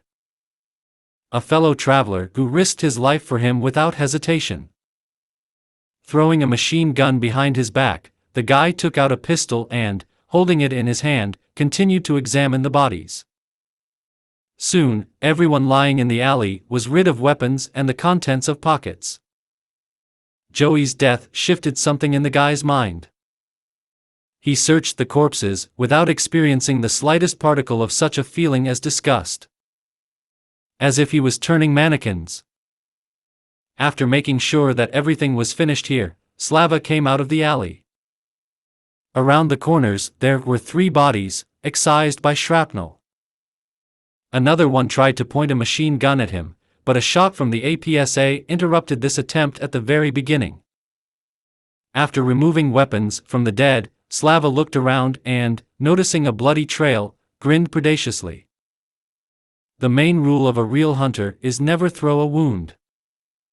The guy walked slowly along the bloody trail, giving the enemy the opportunity to get to his lair. Slava fully admitted that the bandits would have a lot of things that he himself might need. He did not forget that the quantitative composition of the gang was unknown to him, which means that it was necessary to find out where all questions would disappear by themselves. He did not know how to arrange interrogations in the field, and he did not particularly strive to study. 10 minutes later, the guy came out onto a tiny square, along which the wounded man hobbled heavily. After waiting for the bandit to grab the handle of the right door, Slava fired from the hip, shooting him in the knee. So they learned to shoot as boys, having watched enough movies about cowboys, but the coach did not stop this pampering, realizing that such a method develops the eye well. Only regularly changed firearms to dummy pistols, with flashlights, grumbling. You can't stop the outrage, head it. The spot of light clearly indicated all the flaws of the arrow. So this shot for glory was easy. Having bypassed the bandit so as to be on the side of the head, Slava pushed the worn TT with his foot and, looking at him like an outlandish cockroach, asked, "How many of you are there?" "Man, don't kill," the bandit croaked, not taking his eyes off the APSA. "I asked a question," Slava growled in response. "Answer me, or I'll start shooting pieces from you." "So how many of you are there?" 17, the bandit breathed out. "Is the lair here?" Slava asked, nodding at the door. "Yes. There's a good first aid kit there." "Man, help me get." "You'll take everything you have. Just don't kill," the bandit whined again. "Who was driving the truck?" Instead of answering, Slava asked. "I have been driving all my life. I know how to arrange an accident correctly," the wounded man smiled palely. "You can't do it well," Slava sighed. "So how many of you were there?" Suddenly yelling at the top of his voice and poking the bandit in the face with the barrel, the guy asked again.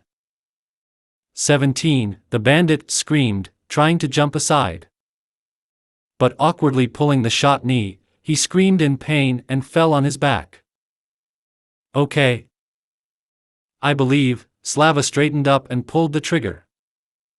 Thrusting the gun of the bandit into his belt, he jerked open the iron door to the basement and, after making sure that there was no one to shoot and throw at him with a crowbar, carefully descended into the room. To his surprise, it turned out to be unexpectedly light in the basement. The bandits had chosen this place for a reason. It was clearly recently renovated. Walls painted with light beige paint, a cleanly whitewashed ceiling and several narrow, but long windows gave the impression of a bright space. The far part of the basement was allocated for a residential compartment, and in the part that is closer to the door, they arranged a real warehouse. After looking around, Slava went to the residential compartment. Someone could hide there, and it was not worth forgetting about the possible second exit. Having searched the room separated by a canvas curtain and not being too lazy to look under all the bunk beds, the guy calmed down and, glancing at the boarded-up doors of the second exit, returned to the warehouse. Now it was possible to look around slowly and rummage around here in search of something that could make life easier on a long journey. Having thrown back a piece of tarpaulin, which covered some stack, Slava only whistled in surprise. "It was me who came in successfully," he drawled, looking at 2 stacks of cartridge boxes. Now a very important question arose in front of him in full growth. How to take all this stuff away from here? Looking at the boxes, the guy was well aware that he simply would not be able to throw such a number of weapons and ammunition. I'd rather stay here, Slava grumbled, mentally agreeing with his own toad. But before proceeding to satisfy the greedy amphibian, he had to do one more thing. Sighing, the guy resolutely left the basement and, after looking around carefully, walked briskly into the alley where he left the car. First of all, he needed to bury Joey. The brave dog did not hesitate to give his life to save him, in fact a stranger to him. Because they did not even have time to really make friends. He buried Joey in a small park that miraculously survived in these ruins. Wrapping the dog's body in a piece of tarpaulin found in the basement, he diligently buried the grave and, carefully adjusting the turf, took out a pistol. Maybe someone would say that it's funny, but Slava thought that a dog who died in battle was worthy of a real salute. Throwing up the APS, the guy pulled the trigger 3 times, paying the last tribute to his savior. Having reloaded the pistol, Slava returned to the alley and, somehow putting the captured weapon in the car, thoughtfully looked at the bandit who became the first victim of the dog. It didn't get out of his head that Joey rushed into the fight only after the second group appeared and chose this particular bandit. Because there were 4 of them. Approaching the corpse, Slava squatted down and began to thoroughly search the body. The guy's attention was attracted by a dull shine in the lapel of his shirt.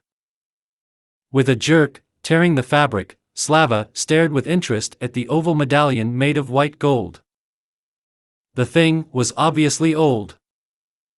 About the same he remembered from his grandmother. Once, they had a fashion.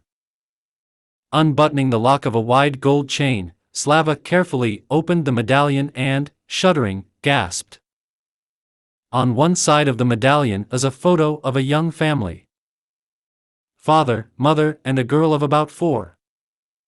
On the other, a photo of the same girl, but with a dog. Now everything has fallen into place. The family got caught by the same gang, but the dog survived the attack and managed to take revenge by meeting the killer of his owners. Well, then, everything was done for a reason.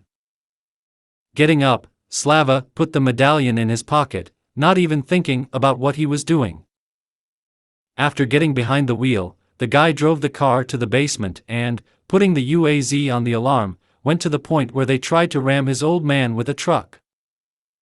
Now, having calmed down, Slava diligently replayed everything that happened to him in his head and remembered what he didn't like about that truck.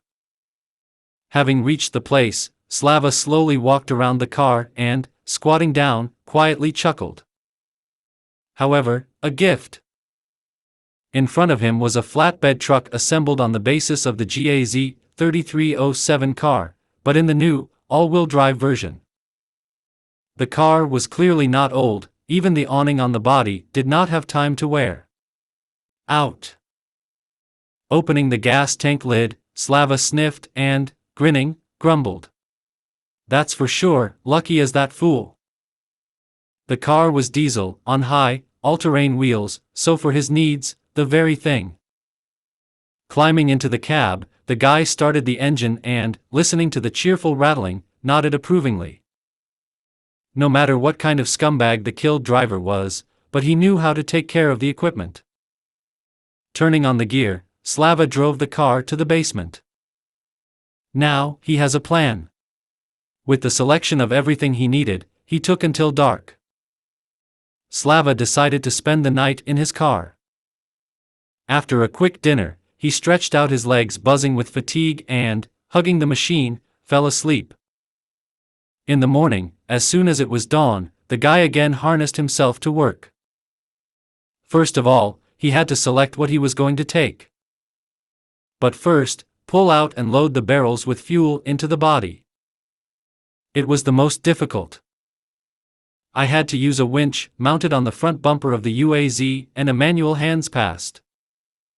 When all 6 barrels of diesel fuel were installed at the front of the truck, Slava took a deep breath and sat on the edge of the body, hanging his legs. He still had to find ropes to properly tie the load. He did not want to cut the rope from the manual block for this purpose. And he also needed a steel tow rope. Slava was not going to throw his old man. After thinking a little, the guy decided how to rummage in the part of the warehouse where the bandits collected all sorts of stuff. Branded electronics, laptops, suitcases with personal belongings and similar stuff. I had to sort through everything. It was akin to the feat of Hercules, when he was forced to clean the stables, but Slava coped. And his feat did not go unrewarded. In a pile of different tools, the guy found a bay of excellent rope and 3 tow ropes. To his delight, in the same pile Slava suddenly found a PK machine gun, already 1959, but after examining the weapon, he sighed heavily. The barrel of the machine gun was bent as if a tank had been driven over it. Besides, there were no boxes or tapes to it. But after a short thought, Slava decided to take the machine gun with him. In the presence of parts and an intelligent repair base, it would not be difficult to restore it. Slava comprehended the skills of a gunsmith simultaneously with shooting, so that he would be able to fix the machine gun, not doubted.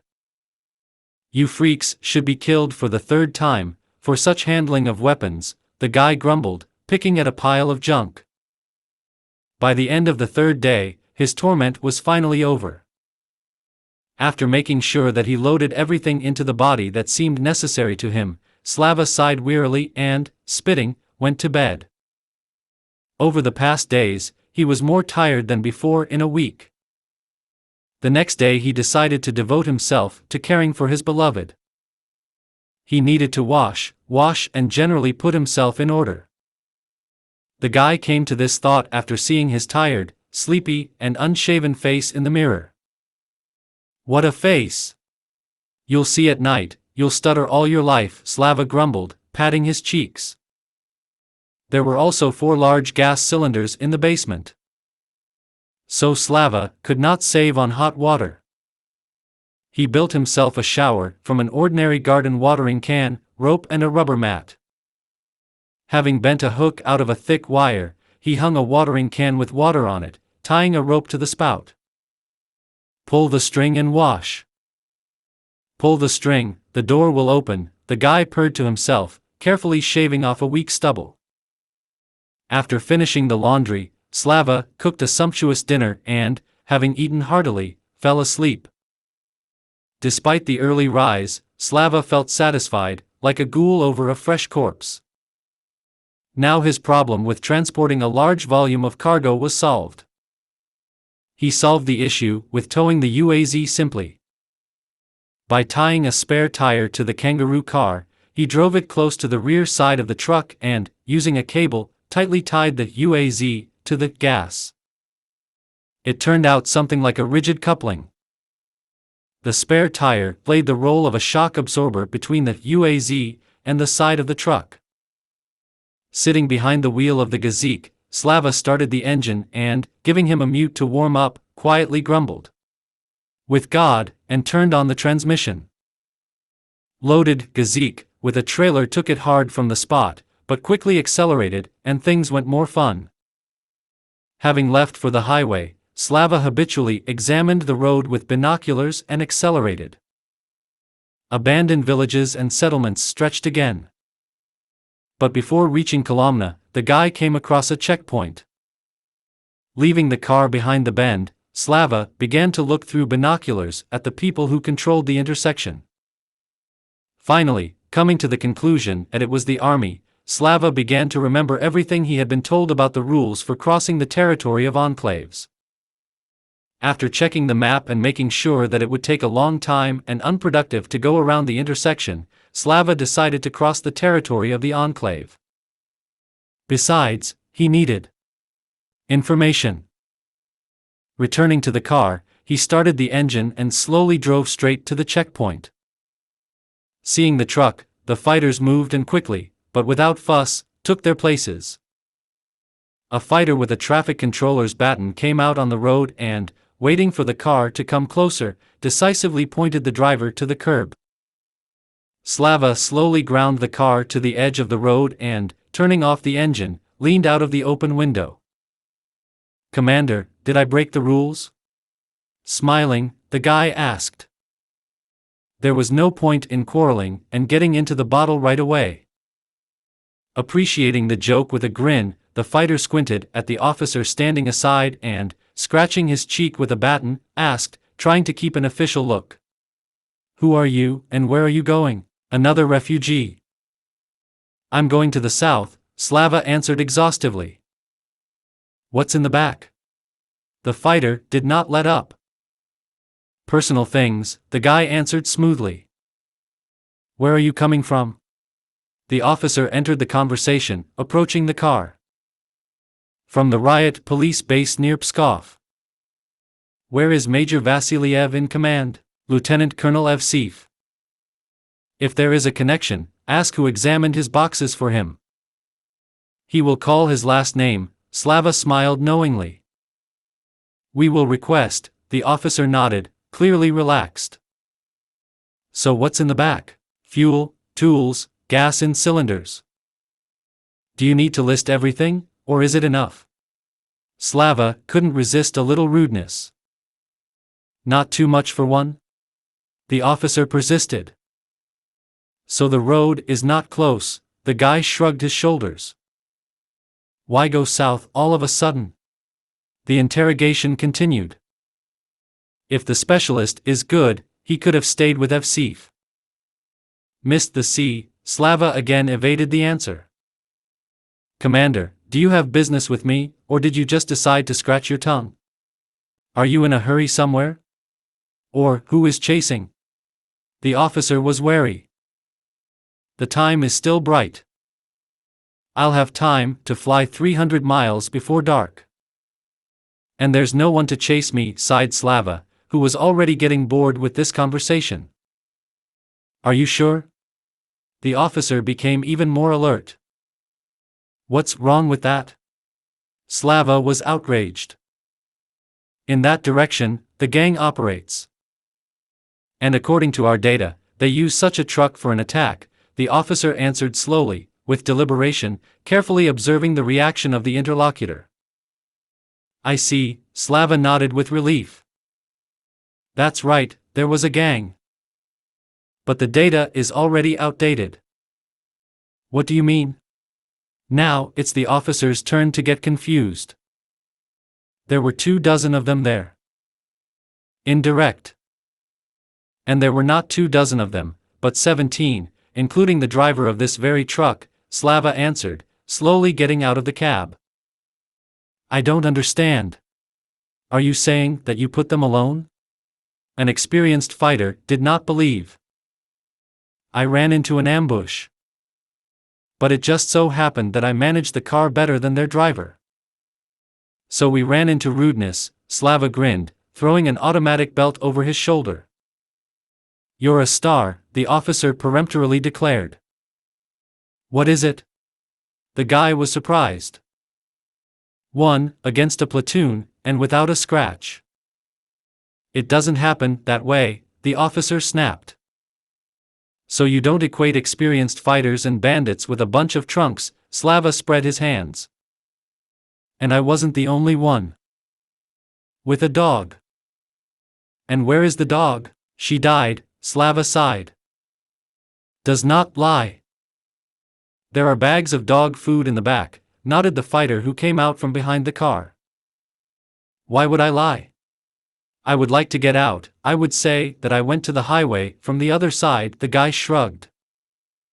And as soon as he managed, the officer shook his head in surprise. "I found a surprise." "They really liked it," Slava grinned, patting the barrel with his palm and pointing his finger at the F1 hanging on his chest.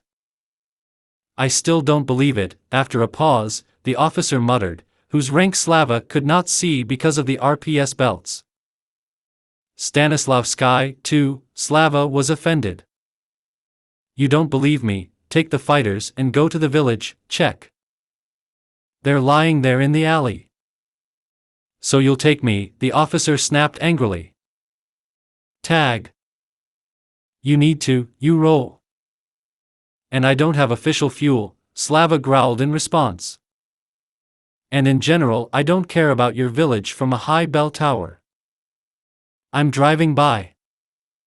I'll order it, and you'll be lucky, hissed the officer, who started to start. Who do you think you are, soldier boy? Slava snorted contemptuously. Do you want to die heroically? So I'll arrange it for you quickly. There are 6 barrels of diesel in the back, 2 cans of gasoline and 4 gas cylinders. 1 grenade, and you'll be blazing here like that Kuwait. Do you want to check? Slava growled with hatred, slowly pulling his hand out of his pocket. The F1 was clenched in his fist. Slava knew that carrying a grenade in his pocket was a bad thing, but he, as a civilian, was forgivable for such stupidity.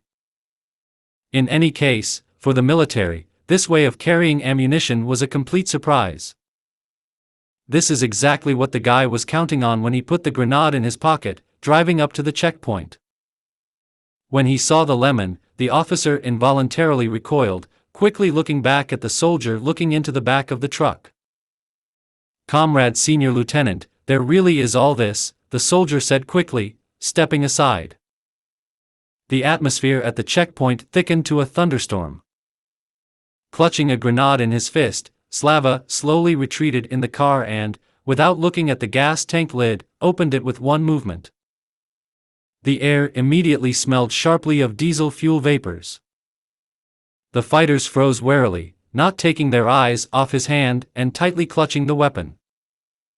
Slava tried to hold the grenade so that the check remained covered by the pocket flap. Let them think that it was somehow tied to the fabric of his pants. Starley kept looking around, clearly looking for a way out of the situation. The honor did not allow him to give in, and shooting meant stupidly destroying people. Fuck knows what this strange guy came up with there, and how he screwed the check to his pocket. Suddenly, he really is crazy, and is just waiting for when he can use his grenade. Meanwhile, Glory, slowly approaching the cockpit, cautiously opened the door, intending to get back behind the wheel. Starley cleared his throat, as if about to say something, but then the hum of the engine was heard, and a UAZ with the inscription Military Traffic Police on the side drove up to the checkpoint. The major leaned out of it and, immediately assessing the situation, asked loudly, "What the fuck is going on here?" "In general, Evsif confirmed your identity, so everything is fine," the tired major sighed, putting some papers in the table. "And why did you need all this at all?" Slava asked, shrugging his shoulders indifferently.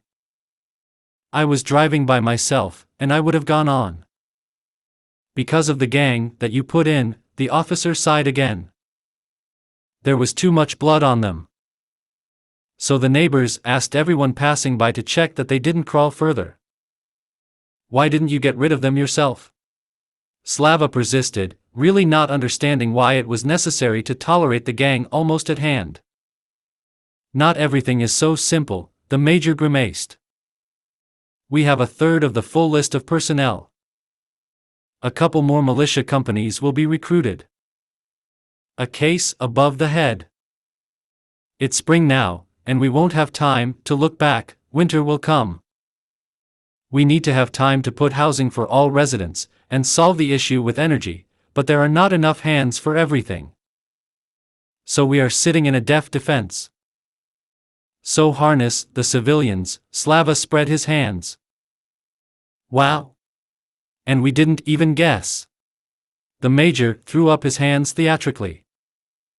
"Only you forgot that most of these civilians are looking for a button on a shovel." "Which one?"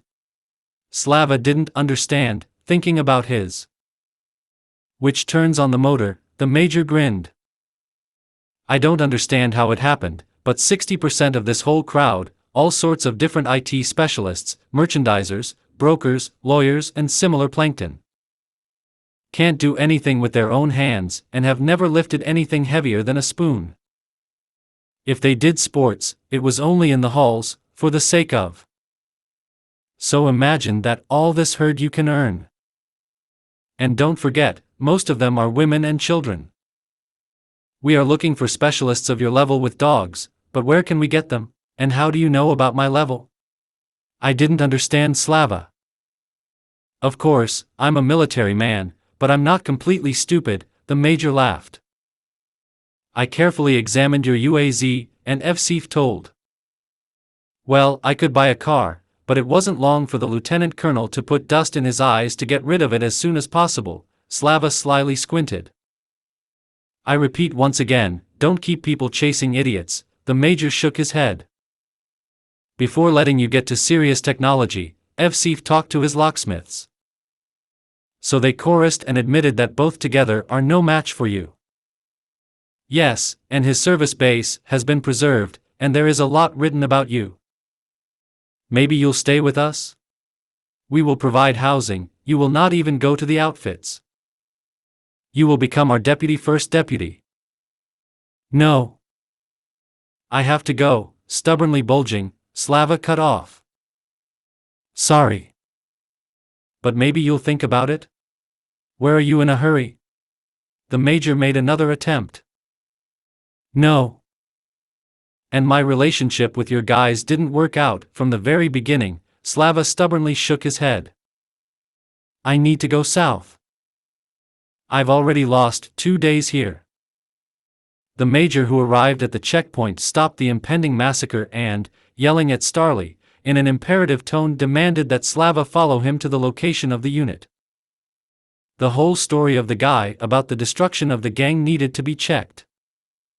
Realizing that they would not let go, Slava grimly grimaced, but went to the unit. He didn't want to fight with a bunch of military men. But Slava also managed to show his character. Stopping at the transit site, he categorically refused to cross the perimeter, saying that he knows the laws, and that the internal rules of the base do not apply to him here. Realizing what this démarche meant, the major waved his hand, harshly warning that if he tried to leave without permission, the guard would open fire to kill from a large-caliber cord installed above the checkpoint. Snorting contemptuously, Slava swung the machine gun and, demonstrating the barrel, replied that if he was going to run away, he would do it so that the locals would remember this salute for a long time. And now, talking to the special officer, he did not hesitantly poke at this weak spot. Realizing that the guy was right, the special agent sighed gloomily and, getting up, said quietly, walking around the office. You're like an adult man, but touchy, like an untrained girl. This gang drank so much blood to us that it's hard to say. And after all, the bastards knew that they were regularly hunted. But they always managed to hide. All the locals were there, they knew the neighborhood like their pocket, so they slipped away like sand. A couple of times, they even ambushed. And this is against a company of soldiers. And then one shooter, and the whole gang. Playfully. So they didn't believe. I don't care if they believed me or not. I was driving by, Slava retorted listlessly. Yeah, but you were driving the car, it appeared in our reports, Major besieged him. Nonsense, Slava did not give up. The body numbers were not compared, and you can collect hundreds of identical cars from the ruins. And I was driving alone. Oh, and you're stubborn, the special agent shook his head. We saw you. Our secret saw you climbing through the bushes, looking at the checkpoint. And from where you were driving, we also saw. So you know, they stopped. For a reason. It would be better if you and the gang fought like that, Slava snapped. In general, I don't see the point in continuing this conversation. I won't stay here. Tonight I'm spending the last night at the fence, and in the morning, at dawn, I'll leave. And warn the shift on duty, otherwise you won't have problems. Don't threaten. I know about your trick with a grenade. And about a bunch of exploding shit in the back too. Aren't you afraid to go with such a load? If it blows, you won't collect the bones. What have I got to lose? The guy shrugged his shoulders. Also tell me that you don't hold on to life, the major snorted. You won't believe it, but I'm not holding on, Slava smiled sadly. I should have died 6 months ago. How is that? The special agent did not understand. It doesn't matter, Slava waved off, realizing that he had blurted out too much. It doesn't concern you. After leaving the office, the guy quickly left the regiment headquarters building and, almost running to his car, began to prepare for departure. After filling the truck under the traffic jam, he checked the weapons, ammunition and, taking out the tile, started cooking. There were 2 other cars in the parking lot besides him, but their owners decided to take advantage of the hospitality of the base. So the guy could do his business quietly. Only the fighter standing on the tower sometimes looked in his direction with interest. Suddenly, the sentry on the tower fussed, seeing something on the road, and an alarm group jumped out of the slightly open gate, quickly blocking the entrance to the base. A subcompact shot through in several places rolled up to the transit zone and, barely stopping at the wall, stalled, throwing out a hot steam cloud from under the hood. The engine died. On its last breath, it lasted. It looks like the cylinder block was shot, Slava thought, looking around the car with a professional look. A policeman got out from behind the steering wheel of the dead car and first of all rushed to the back door. Releasing a woman and 2 children from the car, he looked at the car with a doomed look and, sitting down on the trunk, lowered his head. The family is clearly having serious problems. Turning off the tile, Slava pushed the machine gun behind his back and, approaching the neighbors, asked quietly. Were you ambushed? Yeah, the policeman nodded gloomily. And where were you coming from? I mean, which side? Slava quickly clarified, making it clear that he did not need extra information. From Ryazan, the peasant side. I wanted to take my family and take them to my parents. And now, I don't know what to do. The car died, the cat didn't cry enough cartridges, they took food only for the road. And there, the old people in the village are waiting for me. Well, it's not a problem to find a car now, Slava shrugged his shoulders. Yeah, but they're all with punctured tanks, the policeman snorted. What's your name, Kostya? Glory. So, Kostya, everything is much easier with technology than with people. Find the same car and move the tank with your. To it perhaps, only you have it intact now, Slava added, looking back at the skewed and punctured hood. And the keys? Kostya asked sullenly. I don't know how to start wires. Yes, and there's a lock on the steering wheel. That's also a problem for me, Slava waved off. Everything is simple there, like a moo. To disassemble the column only. That's if you know what to do, sighed Kostya. I'm a precinct officer, not a mechanic. Well, a sensible mechanic, I think there will be in the part, said Slava, folding his arms on his chest and smiling watching a little girl of 3. The blue-eyed miracle was looking at an unfamiliar uncle with genuine interest, putting his finger in his mouth. Having winked at her, Slava could not resist and, squatting down, asked. Aren't you afraid to bite your finger off? They won't help us, said Kostya, and the guy almost plopped down on his 5th point from surprise. Why is that? He asked, straightening up. We are passing through. If we stayed permanently, then it's another matter, but so. There are enough problems of their own. They won't even feed for free. Even children? The guy couldn't believe his ears. Even. Now third parties are fed everywhere only for a fee. Warehouses are not bottomless, and you still have to live to harvest. Each enclave has the task of keeping all the gathered people and helping them survive. Everyone who is outside the enclave lives at their own risk. They will help only if you belong to some community and there is a connection with this community. What is called help with offsetting. You to me, I to you. That is, if children are killed near the territory, no one will scratch? I didn't believe Slava. Not everything is so bad, of course, but close to the topic, Kostya nodded. Now everyone lives according to the principle, everyone for himself, one God for all. Once, maybe the children will be fed, and then either stay or solve your problems yourself. Okay, we'll talk again later, Slava nodded thoughtfully, noticing the special agent approaching. What he heard did not fit in his head. Slava understood that hard times had come and the attitude towards people had changed a lot, but he did not believe that the military could leave without the help of children. Because children are the future, and any sane person would try to save them first of all. But Kostya spoke confidently, with knowledge. Which means that the information received should be checked. When he reached the checkpoint, Slava, I called the duty officer and, nodding at the car, started asking questions. As it soon turned out, Kostya did not exaggerate at all.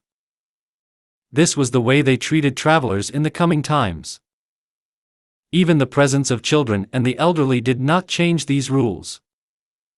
Enclaves tried to survive at any cost. And about attempts to grow vegetables, everything was also true.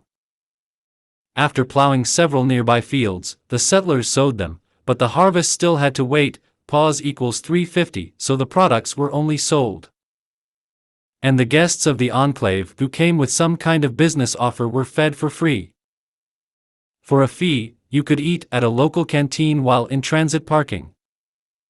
It was possible to use the sauna and other services provided by local craftsmen. But all this luxury was available only for a fee. In general, the animal grin of the wild market in all its splendor. After listening attentively to the officer and noting a lot of new things for himself, Slava politely thanked him and, deep in thought, went to his car. Everything he heard did not fit in his head. The guy woke up when the special officer asked some question. Carried away by his thoughts, Slava did not even notice how he was next to. Excuse me, what? Abruptly turning to him, the guy asked, automatically lowering his palm to the handle of the pistol. I asked if you could help them fix the car? The major repeated, watching his reaction with interest. And why can't you help yourself? I decided to double-check the information I received, Slava. Anyway, patrols are rolling around the territory. Would have brought them some bucket. Our patrols ride motorcycles. Not only you save fuel, the major snapped. So, let the children starve to death, the main thing is that the enclave survives? The guy asked, with unexpected anger. If they want to live, let them stay and get into work. We are not a charity organization and not the Salvation Army. To feed their children, we will have to cut our rations. Will something grow in the fields or not, the question is, and we need to live to harvest, the major cut off harshly. It's clear. Everyone for himself, one God for all, Slava snorted contemptuously, recalling the proverb he heard from Kostya. And why are you so harnessed for this cop? The special officer suddenly asked. Didn't they drive you through the woods a little before the war? I don't care if he's a cop. Don't judge people by yourself. I feel sorry for children, Slava grimaced. And I feel sorry for them, but there are strict rules, and all residents of the enclave are obliged to observe them. Besides, this is a way to push particularly stubborn parents to the right decision. And the fact that these parents have their own parents, who also need help, does not count anymore.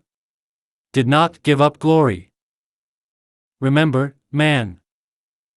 Hard times have come. Very difficult.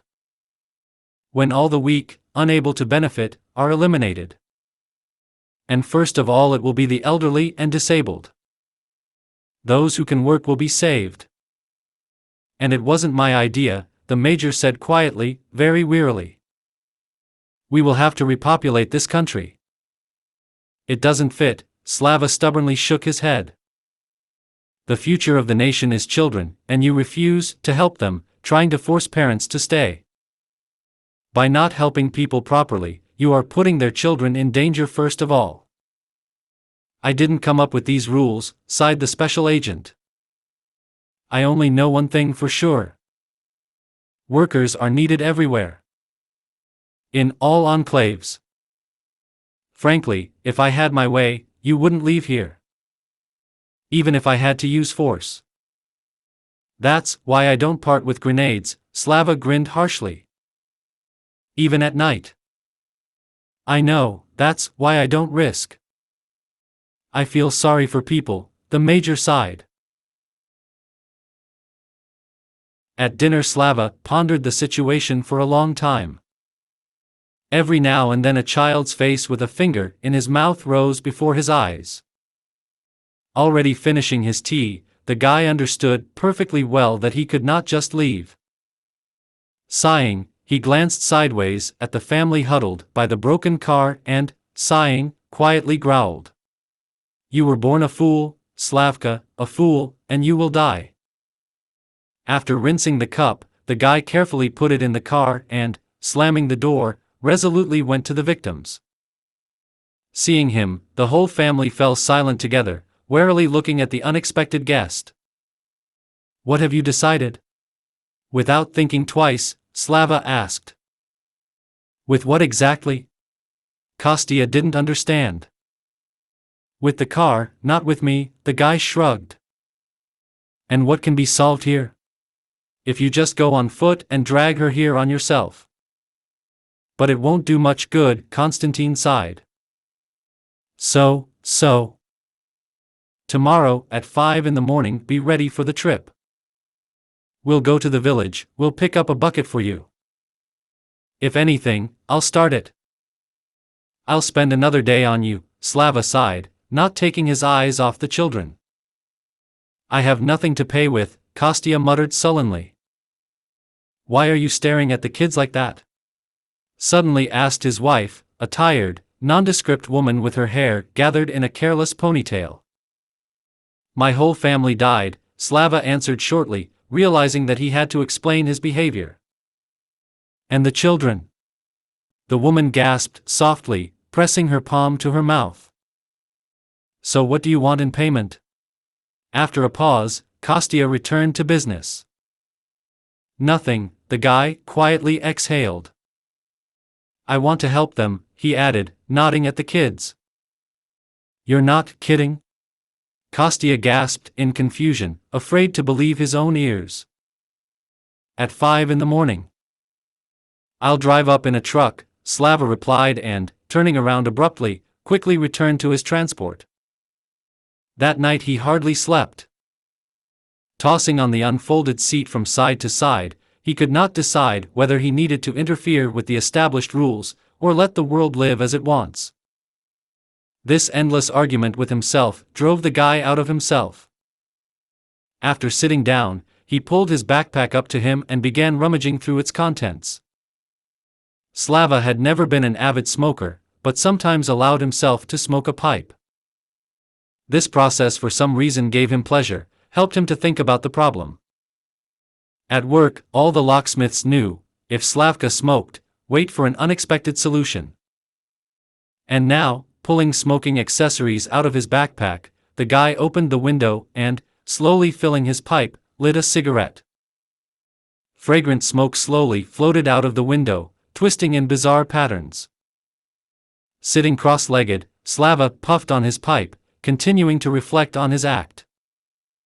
In this pose, he was caught by the squeak of a telephone alarm clock.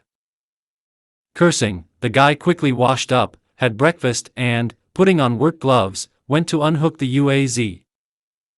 When the rolled-up cable was thrown into the back, quiet footsteps were heard next to the car, and Kostya, who was shivering, said softly, I decided to approach myself so that the children would not be woken up by the hum of the motor. And I thought you were still asleep, Slava nodded in response. In any case, in such silence, the engine will hum like a tank. Okay, get into the cab. We still have to saw in the village. Time is precious. Slava didn't see any problems with finding a car. The second-hand Focus of the Bone was a very common brand at one time, and several pieces of similar machines could be found in any locality. And so it happened. As soon as he entered the village, Slava immediately noticed a couple of suitable cars. Having stopped the truck, he told Kostya to cover him, and he went to inspect the transport. The red Ford, which Slava inspected first, turned out to be shot in several places, and the seats were stained with something brown. With a knowing sigh, Slava slammed the door and headed for the second car. It was a blue station wagon. Looking into the cabin, the guy grinned with a satisfied look and took hold of the door handle. To his surprise, the car was simply abandoned. Even the keys were sticking out in the ignition lock. With a puzzled grunt, Slava got out of the cabin and, taking the emphasis lying down, looked under the bottom. As he expected, the tank was punched. Getting up, Slava went to the trunk and, lifting the rear door, sighed. The owners were clearly going to leave, they even started loading things, but something went wrong, and they abandoned everything. After thinking about it, Slava decided not to bother his head with unnecessary problems. Slamming the door, he walked around the car again, then lifted the hood. Making sure that everything was fine with the engine, and the brake fluid did not leak anywhere, he looked thoughtfully at the battery and, sitting behind the wheel, smoothly turned the key. To his joy, the car came to life. Nodding, Slava gently stroked the car on the steering wheel, saying softly, "Be patient, honey. We'll drive you to the base, replace the tank, and you'll run like new." Slamming the hood, he got behind the wheel of the truck and deftly drove it to the found car backwards, commanded, getting out of the cab with a machine gun. "Kostya, grab the wheelbarrow. Rope in the back. Yourself in that car behind the wheel." Still not believing his luck, Konstantin fussed, running from one car to another. Looking at his jumps, Slava only laughed. He himself would have spent half as much time on this operation, but he didn't want to do everything for the man either. Finally, Kostya attached a cable and, literally jumping behind the wheel, stared questioningly at Slava. "Turn the key, you weirdo, or the steering wheel will jam," Slava commanded with a smile and climbed into the cab of the truck. They were in the transit zone when it was already quite light. Waiting for Kostya to unhook the car, Slava told him to drain the gasoline from the tank of the lost equipment and, having driven the truck to the UAZ, began to link them together again. Then, after changing into the robe in which he repaired the old man, and taking the tool and jack, he returned back. Without waiting for Kostya to finish draining the fuel, the guy opened the trunk of the fitted car and began unloading it, putting suitcases and bags aside. 3 hours of unhurried, habitual work, and Slava, wiping his hands with a rag, commanded, "Run it, let's see what it tells us." Slava also put the battery from an old car, not really trusting that he stood for 6 months without using. Kostya carefully turned the key, and the engine, buzzing with the starter, grabbed. A cloud of blue smoke flew out of the exhaust pipe, and the motor began to shake pretty. Catching Kostya's questioning look, Slava only nodded encouragingly, confidently saying, "Normally. The car has been standing for a long time. Now it will spit and start babbling like a young one." "It seems that not all candles work," Kostya timidly suggested. "Let me warm up, and then raise the revs to 2,500. Let him work for a minute. Then turn off the gas and leave it on idle," Slava issued a recommendation, ignoring his words. We'll burn a lot of gasoline, Kostya sighed. Are you kidding me? The guy was indignant. This is a car, not a horse. The whip is useless here, the procedure must be followed. And then what to do? Kostya asked with a frightened nod. As soon as it starts working smoothly, take a ride in the parking lot. Let it come to life. Then you can load and go, Slava grinned. That's it, I've done my job, the guy added, assembling the tool. And what to do with things? Kostya suddenly asked. With what? I didn't understand Slava. Who were in the car? Take a look at what you might need yourself, and drop the rest.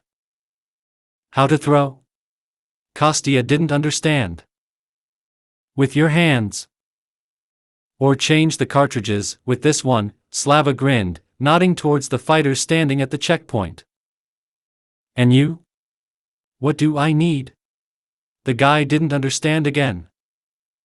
Don't you need anything? There is enough of his own, Slava waved off. Thank you, Kostya said quietly after a pause. Save the children. This will be the biggest gratitude for me, the guy sighed with a nod. Nodding in response, Kostya turned around and, approaching his wife, began to say something quietly to her. After collecting the instrument, Slava returned to his transport and, taking alcohol napkins from the glove compartment, began to wipe his hands. Then, after changing into road camouflage, he quickly checked if everything was in place, and got behind the wheel. He really wanted to get away from this enclave as soon as possible. A lot of negative things have happened here. But before he could start the engine, the duty officer appeared at the door and, pointing his finger in the direction of the family, indignantly asked. Hey, who's going to clean up the broken trough from here? That trough has a master, Slava snorted, turning the key. The warmed-up diesel started with a half-turn, and the guy, turning on the gear, smoothly started the car from the spot. The fighter still continued to say something indignantly, but Slava was no longer listening. Driving past people fussing at cars, he pressed the horn and, waving his hand to them, turned on the gas. Driving past the memorable checkpoint, Slava rolled out onto the highway and, reaching the next turn, took up binoculars. He did not want to talk about something with the fighters of this base. On the contrary, he wanted to quickly forget this episode of life, leaving it behind him along with the part where the wolf rules are set. Intellectually, he understood that all the actions of the Enclave's leadership were aimed at saving those who trusted them, but in his soul everything protested against such cruelty. The elderly and the disabled, these two words burned him like a hot iron. The most helpless in peaceful times turned out to be superfluous and at the moment of trials. Sighing, Slava turned on the gas, as if trying to escape from bad news. Noticing the pointer to Ryazan, Slava took up binoculars again. Somewhere in these places, Kostya ran into problems. And although the mobile group went to these places, the guy did not lose caution. But everything worked out. Either the military destroyed the gang, or, having been rebuffed, they hid to lick their wounds, but everything went smoothly. Slava skipped the dangerous section without incident. By the evening he noticed a large sign with the inscription V/H, Bazaar, Hotel. Figace, 3-in-1, Slava growled in surprise, turning in the indicated direction.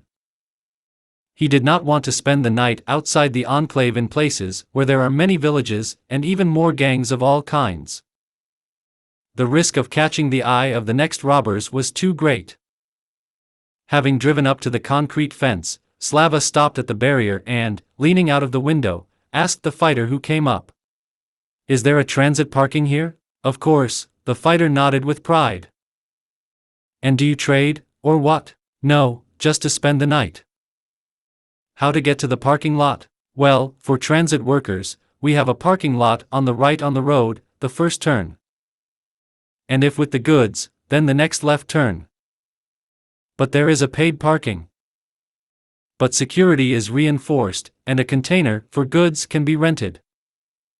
And the hotel will be settled in the first place. So think. No, I'm without goods. If I just throw off a couple of barrels, Slava said after thinking, carefully watching the reaction of the fighter. And what kind of trunks? The guy immediately made a stand. Various hunting pairs, machine guns, trophies, in short. Slava shrugged his shoulders casually. You fought well, the fighter whistled in surprise. How did you manage so famously? I multiplied a bunch of limitless people by 0. Fortunately, there are grenades, Slava waved off, including the transfer. Someone was already beeping impatiently from behind. With his bravado, Slava tried to achieve 2 goals. The first is to find out who will react faster to the news about the weapons being sold, the military or bandits. The second is to show on the move that it is more expensive to contact him. He did not even doubt that rumors would spread throughout the enclave faster than the stink. After driving into the specified gate, Slava quickly looked around and, choosing a place, began to turn the car around. Driving his vehicle into an empty seat backwards, he turned off the engine and wearily leaned back in the seat. It was also necessary to cook dinner and clean the captured weapons, since I was going to sell it. It would be stupid to spend cartridges on buying other cartridges. To begin with, I had to get rid of unnecessary barrels, and only then try to buy cartridges for the gold found. Slava himself did not understand why he did not want to give 5.45 caliber cartridges. Because he himself used a barrel for 7. But something at the subconscious level did not allow him to thoughtlessly squander a scarce product. Getting out of the cab, Slava diligently locked the door and, bypassing the UAZ, took out the tile. An hour later, dinner was ready. After a leisurely dinner, the guy removed the kitchen utensils and, spreading out a piece of plastic, started cleaning weapons. Several couples and just fellow travelers who were located next door noticeably perked up after seeing such a number of weapons. But they did not come close. Choosing a place apart from others, Slava initially showed that he did not want acquaintances. Having started working with hunting rifles, the guy along the way figured out what could be left and what was better to get rid of. The double-barreled 16th caliber shotgun was immediately postponed for sale. All the paddles went there, a couple of shortening was put aside for now. Thoughtfully twirling the SCS in his hands, Slava tried to decide whether to leave it or sell. His native Tiger always was at hand and could easily replace a sniper rifle. In fact, it was a sniper rifle made for special forces. But the carbine was also a serious, combat weapon. It also had another advantage, the caliber. After some thought, Slava decided to unify his ammunition, to use a 7 for a rifled long barrel, and for a smoothbore, a 12th caliber. He decided to leave the pistols of the same caliber, APS and Makarov. Fortunately, there were already 5 of them in the trophies. A couple of Slava would not hesitate to change to another Stechkin. In this weapon, the guy was most attracted by the volume of the store. He considered firing a pistol in bursts to be a special kind of perversion. TT, for all its advantages, had several disadvantages. The most important one is the lack of self-cocking. If the same PMM can be holstered by sending a cartridge into the chamber and pulling the trigger, and then, if necessary, just get out and shoot, pressing the trigger harder on the first shot, then with TT such a number will not pass. For the first shot, it is necessary to cock the trigger. And this is lost time, which can be very expensive in battle. So we'll have to get rid of this weapon too. But first it was necessary to pick up pistols from the trophies, which it would not be scary to use yourself. But Slava didn't have time to think out his idea. A woman came up to him resolutely and, putting her fists on her hips, asked peevishly, Won't you have a lot of weapons alone? In his life at work, Slava had to deal with different people. They all caused him different feelings, and not all of them were pleasant. But the guy hated one category of people the most. Those who believed that everyone around them owed. And it doesn't matter that a person sees them for the first time in his life and up to that moment was happy in his ignorance. He owes them, and that's it. It was in this category that the woman who approached the guy. Slava had long ago learned to calculate such clients on the move. Middle-aged, obviously diligently caring for herself before the cataclysm, but now noticeably lowered, angry and hating the whole world.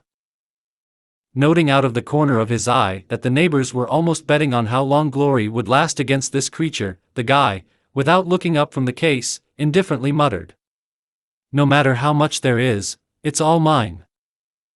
Yeah, and people should drive on the roads with their bare hands. The ant got started on the move, with obvious pleasure winding herself. He will carry automatic machines in the trunk, and others should risk their lives. In peacetime, it was necessary to prepare, Slava answered without changing his intonation. And I'm telling you that it shouldn't be like this, the ant screamed again, switching to a market tone. And I don't care what you say. Schla out, creature, until you shot. The quiet hissing of the guy sounded so threatening that the woman shied away in fright, but pulling herself together, she screamed again for the whole parking lot. Are you going to threaten me again, you bastard? Yes, you're going to be smeared on the asphalt. Well, risk your health, Slava snorted, quickly assembling the machine gun and starting to put away accessories for cleaning weapons. Vitya, Dennis, come here. The woman screamed. Why are you trampling there? They're killing me here, and they're standing, chasing pocket billiards. Two strong middle-aged men reluctantly came out from behind the Mercedes Jeep and slowly headed for glory. Closing the trunk of the UAZ, Slava stepped aside from the car and, putting his hand on the handle of the pistol, said softly. So, clowns, froze where you are standing, otherwise I'll inadvertently make holes. Yes, he's lying everything. The ant screamed again. He doesn't have the guts to shoot a person. Fool. At least once tried to think with her chicken brains, Slava sneered contemptuously, continuing to watch the hesitantly frozen men. And where do you think I have a bunch of trunks, and all different, and from where? After a pause, one of the men asked. I took the trophies from the gang, the guy briefly told. So, Vera. Leave him alone, the second man quickly thought over the information he had heard, commanded. What is it? And my aunt didn't think to give up. I said shut up and come here, the man barked, taking a cautious step back. At the same time, his gaze did not leave the guy's hand. Remembering about the gang, Slava involuntarily squeezed the handle of the pistol. As soon as he began to move, the guy moved from his place, tracking every movement of a possible opponent. You're it, man, calm down, okay? She has menopause, so she rushes at everyone. Don't get worked up, okay? We'll take her and leave, the man said, trying not to move his hands. Noticing his reaction, his friend also began to carefully pull back. Take away. I don't need such good for nothing, Slava snorted, defiantly spitting on the asphalt. He will still spit here, the woman tried to start up again, but the man growling at her barked so that even the friend standing next to him shuddered. I said, shut your mouth, you stupid sheep. Come here, quickly. Clearly not expecting such a hit and run, the ant really shut up in surprise and obediently trudged to him. Grabbing her elbow, the man quickly dragged the bad woman aside and, bending down, began to explain something hotly, pointing his finger towards the UAZ. After watching this scene and making sure that there would be no continuation, Slava returned to his business. He still had to disassemble a cargo in the back of the truck. It was time to get rid of everything superfluous and buy what might really be needed. and not only on the road. It suddenly dawned on him that there would be no going back to the past and everything needed to be built anew. The system of values and requirements had shifted, which meant that it was necessary to collect what would help to survive, and not what would become a dead weight. Now, having his truck, the guy could easily assemble machines and tools that would help him to settle in a new place without problems. The equipment will gradually give way to horse-drawn transport. This is indisputable. It is not enough to have oil on your territory, it still needs to be processed correctly to get normal fuel. Of course, someone will be able to revive the production of the simplest cars, like the same GAZ 69 or a semi-truck, but you still have to live up to that. But the skills of a gunsmith will always be in demand. So small machines, like educational, turning, milling, drilling, welding, will not prevent fame with a weight that one person can lift, and with small dimensions. Jewelers and watchmakers used something similar. Having come across the right idea, Slava filled his pipe and, having lit it, began to think about it diligently. You can find such machines. But to do this, you first need to find a place where they can be. Which means you need to understand exactly which plant to look for. Having come to such a conclusion, the guy with a satisfied look knocked out the pipe on his heel and, climbing into the car, quietly fell asleep. He was not afraid that they would try to rob him. The cars were firmly connected, and any attempt to get into the back would definitely make not only the truck swing, but also the UAZ attached to it. And Slava's sleep was sensitive, and he would not be afraid to shoot through the glass. On this day, he allowed himself to sleep. There was no sense to jump up at the crack of dawn. Taking water from a water truck parked in the parking lot, the guy managed to find out from the driver that the bazaar starts working at 10 in the morning. Which means there will be time to wash, shave, and have a hearty breakfast. And so it turned out. In the light of day, slowly shaving, Slava noticed that because of the Mercedes, with whose owners he grappled in the evening, he was being closely watched. Who exactly, the guy did not see in the mirror, but the feeling of an evil, wary look on his back did not disappear. Noticing a man with a battered machine gun who appeared at the entrance, Slava thought. It looks like the Aborigines tried to somehow then depict the observance of order in the parking lot, at least during daylight hours. It was an opportunity to protect his property. After closing the car, the guy approached the peasant, and after 3 minutes of conversation he found out that for a very reasonable fee he could count on at least some semblance of guarding his car. The peasant, after carefully thinking, demanded 5 rounds of ammunition for his service. In a special window on the machine shop, the guy managed to notice that the peasant's horn was full. So it was his own Geschäft. Pretending to reflect, Slava quickly estimated his capabilities and resources, after which he decisively stated, "Suitable. And if everything is fine by my return, you will get 5 more. It's done." Jumping up with joy along with his chair, the peasant quickly agreed. "Do you see the truck with the UAZ? Of course. You have a noble goat," the man answered with undisguised envy. So. Your task is to ensure the complete safety of everything that is in the cars, and of course, the cars themselves. You will receive both payment and bonus. No, I will take away all the cartridges from you. And this is not a joke at all. Harsh times have come, so the jokes are over. Do you understand? Keep in mind, I'm not on my own here," the man tried to snap back, but Slava, bending down to him, quietly added. "They're all out there somewhere, and here I am, next to. I'll wring my neck, and you won't have time to blink. So don't argue, and just do what is put here for. Isn't that your job? Or did I get something wrong?" "You know how to persuade," the man sighed, giving up. He clearly needed extra bullets. Picking up his chair, the peasant resolutely carried it to the front of Slavin's truck and, sitting down, looked around with a stern look. The object is under guard, Slava grinned, showing him a thumb.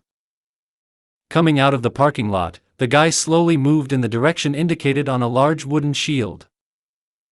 The bazaar immediately reminded him of the times of the wild market of the last century. Lined up in rows of containers, in front of which homemade counters were installed. Slava himself was quite a boy at that time, but he perfectly remembered how surprised he was by the abundance of all sorts of things of all colors and colors. It was noisy, fun and a little scary. There was something similar here. Only instead of bravura music, a crow's horn and a discord of merchants opening their shops hovered over the bazaar. Having found out where they sell weapons and ammunition, Slava resolutely headed in the specified direction. The weapons row differed from all the others only in goods. And it was difficult to call it nearby. For containers standing side by side. Samples of weapons and cut covers from cartridge zincs were laid out on the counters, where the marking of ammunition was marked. Everything was clear without words. See what is available and buy. I don't like it, go unarmed. After glancing at the counters, Slava switched his attention to the owners of this luxury. Four overweight men with red muzzles diligently adjusted the sight in the morning. Identical, like brothers, Slava thought, looking at the still life. A simple snack was laid out on 2 cartridge boxes and there were plastic yards. Judging by the shining eyes, the health improvement was in full swing. Grinning to himself, Slava approached the merchants and, nodding, said softly, "Bon appetit. And you don't get sick." "What did you want?" One of the Kolobaks responded impressively. "I want to sell trophy barrels." "And what do you want from us?" I didn't understand Kolobak. "Anyone will buy trunks from you." "Just tell me what you're selling." "I didn't finish," Slava said, stopping his outpourings with a gesture. "I want to exchange them for an automatic 7. And you only have cartridges." "So what? Interesting. What kind of guns do you have?" "Standard." "Under 5, the guy shrugged his shoulders. 7? Kolobak asked, clearly thinking. "And how much do you want for the barrel?" "Well, you know, the more the better for me, and just the opposite for you," Slava laughed. "So let's negotiate." 20 packs per barrel, Kolobak launched a trial balloon. "Well, you don't have to hold me for a fool," the guy laughed contemptuously. "For less than a zinc and a half and it's funny to talk." "Why is this funny?" Kolobak was indignant, jumping up from the box. "Normal price. Everyone will say." The extreme Philippics were clearly addressed to the drinking buddies, who, realizing what he was trying to achieve, nodded their spherical heads together. "Yeah, they'll say. After the 3rd glass, they will tell you whatever you want." "I'm talking to you, not to them," Slava replied, making it clear that the opinion of his accomplices does not put. 25, the man muttered, frowning. "Zinc and 10 packs, Slava moved. "We still need to see the weapons," the merchant. Entered a new round, 27. "I told you, captured. Not new, but in working condition, which is what is required from the weapon. Zinc and 5. "It's still necessary to look," Kolobak suddenly resisted. "Maybe they are workers, but on their last legs. All the rifling is erased, and after the 5th shot they start spitting." "We'll agree, and you'll see," Slava shrugged indifferently. "In any case, you won't be left out." "How is that?" Kolobak didn't understand. "You will sell the barrel, and then the cartridges will also go to it as consumables. The caliber is unitary." "And where are the trunks?" Pausing to digest the information, the man asked. In the car, in the transit parking lot. Well, let's go see what kind of trophies you have there. Kalabak reluctantly waved his hand, looking expressively at the bottle. So you take your time. Take it to calm your soul, and we'll stomp, Slava mercifully suggested. You can also take cartridges with you. So that you don't beat your legs. Twice. What you take, you'll pay immediately, and you'll take. Why not? The gingerbread man became alert. There is no trial, Slava laughed. And you are brave, Kalabak suddenly declared, taking a tourist walkie-talkie out of his pocket. What is this all of a sudden? I didn't understand, Slava. Are you ready to show your car? And aren't you afraid that we will bring dashing guys to you? Point. I'll get used to trophies, Slava grinned predatorily, patting his chest, where a grenade was hanging openly. But you're not joking, one of the merchant's drinking buddies suddenly said. I'm not joking at all, Slava nodded. Shaking his head in confusion, Kalabak generously splashed himself into a glass of vodka and, famously swallowing it, savorily crunched a pickled cucumber, fished out of a 3-liter jar standing right there. Then, seeing a homeless-looking man who came up with a wheelbarrow, he commanded. Load 5 boxes of automatic 7 and drag them to the transit parking lot. Without even trying to pretend that he heard what was said, the man dragged the wheelbarrow somewhere to the far hangar. After making sure that things were going well, Slava turned around and, without waiting for the bun, walked to the parking lot.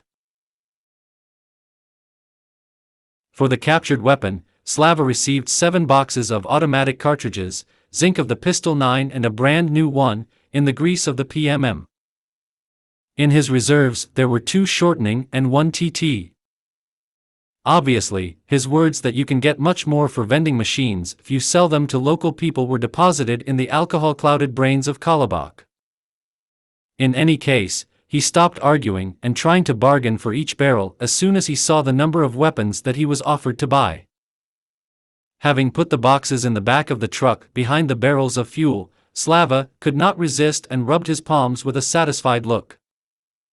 He himself did not expect that everything would turn out so well. Now there was no need to worry about ammunition. To his chagrin, the merchants did not have hand grenades or to the barrel. But after a short reflection, the guy came to the conclusion that for the 5.45 caliber cartridges he had left, he would be able to buy them. Slava decided to use the automatic 5 as a means of payment now, pause equals 350 for gold. As it turned out on the market, it was more profitable to buy fuel. A large volume for a small handful. Gold was taken by weight, but its value did not decrease. A third was added to the 2 main values. As it turned out, despite the assurances of Lieutenant Colonel F. Seif, gold continued to be valued by many. Especially merchants. However, Slava understood them. Small volume, solid weight and not subject to shrinkage and Utrusk. The oldest and most reliable means of payment. With such thoughts, Slava began to prepare for an early ascent when a small SUV rolled into the parking lot and, stopping next to the truck, stalled. A man of medium height, wiry, with quick dexterous movements, jumped out of the car. First of all, he rushed to pull the children out of the salon. After looking closely, Slava realized that the family had come under fire. The windshield was in holes, and the windows of the doors just poured out. Noticing blood on the man's hand, Slava got out of the UAZ and, going around the car, asked quietly, carefully examining the bustling man. "Neighbor, do you need a first aid kit?" "What?" Quickly turning around, the man asked. "Do you need a first aid kit, I say?" "You have blood on your hand," Slava replied without moving in a smooth, calm tone. "Oh, no, thanks." Scratch, realizing what he was talking about, he waved it off and began fussing over a boy of about 5. "Do you have hydrogen peroxide?" asked a pretty, tired woman, getting out from behind the car. The denim suit favorably emphasized all the advantages of her figure, but Glory was not up to admiring female charms. In her arms, the woman was holding a boy about 3 years old, whose face was covered in blood. "What's wrong with him?" Slava asked, opening the door of the UAZ and taking out a large first aid kit in a canvas cover. These were used by ambulance crews and the Ministry of Emergency Situations. Slava found her in the basement when he was dismantling the gang's warehouse. Glass cut, the woman sighed, seating the boy on the hood. "Here, take what you need," said Slava, unbuttoning the first aid kit and stepping aside. Meanwhile, the man took a baby cradle out of the car and, putting it right on the ground, walked around the Japanese SUV with a gloomy look. Noticing his mind, Slava quickly looked around the engine compartment and, noticing a couple of new holes, without thinking twice commanded, "Open the hood. And you will transfer the baby while there." The family obeyed in surprise, and the guy, looking into the engine compartment, grinned with relief. "You were lucky. The bullet hit the corner of the blockhead, but did not penetrate it. Only scratched it hard. But the second one generally passed over the gearbox. The wing and arch are pierced, but the speed is not affected." "Are you an auto mechanic?" the man asked with interest. "He is the. Just at the last parking lot I had to rescue my family from the same situation. They punched the block. The engine died." Confused and realizing that he had to explain himself somehow, Slava said. "And where did they get you?" 100 or 110 kilometers from here, the man sighed.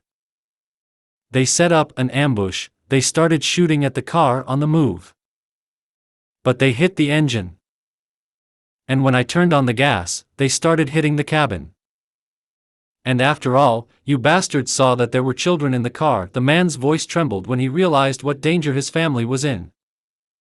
"Will you take 100 grams? It won't hurt you now," Slava asked sympathetically. "I will not refuse." After a pause, the man nodded. "What's your name?" "Igor." "Slava." "Let's go, I have NZ hidden in my car." The men went to the UAZ, and Slava, taking a bottle of cognac out of the box, poured the drink into plastic cups. They drank in silence, and Igor, taking a pack of cigarettes out of his pocket with trembling fingers, muttered faintly. It wasn't enough for these bastards to just fire. They also rushed in pursuit. I thought we wouldn't come off. I've never driven like this. I thought I'd turn over on the turn. No. Thanks to the kid I took. Saved. I didn't think he could run like that. What were you chasing? Slava asked warily. 2 jeeps. Of those that used to be called fancy Rovers, it seems. You know, I didn't have time to inspect their equipment there. It sucks. After a pause, Slava sighed. This technique is fast, and the engines there are powerful. I won't come off. And what kind of ambush was there? One car was standing across the road. Right in the middle. I slowed down, started to go around, and then they started shooting. I was on the gas. Then I already told. It's strange that they didn't completely block the road, Slava drawled thoughtfully. There's a narrow place. I barely squeezed through on my baby. They also started firing, probably because they realized that I would pass, Jaeger answered after thinking. Slava poured another 100 when Igor's wife appeared from behind the car and, assessing the situation on the spot, smiled sadly. Can I have a little? My hands are still shaking. Of course, Slava quickly nodded, taking out another glass and a bag of sweets. Sorry, but I don't have another snack. What are you? At the present time, this is a luxury, the woman smiled, now and then looking out from behind the car and tracking what her offspring are doing. You're kind of strange, Jaeger suddenly said. What do you mean? I was confused by such a statement, Slava. The other would only look from the side, and you immediately rushed to help. I lost my family. And children. That's why I rushed, Slava answered dully, lowering his head. In the war? Cautiously asked the woman, softly gasping. Before the war. Accident. I'm the only one of the whole family left alive, because I was at work. Now I'm hanging out like a chrysanthemum in an ice hole. The hops did sort him out, making him overly talkative. And how did you survive the war? Igor asked. Accidentally. Here we are by chance, the woman sighed. I worked as a nanny in one family, and when it started, we were at their dacha. Igor went on a business trip, and my mother had children. You can say, lucky. Almost no shots were fired at small settlements. And when it was over, I rushed to collect the family. Mother-in-law did not move the road. A day before we got to that dacha, she died, sighed Igor. And then, when I found Nastia, we decided to leave that enclave. And what is so? Slava was wary. A shitty place, to be honest. This is the former base of the Ministry of Emergency Situations, and all the glamorous and sprawling sucks that survived in the vicinity of the capital can't agree with themselves. All sorts of former pop stars, minor deputies, human rights activists, prosecutors, businessmen. In general, all those who thought they were the navels of the earth before the war. Do not want to do anything themselves and do not know how, but the honor is already off the scale. Those who are smarter have long since fled from that septic tank, and the rest are all waiting for them to be served. There was so much contempt and anger in Jaeger's voice that Slava involuntarily put his hand on the gun. Touching the cold weapon steel sobered the guy. Coming to his senses, Slava suddenly realized that he had been surprised all this time. And how did you decide to go on the road without weapons? He asked, turning to Igor. So I'm driving, Nastia, with the kids, and who's going to shoot? Jaeger spread his hands. Well, you can shoot with one hand, from a pistol, Slava shrugged his shoulders. And where to get it? Jaeger was indignant in response. I have a double-barreled hunting rifle from my father, and I ride with it. But this shaft can only be used in the parking lot. Can you shoot, Nastia? Slava turned to the woman. A little, she smiled. I'll hit the wall of the house from 10 steps once. It's bad, but it could have been worse, Slava sighed dejectedly. Now you need to own a weapon. Much worse, Jaeger sighed in tone to him. I can't get her to start driving a car in any way. Well, it's wound up, Nastia sighed. So, quiet, brothers, Slava extinguished the nascent dispute. Nastia, has today taught you nothing? I taught you that you need to sit behind the fence, the woman grinned audaciously. Well, we still need to get to the fence. Besides, if the bandits decide to seize the enclave, then the fence may not help. Do you want to safely take the children to the place where they will be safe? Slava asked harshly. Stupid question, the woman frowned. Current. So, in order to save the children, you must be able to do everything. Shoot, drive a car. Only in this way, supporting Igor, you will be able to save the children. How old is the youngest? This is a girl. A year and a half old, Nastia quickly answered. Especially. If you don't want some perverts to get it, study. Not only yours, but their lives depend on it. I understand, Nastia nodded gloomily. Only we don't have any sensible weapons anyway, sighed Igor. And there is nothing to buy. Everything that could have been spent on fuel for moving.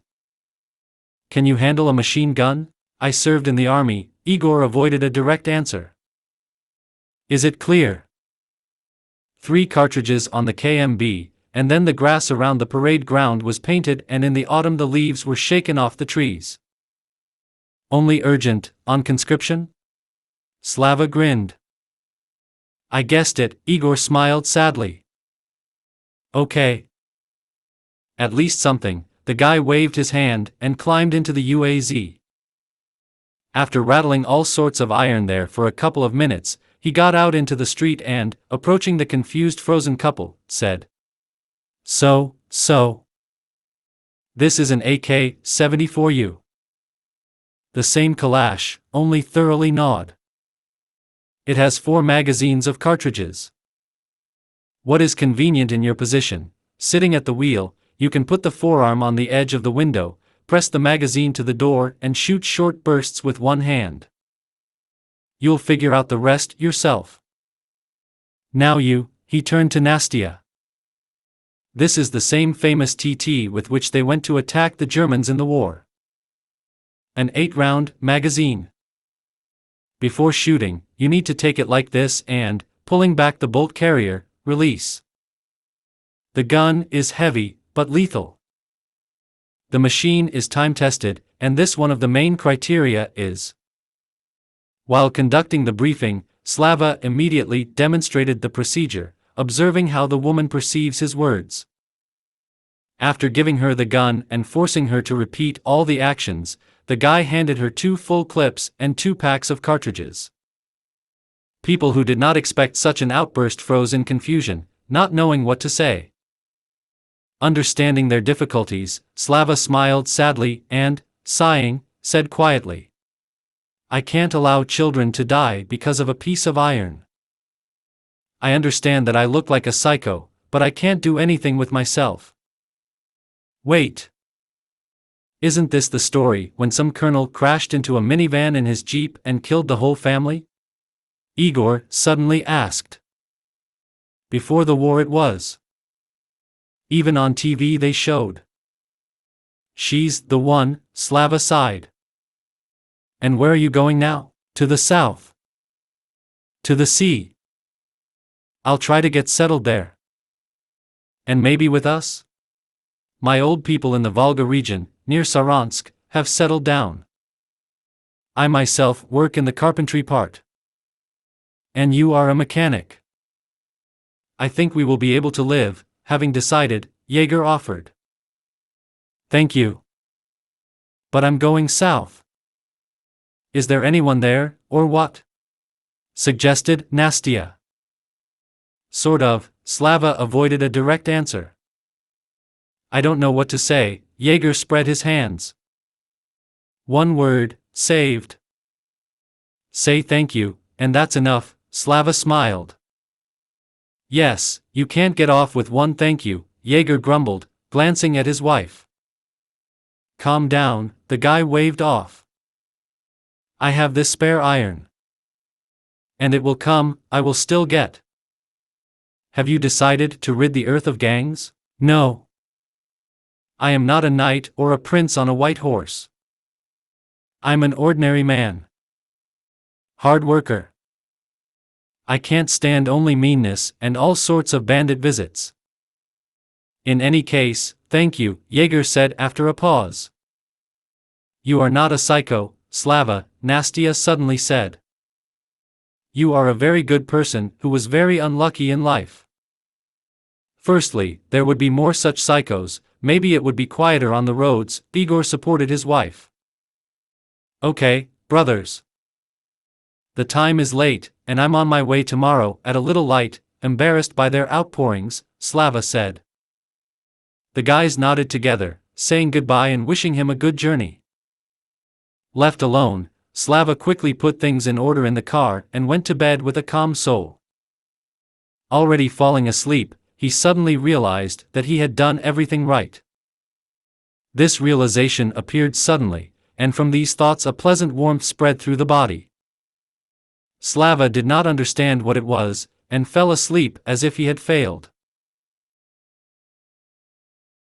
At dawn, a truck with a UAZ attached to it rolled out onto the highway and, with a cheerful roar of the engine, rolled in a southerly direction. Sleepy watchman, muttering discontentedly, let it out by lifting the barrier, and, after looking thoughtfully after it, went to sleep. And Slava, once again on the road, smiled cheerfully, now and then bringing binoculars to his eyes. By the middle of the day, after driving around a couple of major traffic jams, Slava rolled out onto an old road, along which it was possible to pass a destroyed bridge over some river. After making sure that the road was free, the guy drove to the turn and, stopping, went to study the further path. Around the turn, in the lowlands, the road narrowed greatly, and it was there that a jeep stood across the road. It was about this place that Igor.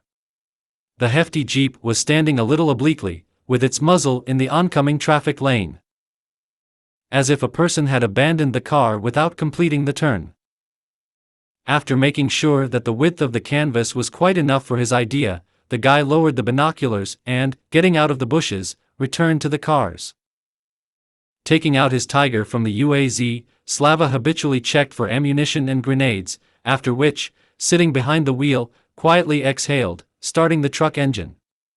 Well, let's see if you are cool, or only know how to fight with unarmed. According to the map, he had spotted a sharp turn suitable for his plans, and now he was thinking only about one thing: how to win a small temporary head start. Taking advantage of the fact that the road at this point was going with a steep slope, he accelerated the truck to 120 kilometers, and once on a flat section, he turned on the gas. The rubber hummed on the asphalt. From the tread with powerful ground hooks, there was such a vibration throughout the car that the teeth rattled, but the guy continued to stubbornly press on the gas pedal. The main thing is not to stall, a thought flashed, and then a blow followed. A full truck, guided by the confident hand of a former racer, hit the Jeep in the rear door. The powerful bumper just threw the car off the road, crushing iron like paper, and tearing off the luxurious chameleon-colored paint. The rear part of the Jeep was thrown into a ditch. Barely keeping the car on the road, Slava switched to low gear in one movement and began to accelerate the truck again. In the mirror, he saw that the Jeep, having fallen into a ditch, sat on its belly. Now, to pull out a heavy car, you will need a crane or a heavy truck. The guy managed to drive almost to the crest of the next hill, when two cars jumped out of the roadside bushes and, screeching rubber, rushed after him. The pursuers quickly shortened the distance. Snatching a grenade from his pouch, Slava pulled out the pin and, sticking his hand out of the window, threw it behind his back, silently praying that it would not stay on the awning of the truck. But he was lucky once again. Hitting the roof of the UAZ, the grenade flew to the asphalt and exploded in front of the first car. Imagining what was going on with the rear wall of the UAZ, Slava groaned out loud. "Idiot! Make a fool pray to God, he'll break his forehead," the guy scolded himself, looking in the mirrors. The explosion threw both cars to the side of the road, forcing them to sharply slow down. This is exactly what the guy was trying to achieve. After passing the climb, he also turned on the gas, mentally apologizing to his truck. This car was not adapted for racing. There were only a few kilometers left before the right turn. After passing a turn on almost two wheels, Slava pressed the brake with force and, pulling out the parking brake, flew out of the cab, taking a carbine. Running back to the turn, he jumped over the ditch and, standing behind a tree, raised the carbine. The targeted optics clearly showed the driver bent over the wheel of the Mitsubishi Jeep that was going first. Holding his breath, Slava waited until the Jeep was at the very beginning of the turn and smoothly pressed the trigger. A heavy bullet, piercing the windshield, smashed the driver's head. The interior of the car was flooded with red. Immediately shifting the sight to the driver of the second car, which really turned out to be a Rover, the guy fired again. Having carefully set aside the carbine, Slava threw the machine gun on his chest. the guy did not dare to arrange such a shooting from the machine gun. The carbine was native, shot many times. Jeeps, deprived of control, swept the rest of the turn and fell into a ditch. That's what Slava was counting on. Such cars were usually equipped with an automatic transmission, and when they lost control, they began to gradually extinguish the speed if no one pressed the gas pedal. But the dead drivers did not take their feet off the pedals, and the cars continued to rush at the speed they had gained. The plan was risky. The main thing in it was to correctly calculate the moment of the shot so that the others sitting in the car did not have time to intercept the steering wheel or throw the leg of the killed driver. But he got. The first Jeep, flying into the ditch, fell sideways, the roof to the guy. The second, hitting the bumper on the wall of the ditch, stalled, frozen in this position. Realizing that the passengers standing on the wheels of the Jeep can quickly get out of the car, the guy began to water him with short bursts from the machine, not forgetting about the second car. After releasing the entire magazine, Slava quickly changed it and, holding the cars at gunpoint, froze, listening. From the Jeeps shot to rags, only weak groans were heard. Realizing that it was possible to stand like this until Easter, Slava threw a carbine behind his back and, slowly bypassing the Jeeps, looked into the interior of the second car.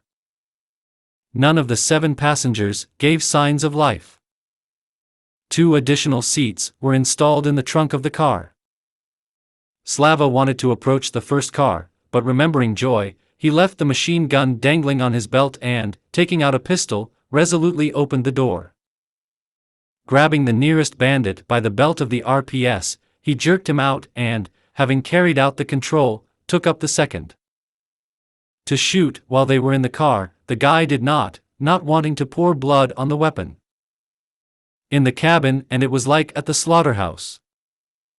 Having dealt with the passengers of one car, Slava got out on the road and, standing in front of the second Jeep, loudly commanded. "Hey, there! Who's alive? Drop your weapon and get out.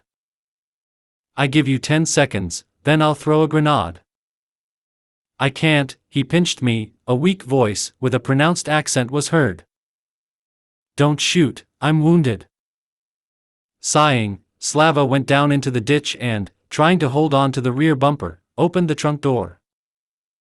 After pulling out of the car those who were sitting in the spare seats and having carried out the control, the guy thought. Messing with corpses, knowing that a bandit with a weapon was lying under them, was stupid. So, first of all, it was necessary to get the wounded man out of there, and after the interrogation to bring him into proper condition.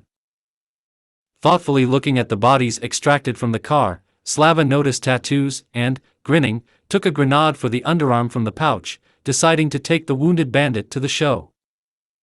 Carefully creeping through the trunk to the back seat, the guy stuck his hand into the middle of the cabin and called out to the survivor. "Hey, do you see a grenade?" Don't need a grenade, I'm wounded," the bandit was pleased. "Help the mine." "Shut up. I asked, do you see a grenade or not?" "I see it," the bandit replied, interrupting his howls at once. "There is no ring, the lever is under your fingers. If you decide to shoot or somehow interfere with me, I will release the lever, and you will burn alive with the car. Do you feel how gasoline smells? The car's tank is broken. Do you understand everything?" I understand, I will lie quietly." I threw my weapon. "I'm wounded, I can't fight," the horseman started up again. "That's it. Close your mouth and lie still. If you can, help. It will be inconvenient for me to drag the dead men with one hand. Remove the grenade." "I will lie quietly," the proud son of the high mountains offered right off the bat. "No. There will be a grenade in your hand," Slava growled in response, inspecting the seats. Due to a sideways flip, all the corpses fell onto the right side of the car. So part of the back of the rear seat could be folded, and the bodies could be dragged through the resulting opening, which Slava did. Out of breath and smeared in blood up to his ears, he dragged the wounded man into the light of God and, immediately dropping him to the ground, began to knit his hands with a belt removed from the corpse. The Highlander, who did not expect such treachery, did not even try to resist. Having made sure that the prisoner would not untie just like that, Slava turned him over on his back and, poking the barrel of the pistol into his nose, asked, "What's your name, Gia?" "So, Gia, how many of you were there? And where are the others?" "Everything is here. There are only women left at the base," the prisoner whined, squinting at the gun. "What women?" "Lost Glory." "An ordinary woman, yes." "A man always needs a woman," Gia shrugged. "So there were 14 of you, and all of you gave chase to me?" The guy didn't believe him. "Listen, why was there?" The prisoner was indignant. "I'm alive." "So far, yes. But if you lie to me, it won't be for long," Slava cut off harshly. "Why don't you believe?" "I wasn't lying. There weren't enough of us. You broke a good car, the boys got angry and went to punish you," the prisoner spoke quickly, rightly fearing for the integrity of his nose. "And you are cunning, you quickly ambushed. Killed everyone. I'm the only one left." "And where is the base?" After a pause, the guy asked. "There, on the collective farm," the prisoner replied, expressively waving an impressive tiller, which for some reason he called a nose. "What kind of collective farm?" Slava didn't understand, thinking about his. "Listen, how do I know, yes?" Gia was indignant. "I didn't live here. I spent 7 years in prison. Then, when they ran away, Gila brought us here. They started catching suckers. It was fun. Then you arrived. And it became fun for me," Slava grinned rapaciously, playing with a pistol. "Listen, I'm hurt, yes. Tie up." "My leg hurts," the prisoner said, looking apprehensively at the weapon. "I'll take a look," Slava nodded, knowing perfectly well that apart from a serious bump on his head, received during the accident, and a possible scratch from a bullet, he has nothing. His guess turned out to be correct. The bullet ricocheted along the outside of the bandit's left thigh, tearing his pant leg and rigidly plowing the skin. But the muscles were intact. The wound only looked dangerous. Not wanting to spend scarce medicines on the bandit, who will still have to finish, Slava tore the t-shirt on one of the dead and, pulling his wound, jerked him to his feet. "Come on, the victim of an evil traveler," the guy commanded, pushing him towards his transport. Having seated the prisoner in the cab of the truck, Slava tied him by the neck to the door handle with another belt, promising to shoot him at the first attempt to kick. Then, sitting behind the wheel, he drove the truck backwards to the place of the skirmish and began to load all the goodies. Machine guns, cartridges in horns, pistols, even an unpacked box of grenades. Cartridges in boxes. Dragging the loot, the guy could not believe his own eyes. Not cars, but real armories. At the end of draining the fuel from both jeeps, Slava got behind the wheel again and, turning the truck around, commanded. "Show me how to get to your base." "Listen, why do you need a base?" "Yes," the prisoner tried to refuse. "There are only women left. Do you want to die from your wound?" Turning to him, Slava asked. "I don't have a first aid kit. And if the wound is not properly treated and sewn up, you will be left without a leg. Or you will die altogether." "Why will you die?" the bandit asked gloomily. "The wound is not strong. The bullet almost passed by. Gangrene. Have you heard about such a thing?" Slava asked ironically. "Heard. You'll die from it if you don't treat the wound," the guy shrugged. "Are you a doctor?" the prisoner asked gloomily, thinking. No. I just recently saw a good man die from such a wound. A strong man. Suffered for a long time. But he died anyway. His name was Nikolai. Kolya? Did you ride a Subaru? The bandit became strangely animated. Exactly, on a Subaru. Did you know him? Slava was surprised. He was sitting in our zone. Then he said he had to go to his mother, and left. I understand him. Mother is important. They didn't want to let him go. Chased. He killed 3 and left. He was strong. And smart. In the zone, he was respected. Died, so. Yes. Gangrene killed. Wounded him, but he did not treat the wound in time. Bad death. Do you want to die the same way? No. Is there a first aid kit there? There are. A lot, the bandit nodded, giving up. They drove up to a jeep dumped in a ditch, and Slava, slowing down, glanced questioningly at the prisoner. Realizing what was expected of him, the Highlander confidently nodded towards the bushes on the side of the road, saying wearily, "There. We filled up the pit there on purpose so that we could get on the road quickly."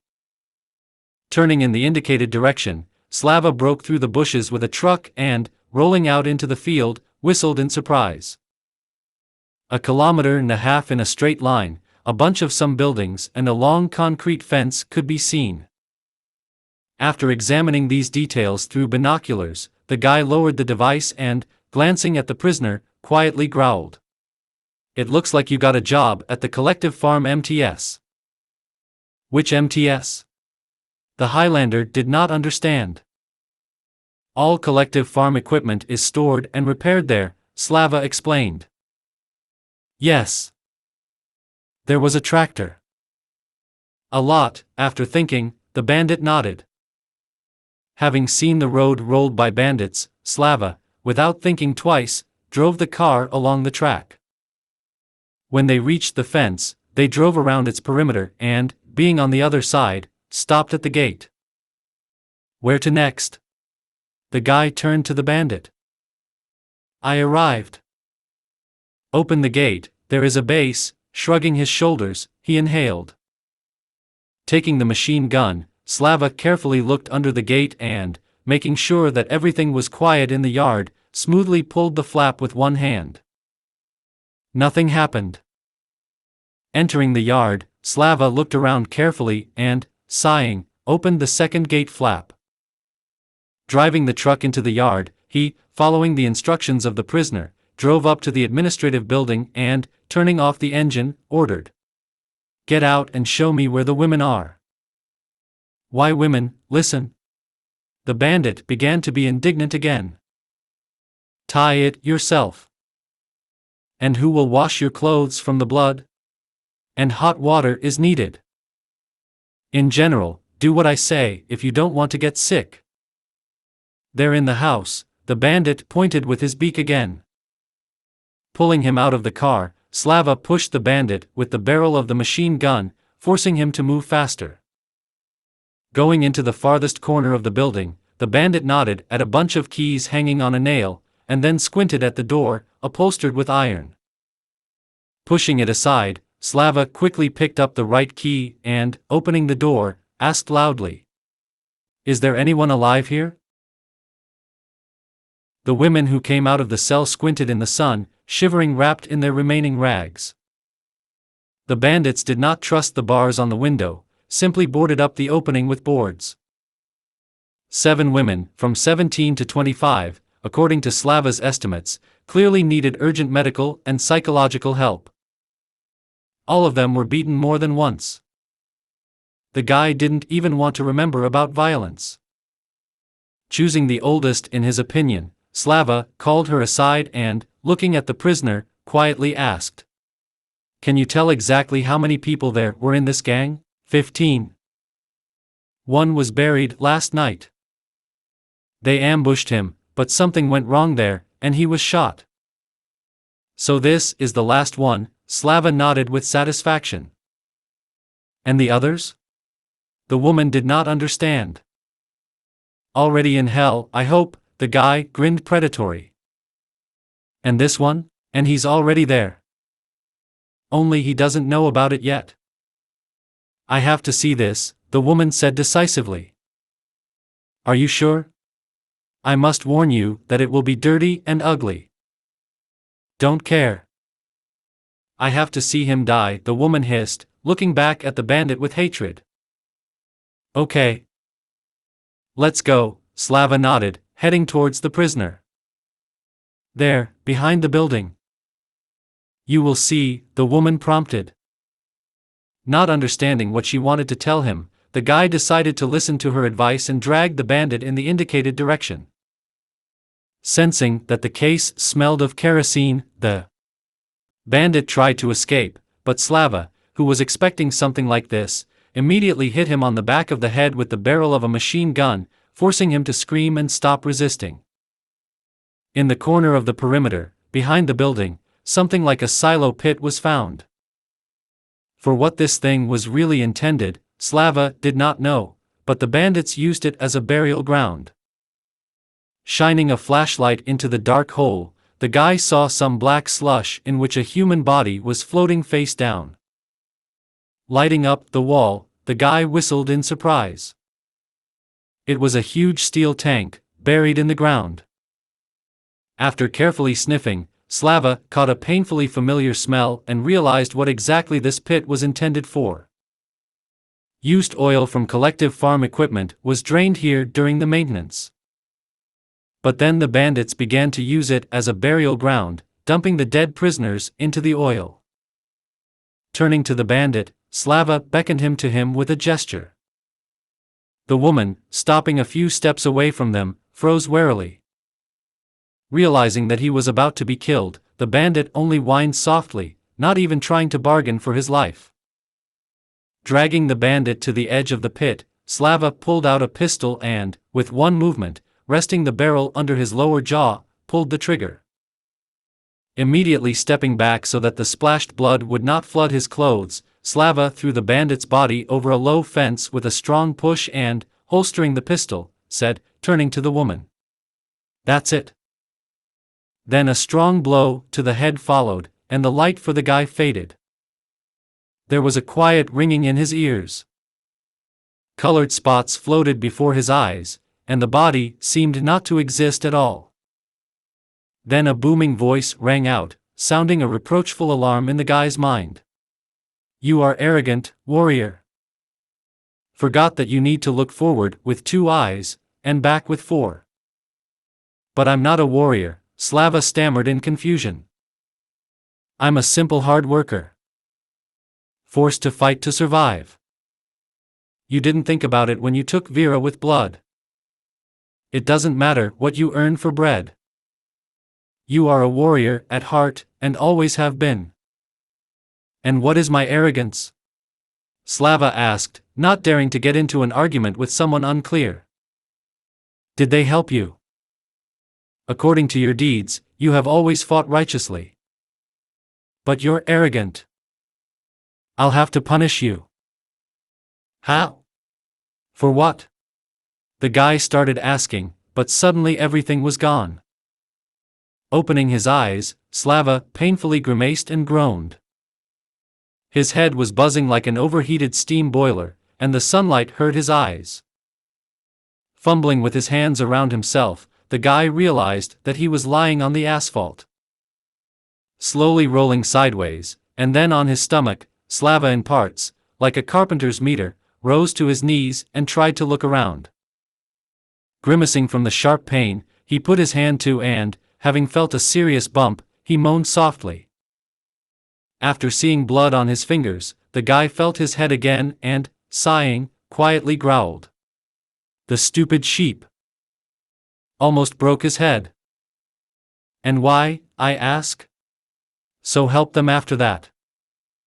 Slowly getting up, he stood for a while to make sure that his legs were holding him, and, holding his head, trudged to the administrative building. He had to get to the first aid kit. His head hurt, he was sick, and everything blurred in his eyes every now and then. Concussion. All the symptoms, as in the textbook, the thought flashed. And if the truck was also stolen, then the hangar in general. Adjusting the automatic belt with an automatic movement, Slava suddenly realized that he had not been robbed while he was out. All weapons, ammunition, grenades, even a knife were in place. Putting his hand in his pocket, the guy found the key to the truck and breathed a sigh of relief.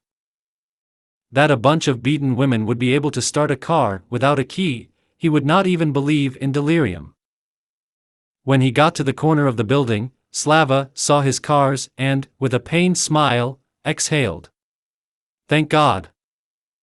At least I'll swallow a tablet of Citramin so that my head doesn't fall off. Slowly, intermittently, opening the car and taking out a first aid kit, the guy began to patch himself. First of all, after swallowing a couple of painkillers, he began to wash off the blood from his short-cropped head with a household sponge. Then, after opening a bag of streptocide, the guy sprinkled powder liberally on the wound and, glancing at the bandage, sighed again. He obviously won't be able to put a bandage on his own head. Can I help you? A quiet voice was heard nearby, and Slava, jumping up from surprise, shied away, grabbing his gun. One of the girls was standing in the doorway of the building, warily looking at the weapon with wide-open, frightened eyes. You should at least stomp louder. So you can bring it to a heart attack, Slava muttered, putting the gun away. Sorry, the girl stammered. We were afraid to go out. We thought that you would decide to rip off evil on us. And then we thought that if we help, then you won't fight. I didn't understand anything, Slava frankly confessed. Who are you, and why should I fight with you? The painkillers began to take effect, and he finally regained the ability to think clearly. Me and Svetka. She's hiding out there in the hallway, the girl explained. What's your name? Nodding cautiously, Slava asked. Nadia. Hope, so. Hope is good. Hope is always needed, the guy drawled, trying to formulate the questions that were spinning in his head. And where did the rest go? Are they hiding too? Left. Oh, how? On what? Slava didn't understand. There are a lot of different cars in the backyard. Their bandits drove them there and then used who likes what more, the girl replied, waving her hand somewhere in the direction of the repair boxes. What, and the gasoline was not drained from them? The guy was wary. No. I'm telling you, we rode them ourselves. And what was taken away, where were they put? There is a large hall on the second floor, and it was demolished there. And where did they keep their weapons? Slava did not let up. There's a big truck in the backyard with a booth. Everything is in it. A big truck with a booth, chuckling to himself, Slava repeated. So your friends all got into the same car, or decided to go in different directions? Indifferent, Nadia answered, alert. And why didn't you and Sveta go? At least one of them had to go in the right direction for you, and we have nowhere to go, the emboldened Sveta answered, leaning out from behind her friend's shoulder. How is that? You somehow got here. You were caught on the road, so you were going somewhere. Slava tried to turn on the logic. We were caught in the district center, Nadia sighed. We lived in an orphanage. When the war started, we began to hide, and went out just to find food. And then this gang came. There were a lot of them at first. They started shooting. They killed many. And the girls were captured and identified as slaves. They said, we will now work for them. With our hands and everything else, the girl added quietly, confused. It's clear. Let's not go into details, the guy gritted his teeth, asked. What happened next? They started quarreling with each other. Some wanted to go further, while others said that they needed to stay here and saddle the road. Argued for a long time. And then those who wanted to leave took part of the loot, half of the slaves, and left. And the rest stayed here. And we with them. Then a rumor passed that those who left were caught and shot by the military. And here, several times the bandits brought their corpses. And once they ran into such a way that there were very few of them left. They then got very angry. Drank for a long time. Many slaves were killed. Just for fun. They would tie their legs with a short rope and make them run. They said you would run to the gate, you could leave. They shouted that they would not feed extra creatures. They would catch new ones better. Many girls were killed then, pause equals 350, then, when they sobered up, they started swearing again.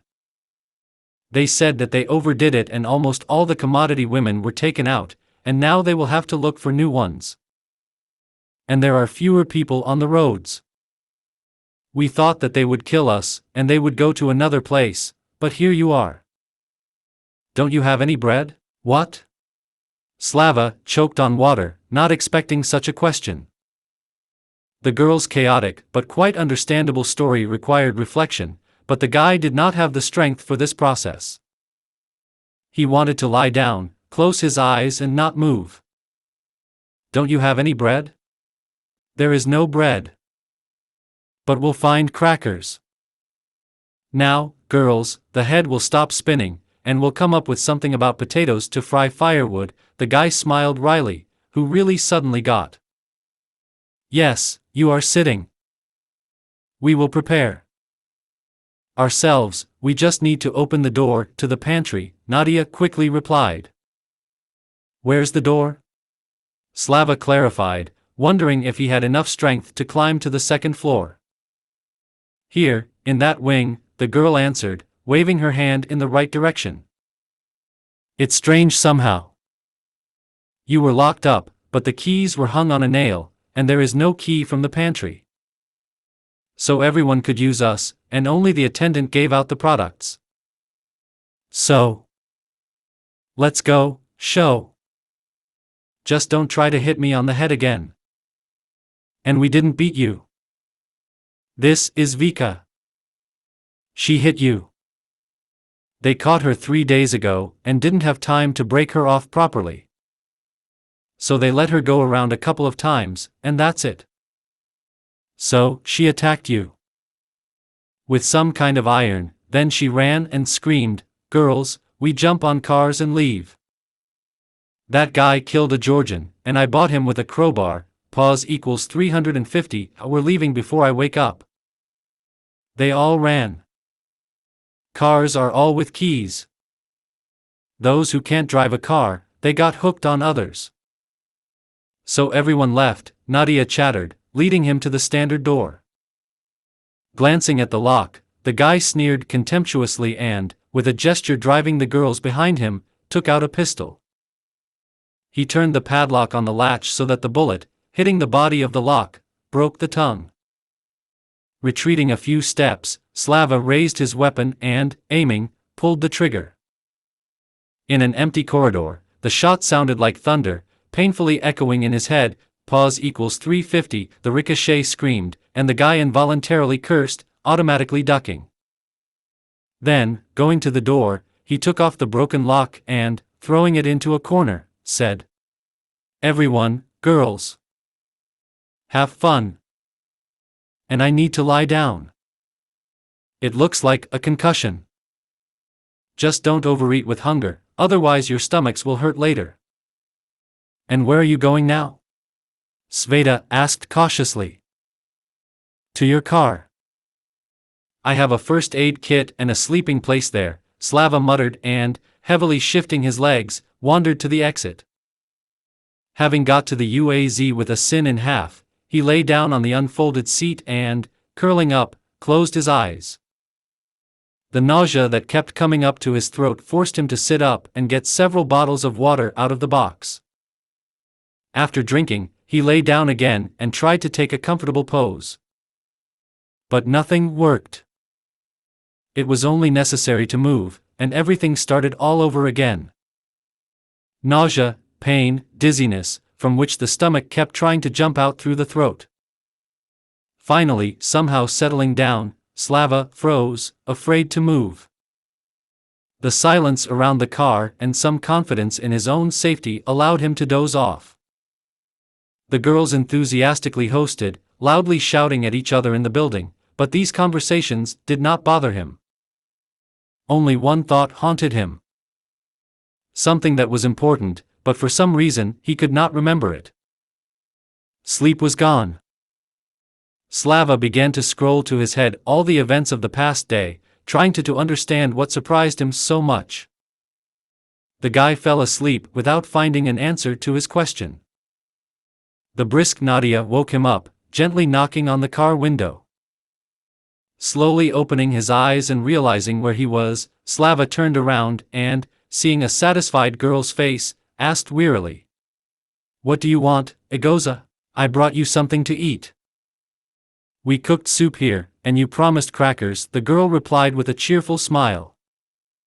"Yes, there was a case," remembering, Slava nodded. "Now I'll get." Getting out of the car, he opened the trunk and, giving the girls a pack of crackers, sniffed their brew with pleasure. Nothing special. Pasta, stew, a couple of large potatoes, tomato and onion, but this dish smelled appetizing. Swallowing a couple of spoons, Slava suddenly realized that he was hungry. Licking the plate, the guy somehow got to the corner buildings to relieve himself. After relieving himself, he returned to the car and, lying down again, grumbled, barely noticeably smiling. "And life is getting better." But then another headache attack made him squeeze his head with his palms and moan softly. With the edge of his consciousness, he managed to note that it was not the wound that hurt, which would be logical, but from inside. In the skull itself. He had never experienced this before. The attack passed as abruptly as it began.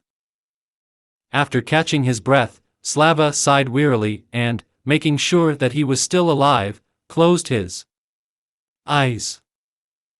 And again, the constantly elusive thought did not give him rest. Having once again replayed everything that happened in his head, the guy got to the moment when he got a crowbar on the head and, without expecting it, asked loudly, "And who was talking to me then while I was passed out?" Slava had to spend a week on this base.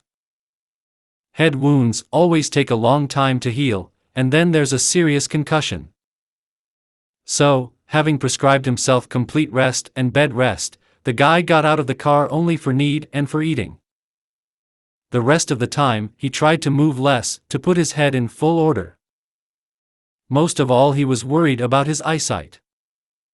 In the coming times, to get a squint and lose the ability to use weapons is equivalent to a perverted suicide.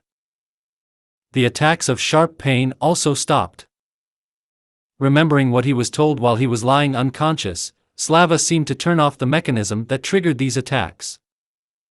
But he did not forget what he said, while not believing himself. To wallow in a blackout and listen to the claims of someone unknown. The ravings of a gray mare. However, his very appearance in this world could well be called delirium. Remembering Baba Shura's story about the nickname that brought him into this world, the guy let out another sigh and, turning over on the other side, quietly growled. "And they promised that they wouldn't bother me anymore. Although if they helped me, they have every right to point out mistakes. Damn, it looks like I'm going crazy. I'm discussing the ancient gods with myself." A week later, feeling much better, Slava got out of the car and, throwing the machine gun on his shoulder, went to inspect the base. Left to themselves, the girls, noticing him, jumped out into the street and immediately stunned him with their crack. The guy got the impression that they did not hear themselves. Waiting for a pause in this stream, Slava shook his head and sighed, asked. Girls, what happened? Nothing, Rattles spread their hands in confusion. Then, why are you yelling like victims? So you're going somewhere, and you didn't tell us anything, the girls frowned, clearly preparing to roar together. I'm not going anywhere. I wanted to inspect the territory. Where will I go without my transport? Walking is more expensive now. So you tell me what you're looking for, and we'll show you. Nadia was immediately found. The truck is big, with weapons. I wanted to see. The guy decided to start with the most important thing. Let's go. It's over there, the girl said and, turning around quickly, walked briskly in the right direction. Not so fast, girlfriend. I can barely drag my legs after my hibernation, Slava besieged her, walking behind the girls on buckling legs. Entering the courtyard, Slava looked around and whistled confusedly. At first glance, about 30-odd cars of various brands were assembled here. Mostly jeeps. Under the awning in the far corner stood an old acquaintance, Ural Shift. Slava already understood what a big truck with a booth means, and so it turned out. Nadia confidently approached the car and, looking under the bumper, shook the keys with a triumphant look. They stuck a magnet there so that at the right moment any of them could get to the weapon. And I looked. Good girl, Slava praised the girl, decisively taking the keys from her and first of all unlocking the cab. Sitting behind the wheel, the guy looked around and, with a familiar movement, pressing the mass switch button, turned the key. Sneezing, the powerful diesel spat out a cloud of black smoke and rumbled loudly. Grinning contentedly, Slava left the car running and got out of the cab. Now it was necessary to take inventory of what the bandits called weapons. But as soon as he got up to the salon, the guy almost fell back out. The entire interior space was filled with army crates. Slava, who did not expect such a thing, sat down right on the floor and, running his eyes over the markings, grumbled. It can't be, because it can never be. Boxes with machine guns, cartridges, grenade launchers and shots to them. Grenade boxes. And more cartridges. The latter were the most. All this had to be disassembled, sorted and decomposed so as to free up space for the rest of the cargo.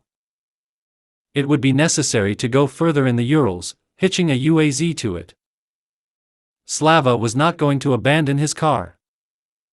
Sooner or later his voyage would end, and then he would have to change back to the old man. But first of all it was necessary to free the salon. Remembering about caution and safety, Slava decided to start with the alteration of the Kung. In order to carry such a pile of explosive goods behind his back without fear, it is necessary to properly protect this good from external influences. Slava did not doubt for a second that he would be shot at more than once.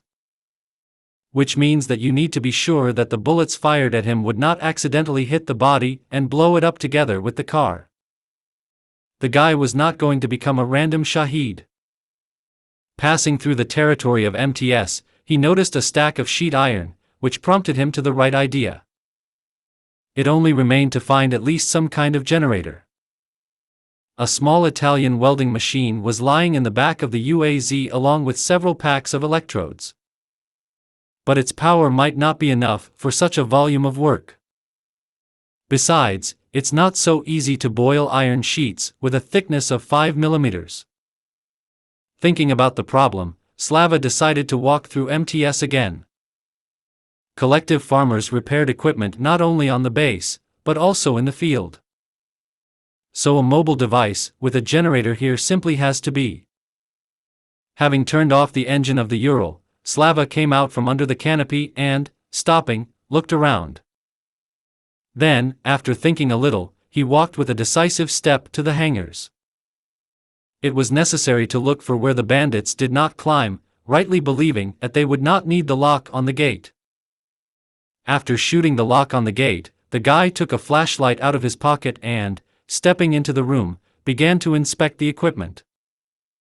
Tractors, combines and other winnowing machines did not interest him. But the tractor standing in the corner with a bunch of all kinds of equipment attracted his attention. There was something familiar in all these boxes. Having opened the lid, Slava quickly ran his eyes over the designations and, grinning, merrily growled. "What you need?" It was a welding machine based on the DT-75 tractor. The guy's assumption that the collective farmers carried out partial repairs in the field was fully justified. This tractor was going under its own power to the broken equipment left in the field. To overcome the off-road was not a problem for him. Now it only remained to start the engine. But Slava decided not to start with this. He was tired of rushing from corner to corner, each time bypassing cars somehow abandoned in the yard. After leaving the hangar, the guy looked out from the technical yard and, nodding to his own thoughts, headed for the nearest jeep. The girls who carefully watched his maneuvers opened their mouths in surprise, and they realized that Slava easily, as if playfully, controlled any technique. He didn't care which side of the car had the steering wheel and which transmission. Starting the engine, the guy gave him a couple of minutes to warm up, after which he left the technical yard, driving the car behind the administrative building. He wasn't going to worry about the safety of this technique. Besides, he also had an idea how to provide the girls with a normal existence in the nearest enclave. After removing all the light vehicles from the yard, Slava returned to the hangar. Opening the gate, he began to deal with the tractor starter. For 20 minutes, and the tractor rattled loudly with diesel. Climbing into the cab, Slava drove the tractor to the iron and, getting out, stared questioningly at the girls who came up. "Well, you give. Will you teach us how to drive a car?" Nadia asked, smiling broadly. Slava had already noticed that she was generally a very smiling girl. "It's not difficult, but it's not fast either.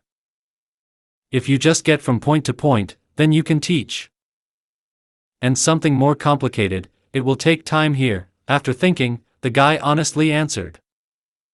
"And where are you in a hurry? Will you stay with us?" Sveta suddenly asked. "What makes you think that?" Slava spread his hands. "I'll do what I need, and we'll go." "Where to?" The girls instantly became alert. "I'll take you to the nearest enclave, teach you how to talk to the authorities correctly, and I'll go on." And you will stay. Get settled, get married, have children. In general, you will live a normal life. Among people, and not in slavery to bandits. And we thought that you would stay here with us," Sveta sighed in frustration. "Alone? So it's up to the first gang," the guy shook his head. "And I won't become a slave. I'd rather shoot myself." "Don't you really want to live?" Nadia asked in fright. "I want. But not a slave. I will never serve any scum." "It's scary to die." After a pause, Sveta said quietly. "When they caught us and started, in general, I wanted to hang myself. It hurt, disgusted, scary. I found a rope, made a loop, and then realized that I couldn't. I'm sitting under the rope and crying." "I couldn't," the girl said faintly. "I can," Slava answered dully. "Here, you see," he said, taking a grenade out of his pocket. "This is for me. I'll throw it under my feet, and that's it. And those who will be around, and I. All in one fell swoop." "It's going to hurt a lot," Sveta whispered, sobbing, looking at the lemon with horror. "No.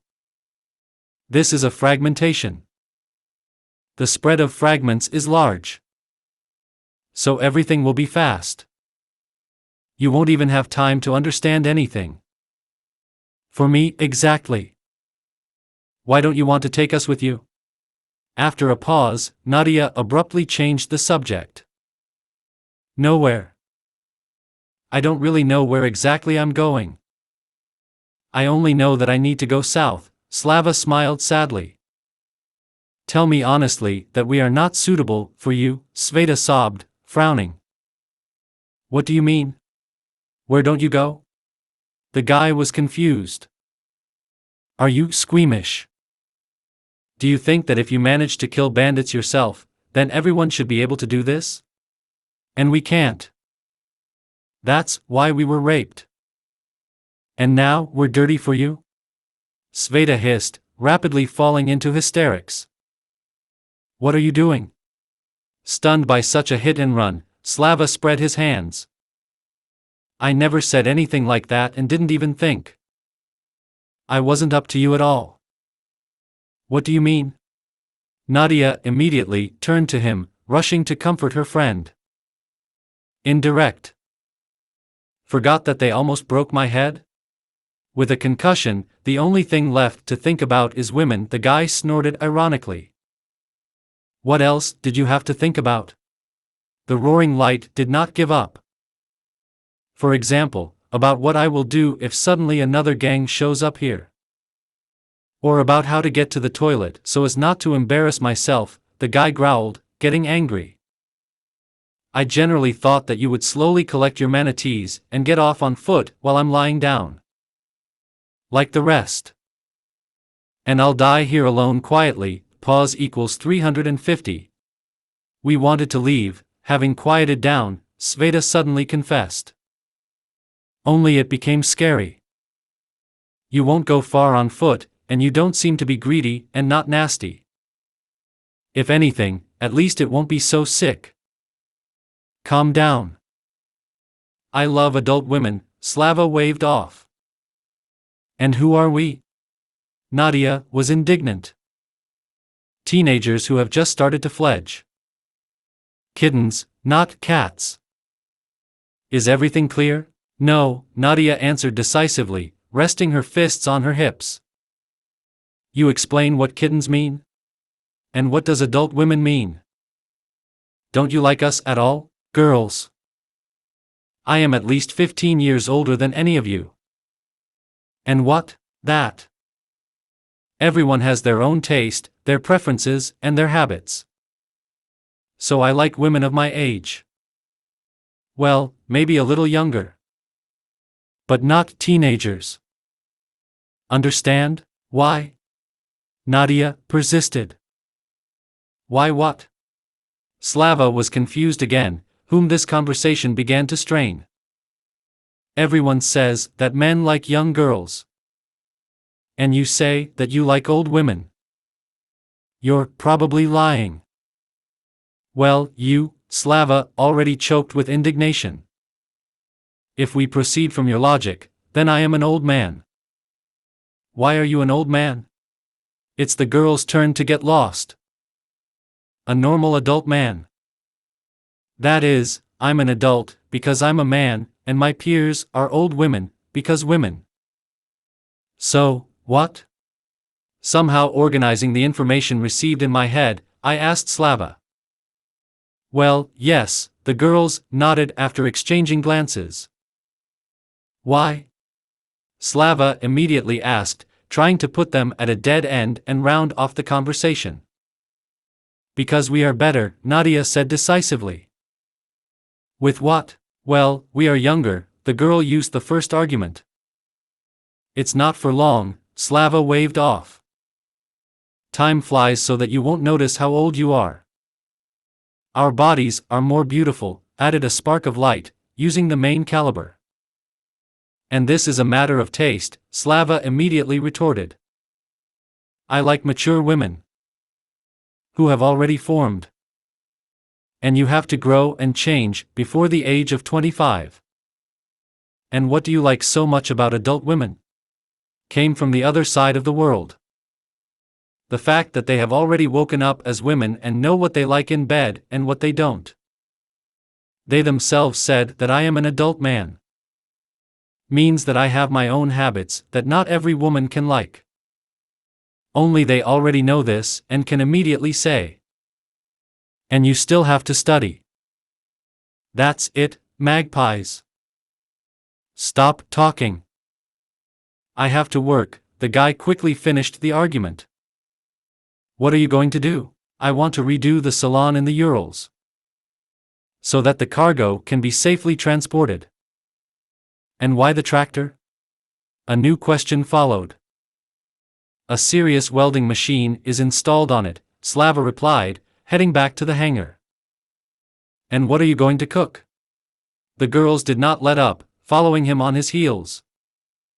Iron. I want to close the booth with armor. And now, what are you looking for? Generator, for normal current, the guy sighed, realizing that they would not let go. And why do you need a current? Girls, you got me, with questions, Slava almost howled. Be patient for a couple of hours, you'll see everything for yourself. A single-phase generator was found in a nearby hangar. After refueling the device and rolling out the car trailer on which it was installed from the hangar, Slava began to estimate the front of work and the procedure. First of all, it was necessary to unload the cabin. The bandits did not bother and dumped the boxes directly on the seats and between them.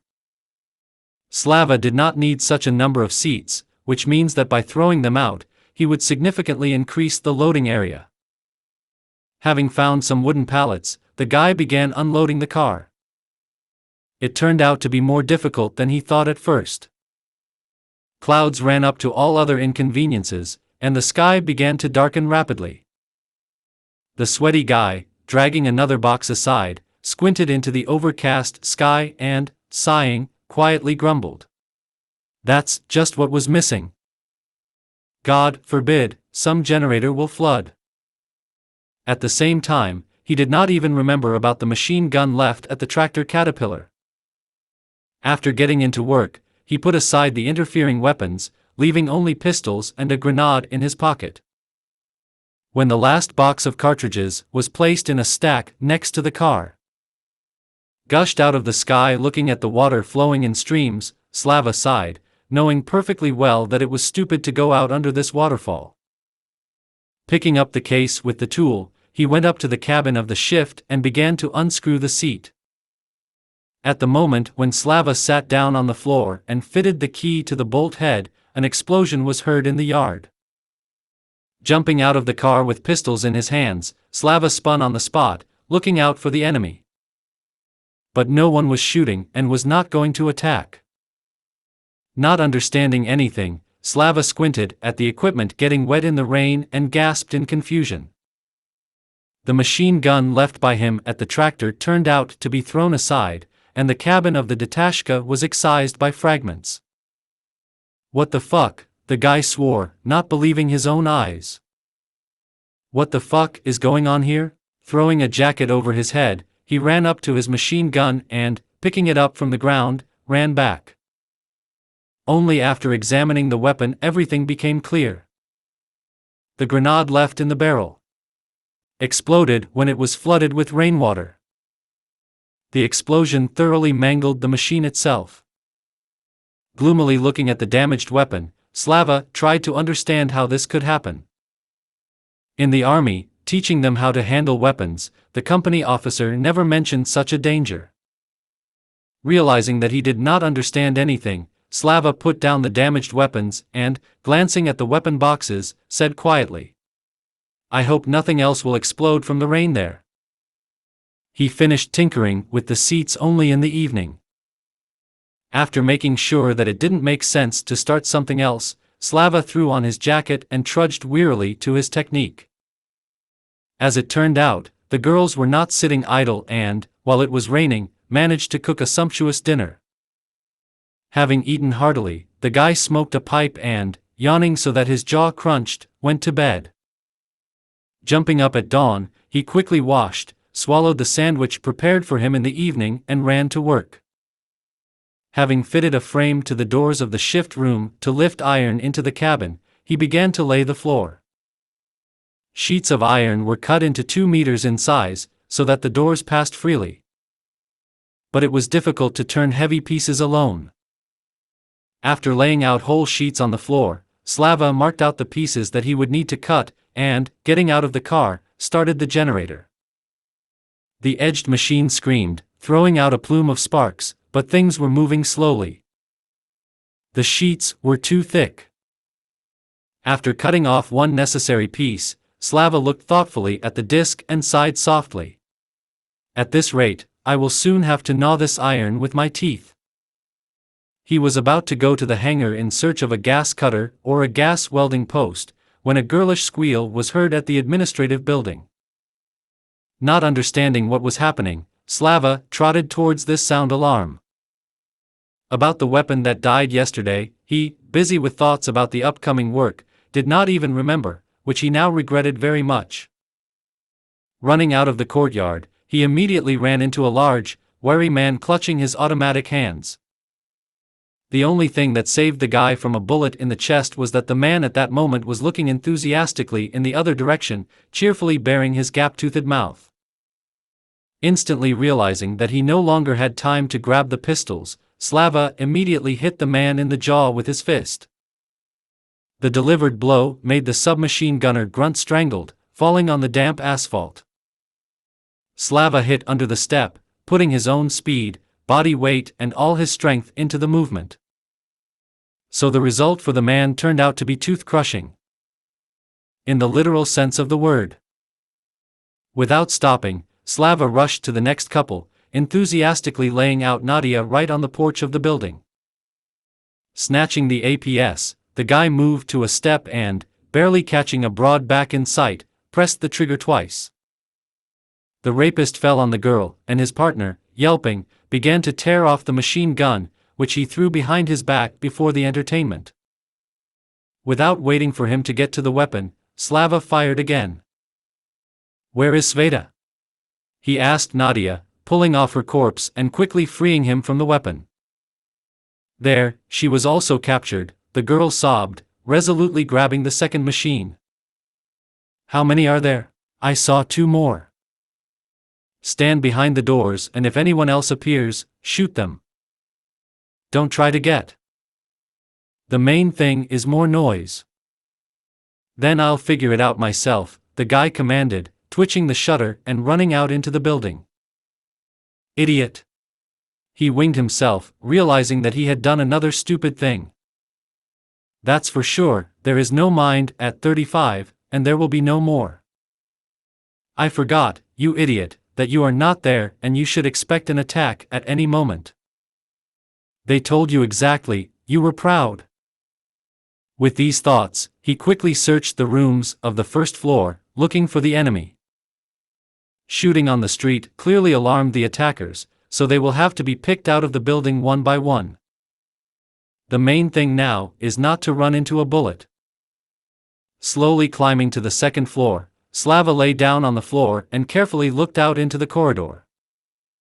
Noticing a section of the muzzle compensator behind one of the slightly open doors, the guy lay down more comfortably, diligently pointing the machine gun at the point where, according to his estimates, there should be a bandit. Smoothly pressing the trigger, he fired a burst of 2 rounds and immediately cursed. Light bullets of 5.45 caliber did not penetrate the door leaf made of solid wood. The bandit was firmly attached by the sash, but he did not suffer any other damage. "That's for sure a cretin," Slava swore out loud, realizing what had happened and why. Let down the habit of using a 7.62 caliber, for which such a door at such a distance would not be an obstacle. Now he will have to get involved in a shootout with bandits. To all the other troubles, he also lost the underbarrel, for which such a situation would be the very thing. Light aluminum fragments of his grenade. Disable no worse than bullets. But what is not, is not. We will have to act by the folk method. Quickly looking out into the corridor, Slava had to immediately dive back. The bandits deftly fired at his hiding place. Such a shootout can last for hours. They had to be somehow lured into the corridor, but that's how, Slava couldn't think of. He didn't want to use a lemon. The bandits were holed up in one of the offices, so, apart from moral pressure, there wouldn't be much sense from such a grenade consumption. Slava had already decided to jerk under the opposite wall so that the bandits also had to change their position when a hoarse voice was heard in the corridor. "Hey, you, soldier! Drop your weapon and get out if you want to see your bitch alive." "Who said she was mine?" Slava shouted back, frantically looking for a way out of the situation. "Don't drive.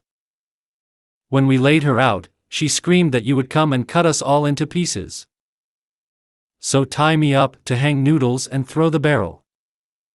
"Show her," the guy demanded, trying to buy time. "Why?" The bandit didn't understand.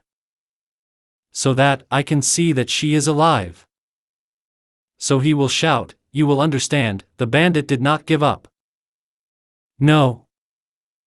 I want to see her all the time. I'm giving up." "Why?" "I want to be sure that you won't kill her after she gives me a voice." "What's to stop me from slaughtering her later?" The attacker was surprised. "Toad." "What toad?" The bandit didn't understand. "Your 2 women are better than 1. At least some variety. And a couple of girls will manage the household faster." "You're going to kill me, and you're just going to clean her snout." "Smart," the bandit drawled with noticeable respect. "And if you're so smart, then why didn't you give the women trunks? They don't know how to use them." "So what? Will you show the girl? Fuck you. Just don't be silly. If anything, I'll finish her first, and the devil will deal with you." "What devil?" Pretended not to understand, Slava. "My friend. Drove him like this. Demon. Clear." "So what? How will we act?" asked Slava, who had already begun to form a plan. "We will act, and you will do it," the bandit snapped. "Put the machine gun on the floor and push it so that it reaches the wall. Then, there's the gun." I heard the PM clapping outside. "Then slowly, come out with your hands up.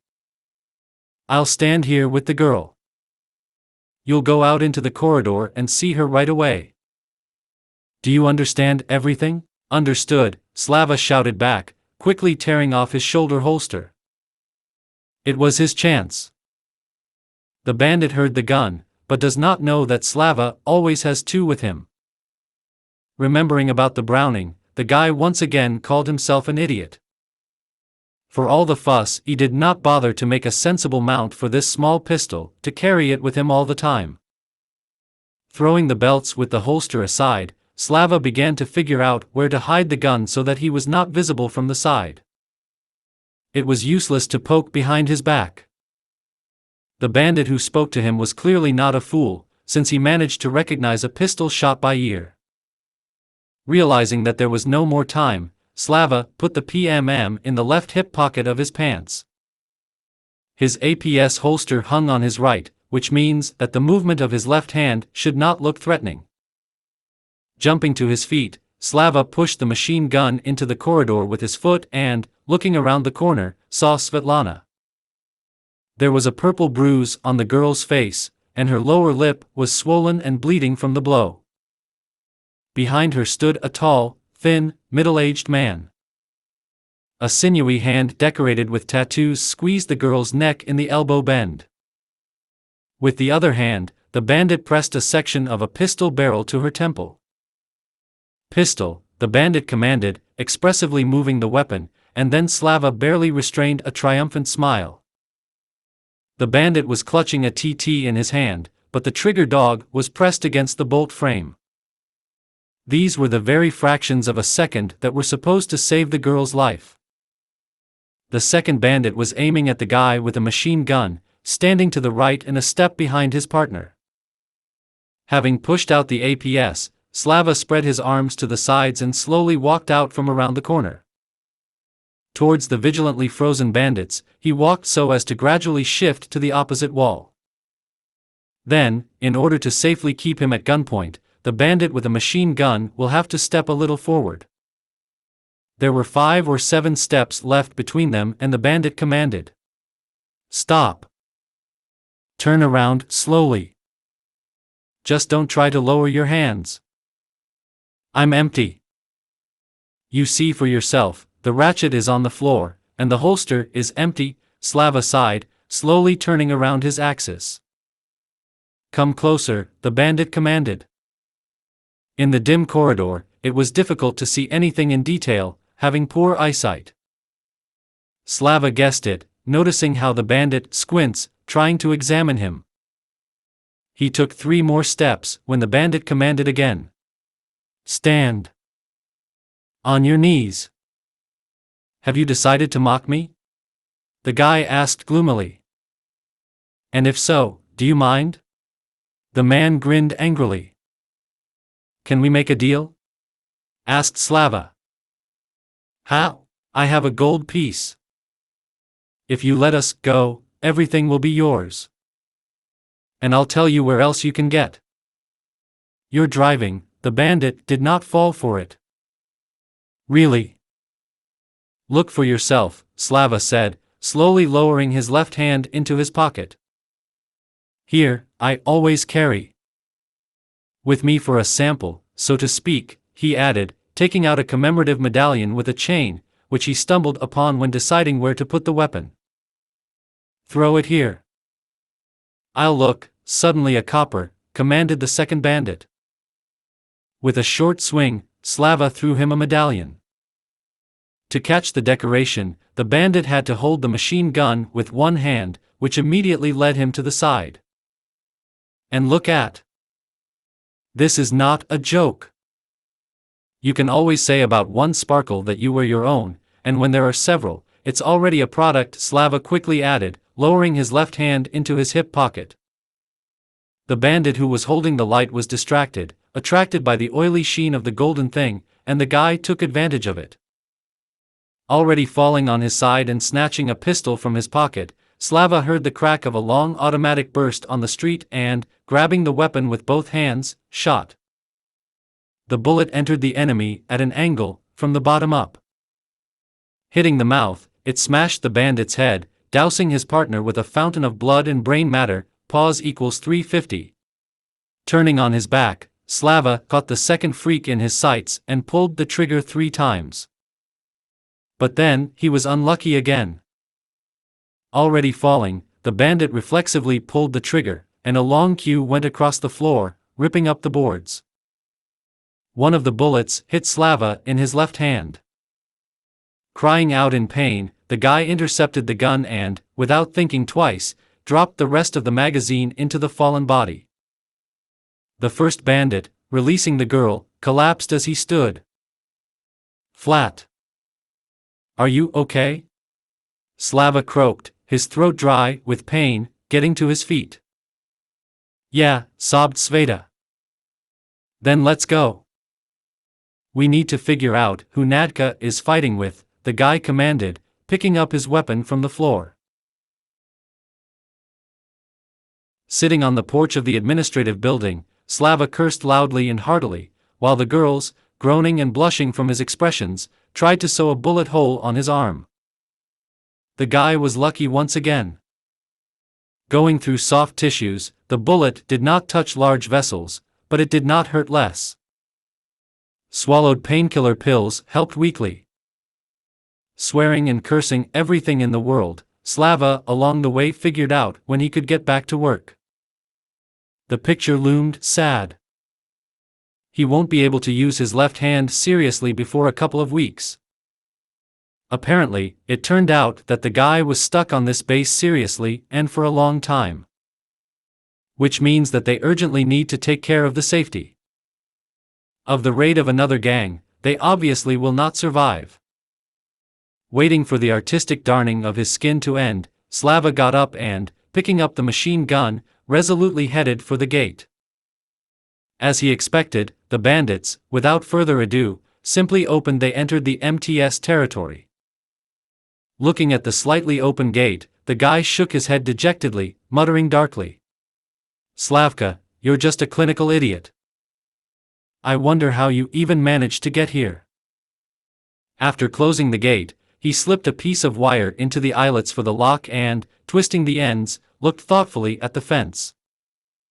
The moral appearance of the local peasants clearly left much to be desired, because around the perimeter of the fence was decorated with coils of old barbed wire.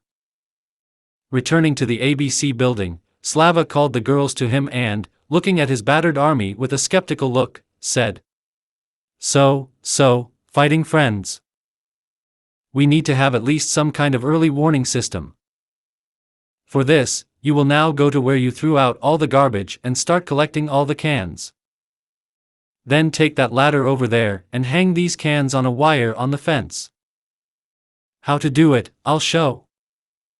We'll sit here for a long time now, so we need to be ready for any trouble. Do you think they will climb over the fence? Nadia asked after thinking about it. Well, the gates are locked, so I quite admit this option, Slava sighed, taking a sip of water from a bottle. I was constantly thirsty from blood loss. And how long are we going to sit here? Carefully clarified Sveta. Until I finish with the car. And you can't work a lot with one hand. Why do you need that truck? You have your own, asked Nadia. The motor is much more powerful and the booth is strong, Slava briefly explained, without going into details. Can you teach us how to shoot? Sveta suddenly asked, shivering her shoulders. Absolutely, Slava nodded decisively, remembering how Nadia shot a bandit knocked out by him, simultaneously riddling a jeep standing nearby. I can't cope with the gang alone. Well, I'll put 2, but no more. For good shooting, both hands are needed and the ability to move freely. So you only have a wounded arm, and your legs are whole, Nadia did not understand. Moving does not mean just walking with your feet. Out, she saw how I had to fall, Slava replied, nodding at Svetlana. If I had stayed standing, this freak would have made a sieve out of me. Why didn't you start shooting from around the corner?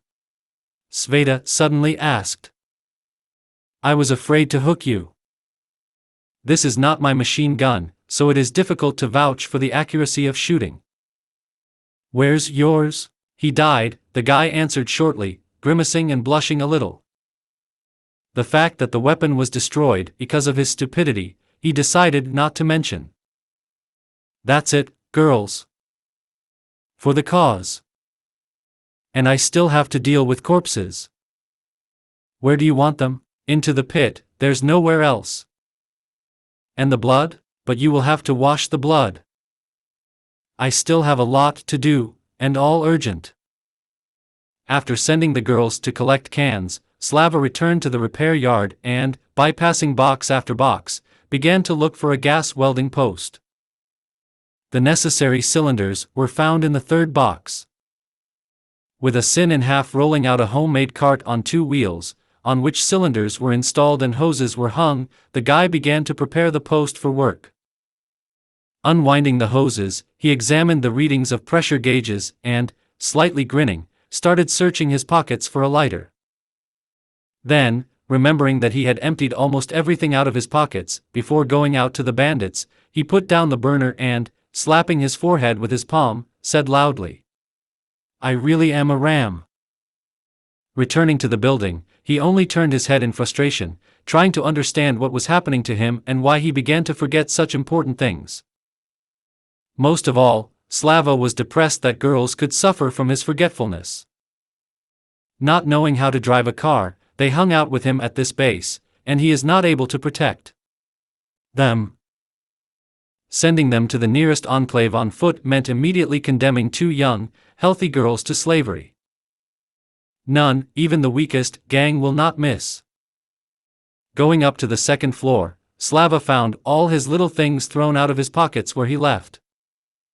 In the corner of the landing. Quickly stuffing everything into his pockets, the guy went out into the corridor and, crouching over the bodies, began to search them. From the bandit who threatened the light, he took off the TT with a pair of clips, a battered but well-groomed paddle, and an excellent knife made of medical steel with a dial handle. Pause equals 350. The magazines for the machine were stuffed into pockets.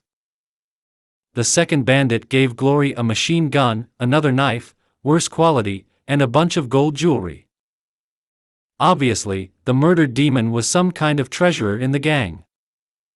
Having stumbled upon a medallion lying next to the bandit's hand, Slava carefully picked up the decoration and, squeezing it in his fist, whispered softly, "And again, you helped me out, Joyka."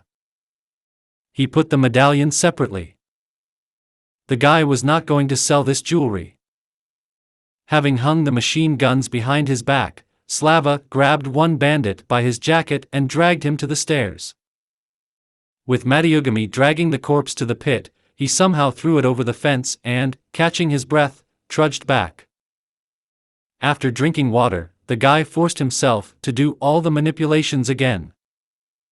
By the time the girls returned with full bags of empty cans, the guy had already recovered a little. Having found tools in one of the jeeps, Slava armed the girls with pliers and, having ordered a ladder to be put against the fence, began to show how to hang cans on a wire. Making sure that they understood him correctly and the girls diligently followed all instructions, Slava went back to the repair yard. After cutting the necessary pieces of iron, he climbed into the cabin of the shift and, fitting them in place, smiled grimly. It will be possible to weld the sheets together and with one hand. But how to get whole sheets into the car now? You can't do without the help of girls here. Deciding to return to this issue after he was done with the floor, the guy started the tractor engine and began unwinding the cable. 2 hours later, the job was done. Sheets of iron, fastened together on potholders, covered the floor of the shift with a solid.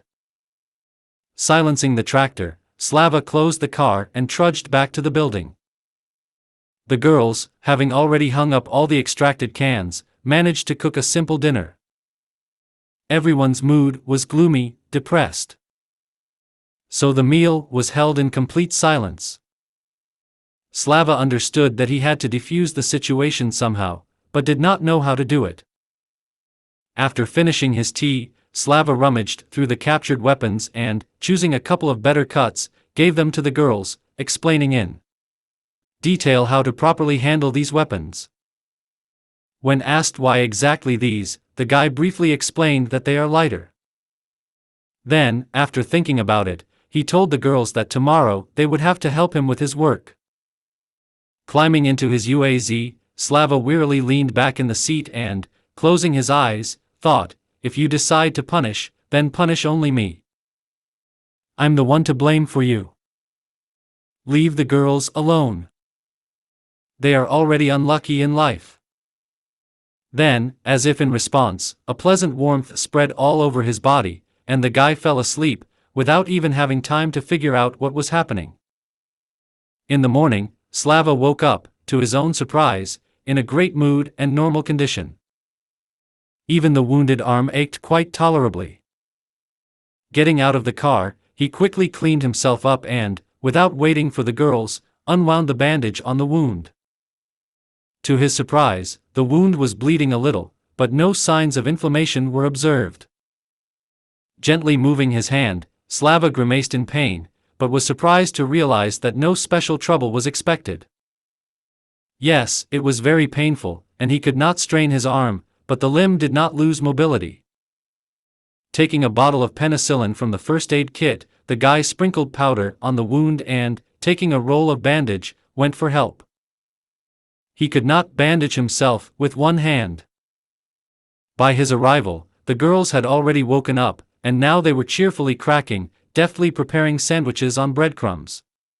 "Today, will you help me drag iron into the car? Then one of you will stay with me, and the other will go to cook dinner and observe the surroundings. And in general I'm a complete fool," he suddenly finished his speech. "What is it?" The girls were surprised. "There was an opportunity to remove mobile radios from the bandits, but I didn't do it. I'm going alone, there's no one to talk to, so I didn't think," Slava sighed, remembering how the bandits coordinated their actions. Wait. I've seen such bandits. Small at all, Sveta suddenly said. Where? Slava jumped for joy. Now, the girl nodded, quickly tightening the knot on the bandage and jumping out into the corridor. About 10 minutes later Sveta returned, carrying a cardboard box. Here. I collected everything that was there, the girl said with a satisfied look, plopping the box on the guy's lap. Looking into the container, Slava involuntarily gasped in surprise. Tourist walkie-talkies of a well-known company with charging glasses. Snatching the first one that came to hand, Slava quickly turned the lamp and grinned cheerfully. Charged. Choosing the 3 most loaded walkie-talkies, the guy distributed them to the girls and, taking the rest with him, headed for the exit. The girls obediently followed. Already approaching their workplace, Slava turned to the light and, shaking the box, asked. And where was all this stuff stored? The bandits on the 2nd floor set up their headquarters. There are all sorts of cards, some boxes, and walkie-talkies. I was taken there a couple of times to entertain the leaders, so I remembered, the girl sighed. Good girl, Slava praised her. These chatterboxes'll help us a lot while we are together. When he got to the generator, Slava began to arrange the walkie-talkies in glasses. There was also a pilot in the box to connect the chargers. Connecting the distributor to the generator, Slava checked the contacts, remembering yesterday's rain. Starting the generator, the guy made sure that all the radios were charging and, turning to his friends, commanded. So, girls. Grab the gloves over there, and let's go to the iron. Following his instructions, they dragged a sheet of iron to the lift, which Slava installed in front of the shift doors, and, tying it with a rope, began to lift. Waiting for the iron to be at the right height, Slava rested on the outer edge with his good hand and, pushing the sheet into the opening, commanded. Omit. With a ringing bang, the iron lay on the floor of the shift. Pushing it further, Slava returned for the next sheet. So, time after time, they reloaded the right number of sheets into the salon, after which Slava, leaning his shoulder on the car, said with a tired smile. That's it, girls. Enough. Now decide who will cook and who will stay, and let's continue. What are you doing? Sveta asked warily, which his ostentatious cheerfulness could not deceive. My shoulder hurt, the guy reluctantly admitted.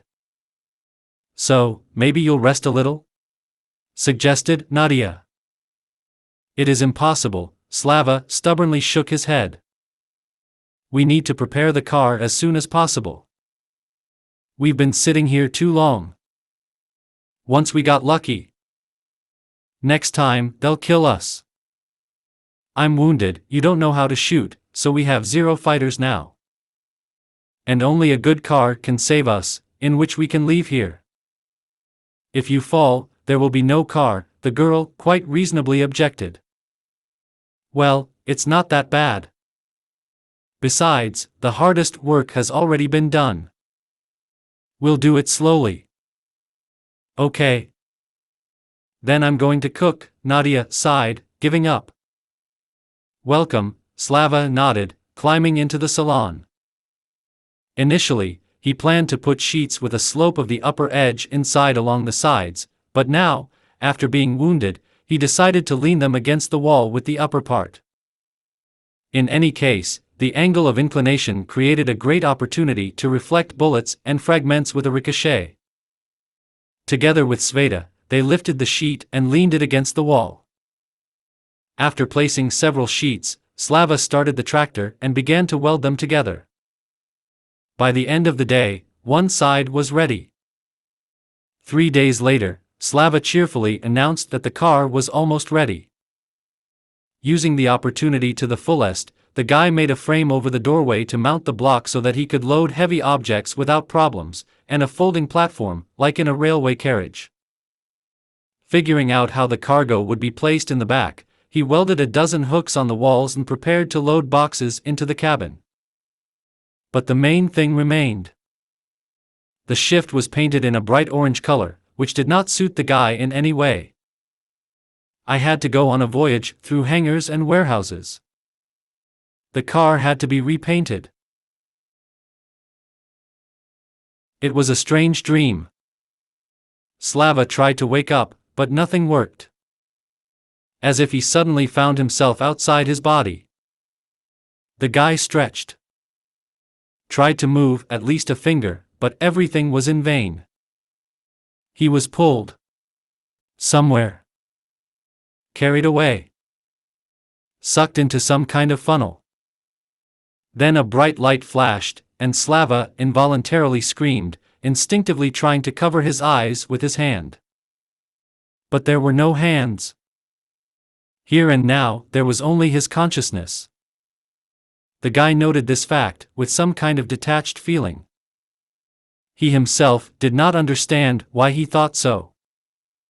Suddenly the brightness of the light decreased to acceptable, and Slava realized that he could see. The first thing the guy noticed were huge stone chairs that resembled thrones. After quickly counting them, the guy tried to remember the resulting figure. Why? He didn't know himself. It was just that his consciousness needed to cling to something familiar. Familiar. His gaze rose higher, and the guy almost screamed in surprise. There was no ceiling. There, in height, something that played its role was lost in the inky haze. Wide bronze bowls were placed next to the thrones, in which a fire was burning. It was a strange flame. At first glance, ordinary, alive, but there were no coals, firewood or oil in the bowls. There were only bowls and fire. Looking behind the chairs, Slava was able to see the stone walls. Rough, untreated, as if it was a cave. Suddenly, a hurricane swept through the hall. The flame in the bowls bent down. For a short time the time was dark, as if a thick fog appeared out of nowhere. Then the fog dissipated just as quickly, and strange figures appeared in the chairs. Now, Slava really got scared. Looking at the creatures that appeared in front of him, the guy was frantically trying to figure out what was going on and where he was again brought. A man sitting in the middle, in armor, furs, and with a full beard, looked thoughtfully at the guy, and Slava urgently wanted to hide somewhere far away, deeper, and preferably around the walls were made of titanium. Flames were blazing in the man's eyes. Pause equals 350, it was not reflected, as one might have thought at first, namely, it was blazing like in a furnace. With an effort of will, suppressing a nasty inner tremor, Slava turned his gaze to the rest of the participants in this strange action. With great difficulty, it turned out, and a barely audible whisper swept through the hall like ghosts were alarmed. As it turned out, all those gathered were looking at his Slavka. Someone with interest, someone with a bored look, and a couple of women even with benevolent smiles. The face of the man sitting in the center changed slightly. Leaning back in his chair, he smiled a short, fleeting smile and, folding his powerful arms on his chest, said loudly, "I was right. You're a real howl." "What?" "I didn't seem to howl," Slava managed to squeeze out of himself, hiding his fright behind a clumsy joke. People, the peasant shook his head reproachfully. "Your century is short, and your memory is even shorter. Even you forgot your speech." "Howl, from the word warrior." "So you're the ones who dragged me here?" Realizing who he was talking to, Slava asked, forgetting about fear in surprise. "We are the gods of this earth, man," the man snorted irritably. "Do I really argue?" Slava answered quickly. "I just clarified." "And you are bold, man." "What is it?" Slava muttered in response, carefully monitoring that the voice did not waver. It was so scary that I wanted to empty all the giblets at once. You're afraid, the man nodded with a grin. You're afraid, but you keep your fear in check. You know better, the guy didn't dare to argue. Why am I here? What do you think? Perhaps it's time to express my gratitude for the rescue and help. I don't see any other reason to drag me here. Why do we need your gratitude? The man shrugged his shoulders. What's the use of empty words? Well, the scripture says that in the beginning there was a word. Slava could not keep silent. The faith of slaves, the peasant snorted irritably. Forgot the ancestors. Forgot the roots. Hung a foreign yoke around your neck and rejoice. People, calm down, senior, the woman sitting to the right of the warrior stopped him in an incredibly beautiful voice. Until that day, the guy hadn't even heard of us. So what should I demand from him now? Be glad that even though he decided to listen to his spirit. He said himself, the spirit of a warrior cannot be overtaken by anything. Tell me, man, were there any warriors in your family? Having calmed down, the man asked. Well, the grandfathers fought in the patriotic war, Slava answered in surprise. The whole war was fought by soldiers. And my grandmother told me that in her family all men served. So we were not mistaken, the man nodded with a satisfied look. There is a spirit in you. Then explain why you are suddenly not going the military way, but as if you are looking for a stupid death? So I kind of already said, Slava sighed in embarrassment. I'm not a warrior, I'm a hard worker. I just know how to shoot well and think fast. And the war, in our time, is completely different. War is always war, the man growled, starting to start up again. Not really. It used to be that people used to cut with swords, but in our country you can overwhelm an enemy in 800 steps if you shoot with a good rifle. I know, the man muttered. Crushed people. Afraid to look into the eyes of the enemy. Don't tell me, senior, another man interrupted him, with a twisted staff in his hands. I saw myself how the boy came out against the enemy when he defended the girl. Was not afraid to look the enemy in the eye. But we didn't protect him. That's also true, the warrior reluctantly agreed. So what are we going to do with him? Shall we drop it, or shall we drive on? It's a pity to quit, the woman entered the conversation again. I like him. You like everyone who stands up for women, the man muttered, frowning, glancing at his neighbor. And how else? Having made up his mind, Slava said. A woman is a continuation of the genus. Baraginia. After all, it seems that's what she was called in your time. Do you even know what this means? The man asked ironically. From the word to protect. I took care of the children, the family hearth, the house, Slava answered, feverishly remembering everything he knows on this topic. The house? The warrior asked in surprise. And then why are you needed if a woman will take care of your house? Well, a warrior does not always sit at home. If he is on a hike, then the house is on a woman, the guy tried to get out. Clever. After a pause, the senior grinned. Welcome. Who else is in favor of leading him further? That's it, another woman entered into the conversation, sitting in a chair that stood on the edge. You know, it's boring. And here at least some entertainment. The others nodded in unison. Realizing that they would not kill him, Slava gained the audacity and, clearing his throat, asked. And what do you want from me at all? Why were they saved? What do you think? The first woman asked with interest.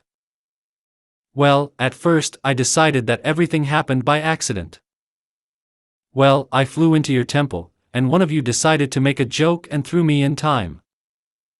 Then, when I got hit on the head, I thought that you wanted to give me some kind of assignment. Something you need that you can't do yourself. And now I don't know what to think, the guy answered carefully after a pause. And what do you think we can't handle ourselves? The ant did not let up. Well, for example, to lay down a new temple. It's not for the gods to turn cobblestones, Slava sighed, realizing that he was talking complete nonsense. A priest is needed for the temple. A warrior capable of decapitating a victim with one blow. And not just a sheep or a weak woman, but a warrior. Of the enemy, whom he captured in battle, the peasant replied instructively. Oh, how? Slava gasped in surprise. I didn't know, sorry. And the stones for the temple are not simple, suddenly saddened, the woman added. And which ones? Slava couldn't contain his curiosity. Heavenly stones. Those that sometimes fall from heaven. A warrior must collect them, lay them in a circle, and behead the strongest enemy on that temple. That's when our strength will be added. But there are no such warriors now.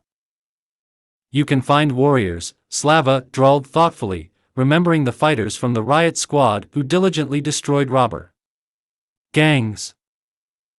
I think the most difficult thing is to find suitable stones.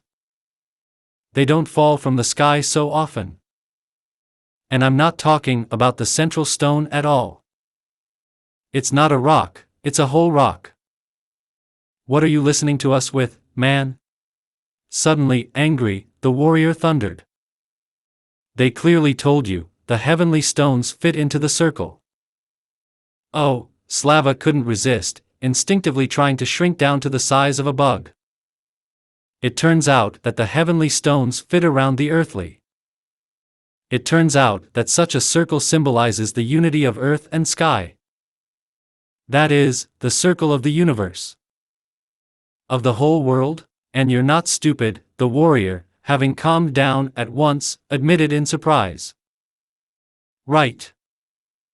So it is. But the central stone still shouldn't be simple, the guy continued to bend, glad that he managed to distract this brawler. That's also true, the elder nodded benevolently. You need to look for a special place. Where you feel the power of the earth. But I can't do that. And it's not easy to find heavenly stones now. They are all diligently collected and studied, remembering the excitement after the meteorite fall, Slava said. More precisely, they studied. There are a lot of stones, sighed the elder. If the warrior asks, we will tell you where to look. And we will help you find the right place. But only where to get that warrior? Only now Slava realized that he was being carefully led to the solution they needed. Pretending that he did not understand what was being said, Slava cautiously asked. Is it necessary to execute a captured enemy in this way on the temple? It's not an execution, man. That is a sacrifice, the elder cut off harshly.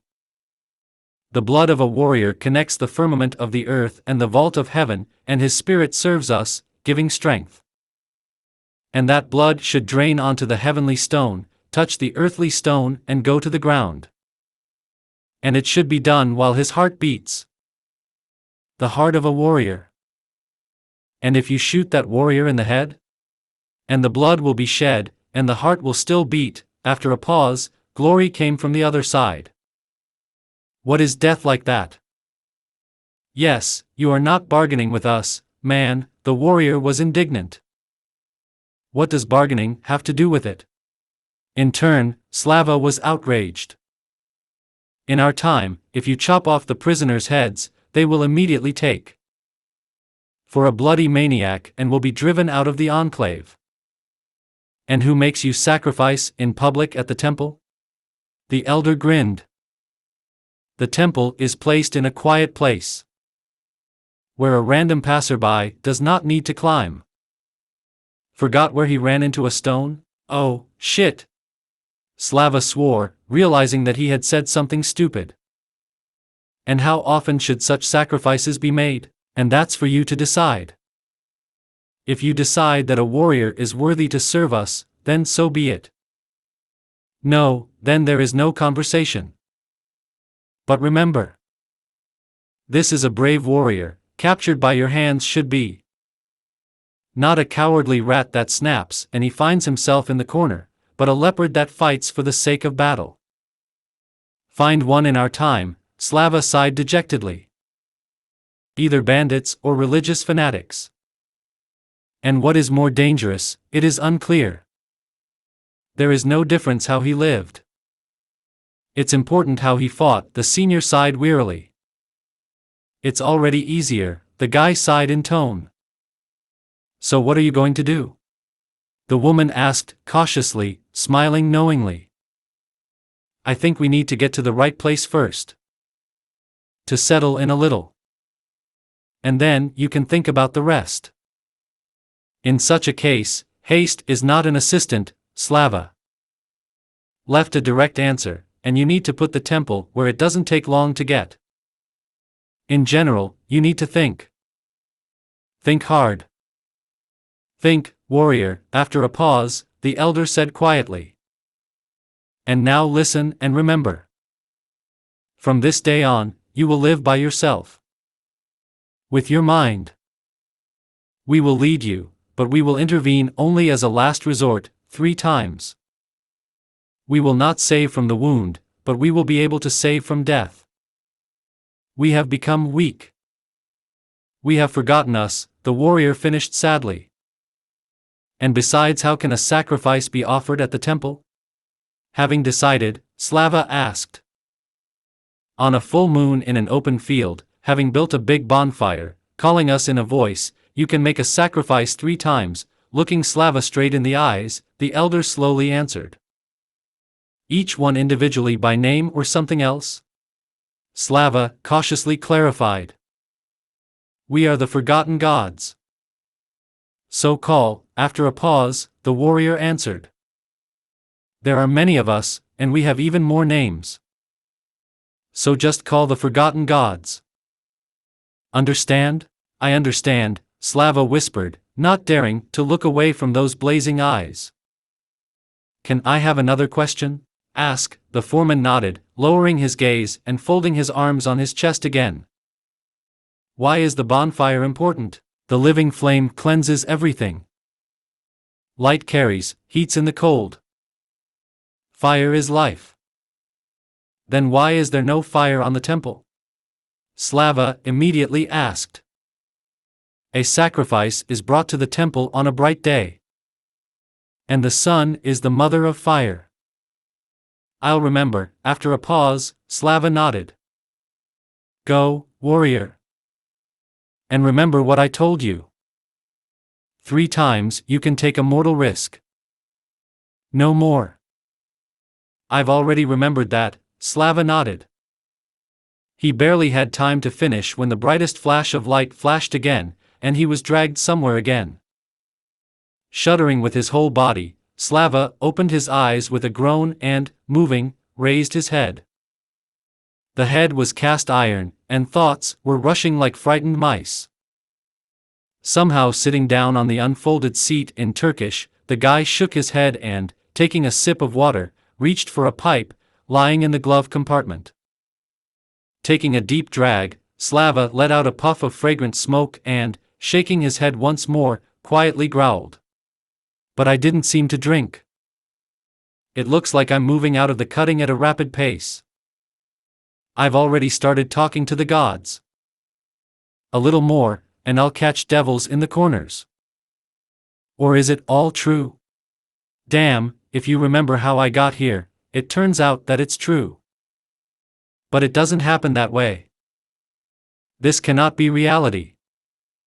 And on the other hand, if you look around, then everything that is happening is also not very real. War is war, but where has the government gone? So. Stop. Slavka, calm down, pull yourself together and try to think rationally. Have you seen the temple with your own eyes? Yes. 6 months have flown by, and you didn't understand. Right? Yes. I ran into bandits several times and got out of it. Was it? Also, yes. So what the fuck else do you want? Did people, the gods, politely ask them to return the favor? Help you out? Helped out. Be kind to pay. A bloody monster in a new place, are you afraid to be known? So after all, no one forces you to cut babies and drink blood. On the contrary. A brave enemy, personally captured, needs to be hacked down. And here you have the biggest problem. A couple of days after that memorable night, Slava walked quiet and thoughtful. The girls who noticed his condition tried to find out what happened, but Slava excused himself by saying that his head and arm ached, and he was left alone. Finally, the shift was ready for the road. Not being lazy, Slava spent the car full time, paying special attention to the wheel swap system. It was time to load all the loot. Having carefully sorted the boxes, Slava began to drag them into the cabin, carefully laying them at the sides. He was not too lazy to search the bandit headquarters. The former director's office looked more like a pigsty, but there were a lot of useful things here. First of all, Slava hurried to check what was in several weapon boxes made up at the far wall. But as soon as he opened the lid, he cursed out loud. It was a box with shots for an RPG 7-hand grenade launcher. Judging by the open tube with a reactive charge and the torn safety cap from the grenade itself, one of the bandits tried to assemble the projectile, but without realizing what was what, he threw it without bothering with safety. After thinking about it, Slava carefully collected the shot and, unwrapping the pack lying in the box, carefully placed the charge in it. After freeing the box from the charges, the guy took the pack to the car, taking the box. The container on the road can always come in handy. Taking out a grenade launcher from the next box, Slava prepared it for shooting and, also putting it in the car, thought. It was dangerous to carry the collected shots with you. But according to current realities, there may not be time to collect them. Shoving a grenade launcher tube and a pack of shots into the cabin of the Ural, the guy tried to arrange all this stuff so that a random bullet or a fragment did not hit them. The grenades were fragmentation, so in the event of an explosion, it would not seem to anyone. From the trophies, having picked up a new machine gun, Slava swore for a long time, remembering the ruined barrel. With this thing he had likened that joke, Vanka is at home, Manka is not there, Manka is at home, Vanka is not. There was a sub-barrel, but there were no grenades to it, and now there are grenades, but there is no sub-barrel. Having decided to attend to this issue in the nearest military unit, Slava loaded the machine gun and began sorting out things left over from the bandits. Clothes, personal belongings, tools did not interest him. Everything he needed was in the trunk of the UAZ. Forcing the girls to pick up clothes suitable in size, he allocated them a large weapons box, telling them to spit on the suitcases. All this junk was loaded into the Ural, and the guy went to the pantry. His stocks of canned food were thoroughly eaten up, so Slava did not hesitate to drag out of the pantry several boxes of stew, a couple of boxes of cereals and pasta, and 3 boxes of canned fish in oil. He did not risk taking fish in his own juice on the road. The extreme stage was the supply of water for all. Slava proceeded from the calculation of 6 liters per person per day. And this is a minimum. He gained much more. All the old bottles and cylinders from coolers went into use. The girls diligently washed all the containers, obediently following all the instructions of their crippled leader. The wound on his arm was healing normally, and Slava diligently developed it, not forgetting that when driving a car, the left hand is important. Like many drivers, when leaving for long distances, he held the steering wheel only with his left hand, leaving his right hand on the gear lever. He could not lift weights and fight yet, but he was already able to hold the machine gun in a fighting position normally. Slava's departure was scheduled for the next day. He was already pretty tired of this place, and a quiet life could not last forever. Sooner or later someone would come here, and serious problems would arise on the move. He did not forget to drain gasoline from half of the cars collected by the bandits, having received two 200-liter barrels of free fuel. He drove his combat lawn into one of the empty boxes, quietly saying goodbye to the car that saved him. Early in the morning, mercilessly waking up the girls, Slava drove them to wash and have breakfast. Barely waiting for them to sit in the cab, he started the engine, drove car to the gate. After driving the car into the field, the guy carefully closed the gate and got behind the wheel. But as soon as he started the car from the spot, questions fell on him. Realizing that it was urgent to take the situation into his own hands, Slava rigidly stopped this flow. So, friends have closed their beaks and are listening attentively to me. The first. With the authorities of the enclave in which you will stay, I will speak. The second, before showing the military this place, demand to provide you with normal living conditions. The third. If you notice that those who came here could not or did not think of searching the entire base, do not rush to prompt, pause equals 350, it may well happen that the mechanism you don't need right now may be required later. What is called, the road is a spoon for lunch. They will ask, you will tell. No, be quiet until better times. Is everything clear? Aha! In which enclave will we stay? Nadia immediately asked. In what is closer to the base and where exactly the military commands, the guy answered decisively. And why the military? Another question immediately followed. Because the military is discipline and strength. They will be able to protect you from bandits.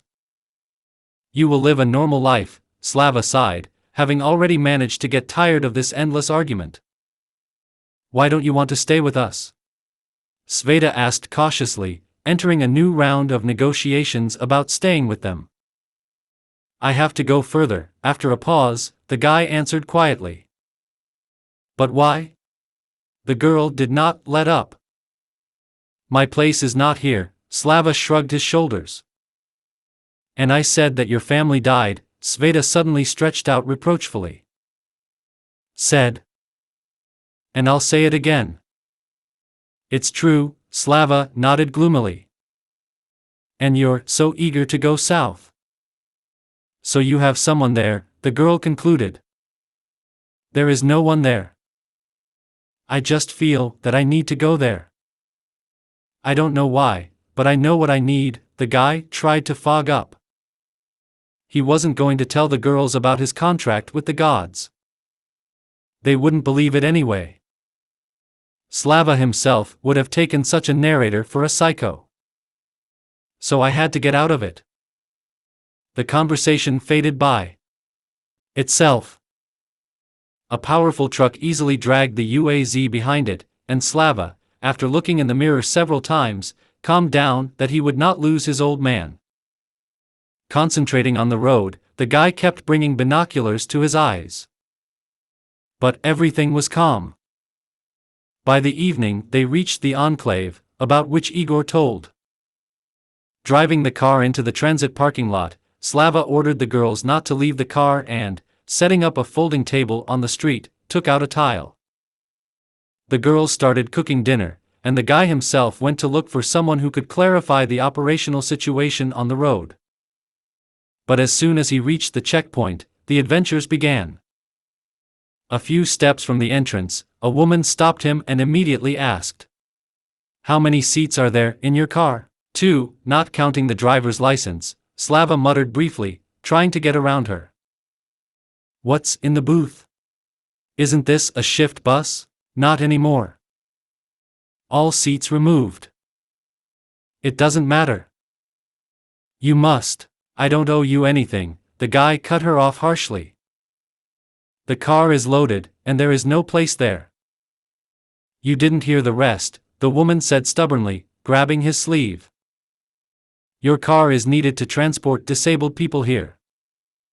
It's out of the question, Slava snapped, pulling the sleeve out of her fingers with a sharp movement. I already said, the seats have been removed, and the car is no longer suitable for transporting passengers.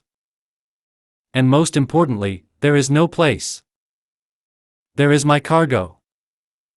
So, we need to unload it, the stubborn ant continued to press.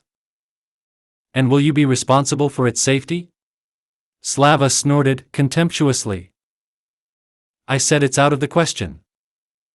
Do you refuse to help disabled people? The woman was indignant. Do not consider others more stupid than yourself, Slava grinned. This is the base of the Ministry of Emergency Situations, and if they had the opportunity to accept these people, the disabled would already be here. No one knows better than them how to properly carry out such an evacuation. So your idea is an adventure, which I'm not going to participate in. The woman, who did not expect such an answer, indignantly gasped, looking for an answer, and Slava, taking advantage of the pause, moved again to the checkpoint. The tired lieutenant, noticing an unfamiliar face, became alert. Realizing that he had to somehow identify himself in order to bring the young officer to a conversation, Slava smiled and, adjusting the belt of the machine gun, introduced himself. Reserve Sergeant Klimov. Stopped in your transit zone. I want to talk to someone who can describe the operational situation further down the road to the south. What do you want to do in the south? After a pause, the lieutenant asked. Well, that's my business, Slava replied weightily, ghostly hinting that the officer pokes his nose where the dog doesn't poke something else. I mean, a sensible master could live well with us, the lieutenant quickly said, embarrassed. I hear it in every enclave, Slava grinned. You'd better tell me who I can talk to? He's not here now, the lieutenant sighed. He's gone. And when will it be? Maybe in the evening. But most likely in the morning. More precisely, for lunch, after thinking, the lieutenant gave out. Figace, you have a scatter here, Slava grinned. It remains to clarify in which year. He does not report to me, the officer spread his hands. If he arrives, you will see. The major on the Tiger. This is it. We have one such machine. Are you kidding? Was Slava surprised? A paramilitary unit that does not have wheeled armor in its garage? This does not happen. It's expensive to drive such a technique for nothing now, the lieutenant sighed. But there is no way for him without armor. So they allocated one unit. Okay. Let's do this. He will come, I will report that there is a brand new. He will be interested in. News is not often heard now. I will send a fighter for you. What are you driving? Ural, shift, repainted. Behind him, the UAZ is attached.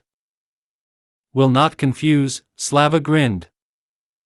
You live beautifully, the lieutenant whistled in surprise. Why? A normal truck, Slava didn't understand. So, he eats like a tank. And even with a load and a trailer. For my purposes, the very thing, the guy waved off. Well, you know better. Exactly. So don't forget to report, Slava reminded once again. I won't forget. We desperately need knowledge about gangs ourselves. All information comes in fragments. So it will not be superfluous to clarify. That's what I'm talking about, Slava nodded, leaving the checkpoint. But he was not allowed to get to the car safely. Some guy, intercepting him 3 steps from the door, said with aplomb. Is the Ural yours? I need to bring something here. I'll give you $500. What the hell do I need your dyed paper for? Slava asked in surprise. Man, do you know who you're talking to? The man tried to be indignant. Yes, I don't care who you are, Slava waved off, pushing the man aside with the barrel of the machine gun and going on. During those few hours until he and the girls went to bed, offers of various kinds were received about every quarter of an hour. Most often offers were received to girls. Slava could not believe his ears, but every now and then they were invited to work as maids, nannies, and even cooks. And all this for food or for cash dollars. The guy had the impression that the inhabitants of this enclave did not understand what really happened, and that country is no more. More precisely, that world no longer exists. The biggest test for the nerves of the guy was the demand of some foreign woman to take her and her friends back home. Having sent them to look for the ambassador, Slava grabbed his head. Over these few hours, he had a firm conviction that this was not an enclave, but a gathering of a dozen madhouses. Remembering Jaeger's words that all the glamorous sucks were collected on this base, the guy sighed and, filling his pipe, quietly growled. In the morning, we get out of here, to Benina's mom, before I finally move out of the cutting. Slava himself was also honored to be invited to work. As a driver 3 times, and as a bodyguard 4 times. Not understanding how this could be, and why no one explained to these people that the usual criteria no longer exist, Slava hurried to drive the girls into the shift, and he went to spend the night in the UAZ. But the morning did not bring relief. The guy's regular refusals to everyone in a row set up the inhabitants of the enclave to solve the issue with tougher methods. The offer to become a driver received during breakfast was accompanied by threats that in case of refusal, Slava would have serious problems. Ironically chuckling, the guy took a grenade out of his pocket and, throwing it in the palm of his hand, offered to try to implement the threats. Realizing that everything was not so simple, the threatening man hurried to disappear. Removing the grenade back, Slava only shook his head. Noticing his amazement, the girls shrugged. "Why are you so calm?" Slava asked, noticing their reaction. "We don't understand why you're surprised," Nadia smiled. "What's that for? This is a madhouse on the road." The guy spread his hands. "To live for 6 months behind this wall and not understand that life will no longer be. What kind of idiot do you have to be?" "They are not idiots. They just didn't face the war themselves," Sveta sighed. "They were collected, brought here and just tell what's going on outside the base. They didn't see anything like that. So they try to live as they used to. Sort of defend themselves from the truth." "How do you know that?" Slava was surprised. "There was one among the slaves. From this enclave. They decided to move, but on the way they got to the gang," the girl sighed. "Okay. Let's finish our meal and get out of here." "And the sooner the better," commanded Slava, who was not interested in the moral and psychological torments of the people gathered here. Protection by protection, but no one cancelled the use of their own brains. This was his firm belief, which the guy adhered to from the moment he realized where he was. They made the next stop at the transit parking lot of the military unit. The order here was iron. At the entrance to the parking lot, the car was stopped. The gloomy Starley, diligently writing down the data of all passengers in a battered ledger, looked with interest at the girls who were embarrassingly hiding behind Slava's back. Noticing his look, the guy smiled knowingly and, putting the documents in his pocket, quietly asked, "Do you accept new settlers?" "It depends on which ones." The officer immediately became alert. "What did he do before the war?" "The conversation is not about me," Slava shook his head. "I'm about girls." "And why to us?" "Before that, there was a base of the Ministry of Emergency Situations, and people are always needed there." "Yeah, to put tails behind snobs and wipe shit," the guy snorted contemptuously. "No. I was specifically looking for a military unit where I could leave the girls with a calm soul. What's wrong with them? Are they looking for them? Starly continued to pry. No. They got it hard, that's why I want to be sure that it won't happen again, Slava said decisively. Who got it from? The officer persisted. There were slaves in the gang, they were taken directly from the orphanage. And then I recaptured. So, man. I feel with my liver that you are not telling me much. But if you want to leave the girls with us, you'll have to open up thoughtfully with our special agent. And why should I? I'm going to go further, Slava shrugged his shoulders. And if you don't need young, healthy girls, you will soon have to fight off women from bandits.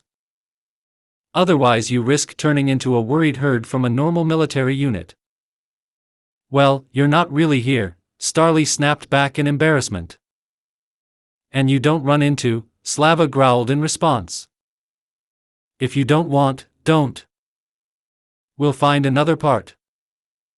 And at the same time we'll tell them about all sorts of nice things. Why are you climbing into a bottle? The officer was surprised. Yes, I'm tired of this paranoia. It has reached the point of absurdity. You are already afraid of young girls, the guy snorted. And if they are trying to introduce them specifically? Starly tried to reason with him. Well, so keep an eye on. Let's do such a job that they could not go to the fence or outside the territory. And then they arranged it here, if, maybe, start guessing on a daisy, damn, Slava indignantly replied. And you still have to talk to the special agent, the Starly gloated, deciding to leave the last word for himself. Don't care. He needs to, let him come. Let's talk, the guy shrugged indifferently. The officer, who did not expect such an answer, only grunted in confusion. After driving the car into the parking lot, Slava turned off the engine and, sighing wearily, said quietly. So, girls. Dinner is for you, and preparation for the further road is for me. So everything is fine with you anyway, Nadia spread her hands. And maybe you and I will go further? Svetlana suddenly asked. No, girls. It's too dangerous. A woman should have a house. This guy is a tramp, and women can't do that. They get old fast, from this, the guy smiled. Come on, Sveta burst out. I'm serious. And I'm serious. You should have your own house. And I will achieve this. Why do you need this? Nadia was surprised. Because life has already treated you cruelly, taking away your parents. So I want you to have a good life. A good life. Enough pain for you. Thank you, Sveta whispered with a sniff. That's it, girlfriends. Stop spreading dampness. Get busy, Slava commanded with exaggerated cheerfulness, swallowing a lump in his throat. He really felt sorry for these girls, who had not seen anything in their short lives but government walls and humiliations. Having prepared a workplace for his friends, Slava took up the inspection of equipment. Most of all he was worried about the old man. Habitually examining the suspension, the bottom and the engine compartment, the guy made sure that the car was in good condition and, sitting behind the wheel, started the engine. Warming up the engine, Slava stroked the steering wheel with a smile, whispering softly. Be patient, old man. When we get to the place, I'll give you a full one. We will fight again. Slav, they're asking for you here, Nadia's voice was heard. Getting out of the car, the guy locked the UAZ and, bypassing the coupling, stared with interest at the young soldier with a bandage on his arm. What did you want, fighter? Major Zygovsky, the special officer of the regiment, wants to talk to you, the fighter briefly reported. Well, let him come, let's talk. Slava spread his hands, pretending that he did not understand what they wanted from him. You didn't understand. I have to take you to him, the fighter explained in surprise. You didn't understand that, soldier. I don't obey your special agent, and I know the new laws. While I'm in the transit zone, I don't care about your internal pointers. So if he wants to talk to me, let him come himself, Slava cut off harshly. What, and report? The fighter was completely confused. Word for word, the guy nodded. Vaguely shrugging his shoulders, the soldier quickly walked back to the unit. After seeing him off, Slava smiled a little and, turning to the girls, asked, "Why are the faces so surprised?" "Yes, it's strange how you treat the local authorities," Nadia shrugged her shoulders. "What's so strange about that?" I didn't understand Slava. So it seems that we are asking them to accept us. Yeah, right now, the guy snorted. On the contrary. They need you. Why? Nadia pricked up her ears. Did you see with what eyes this soldier looked at you? Slava asked, nodding after the messenger. Of course. My jeans are already smoking on my ass, Nadia laughed. That's the point. Are you young, beautiful, healthy girls who are capable of giving birth to any normal man? And in this situation, they will still twist their faces? Bald horseradish. They want to get you into their enclave, let them ask. And if not? Sveta asked. So they are morons. We will find others, Slava waved off. To the surprise of the girls, the guy turned out to be right. 20 minutes later, a short gray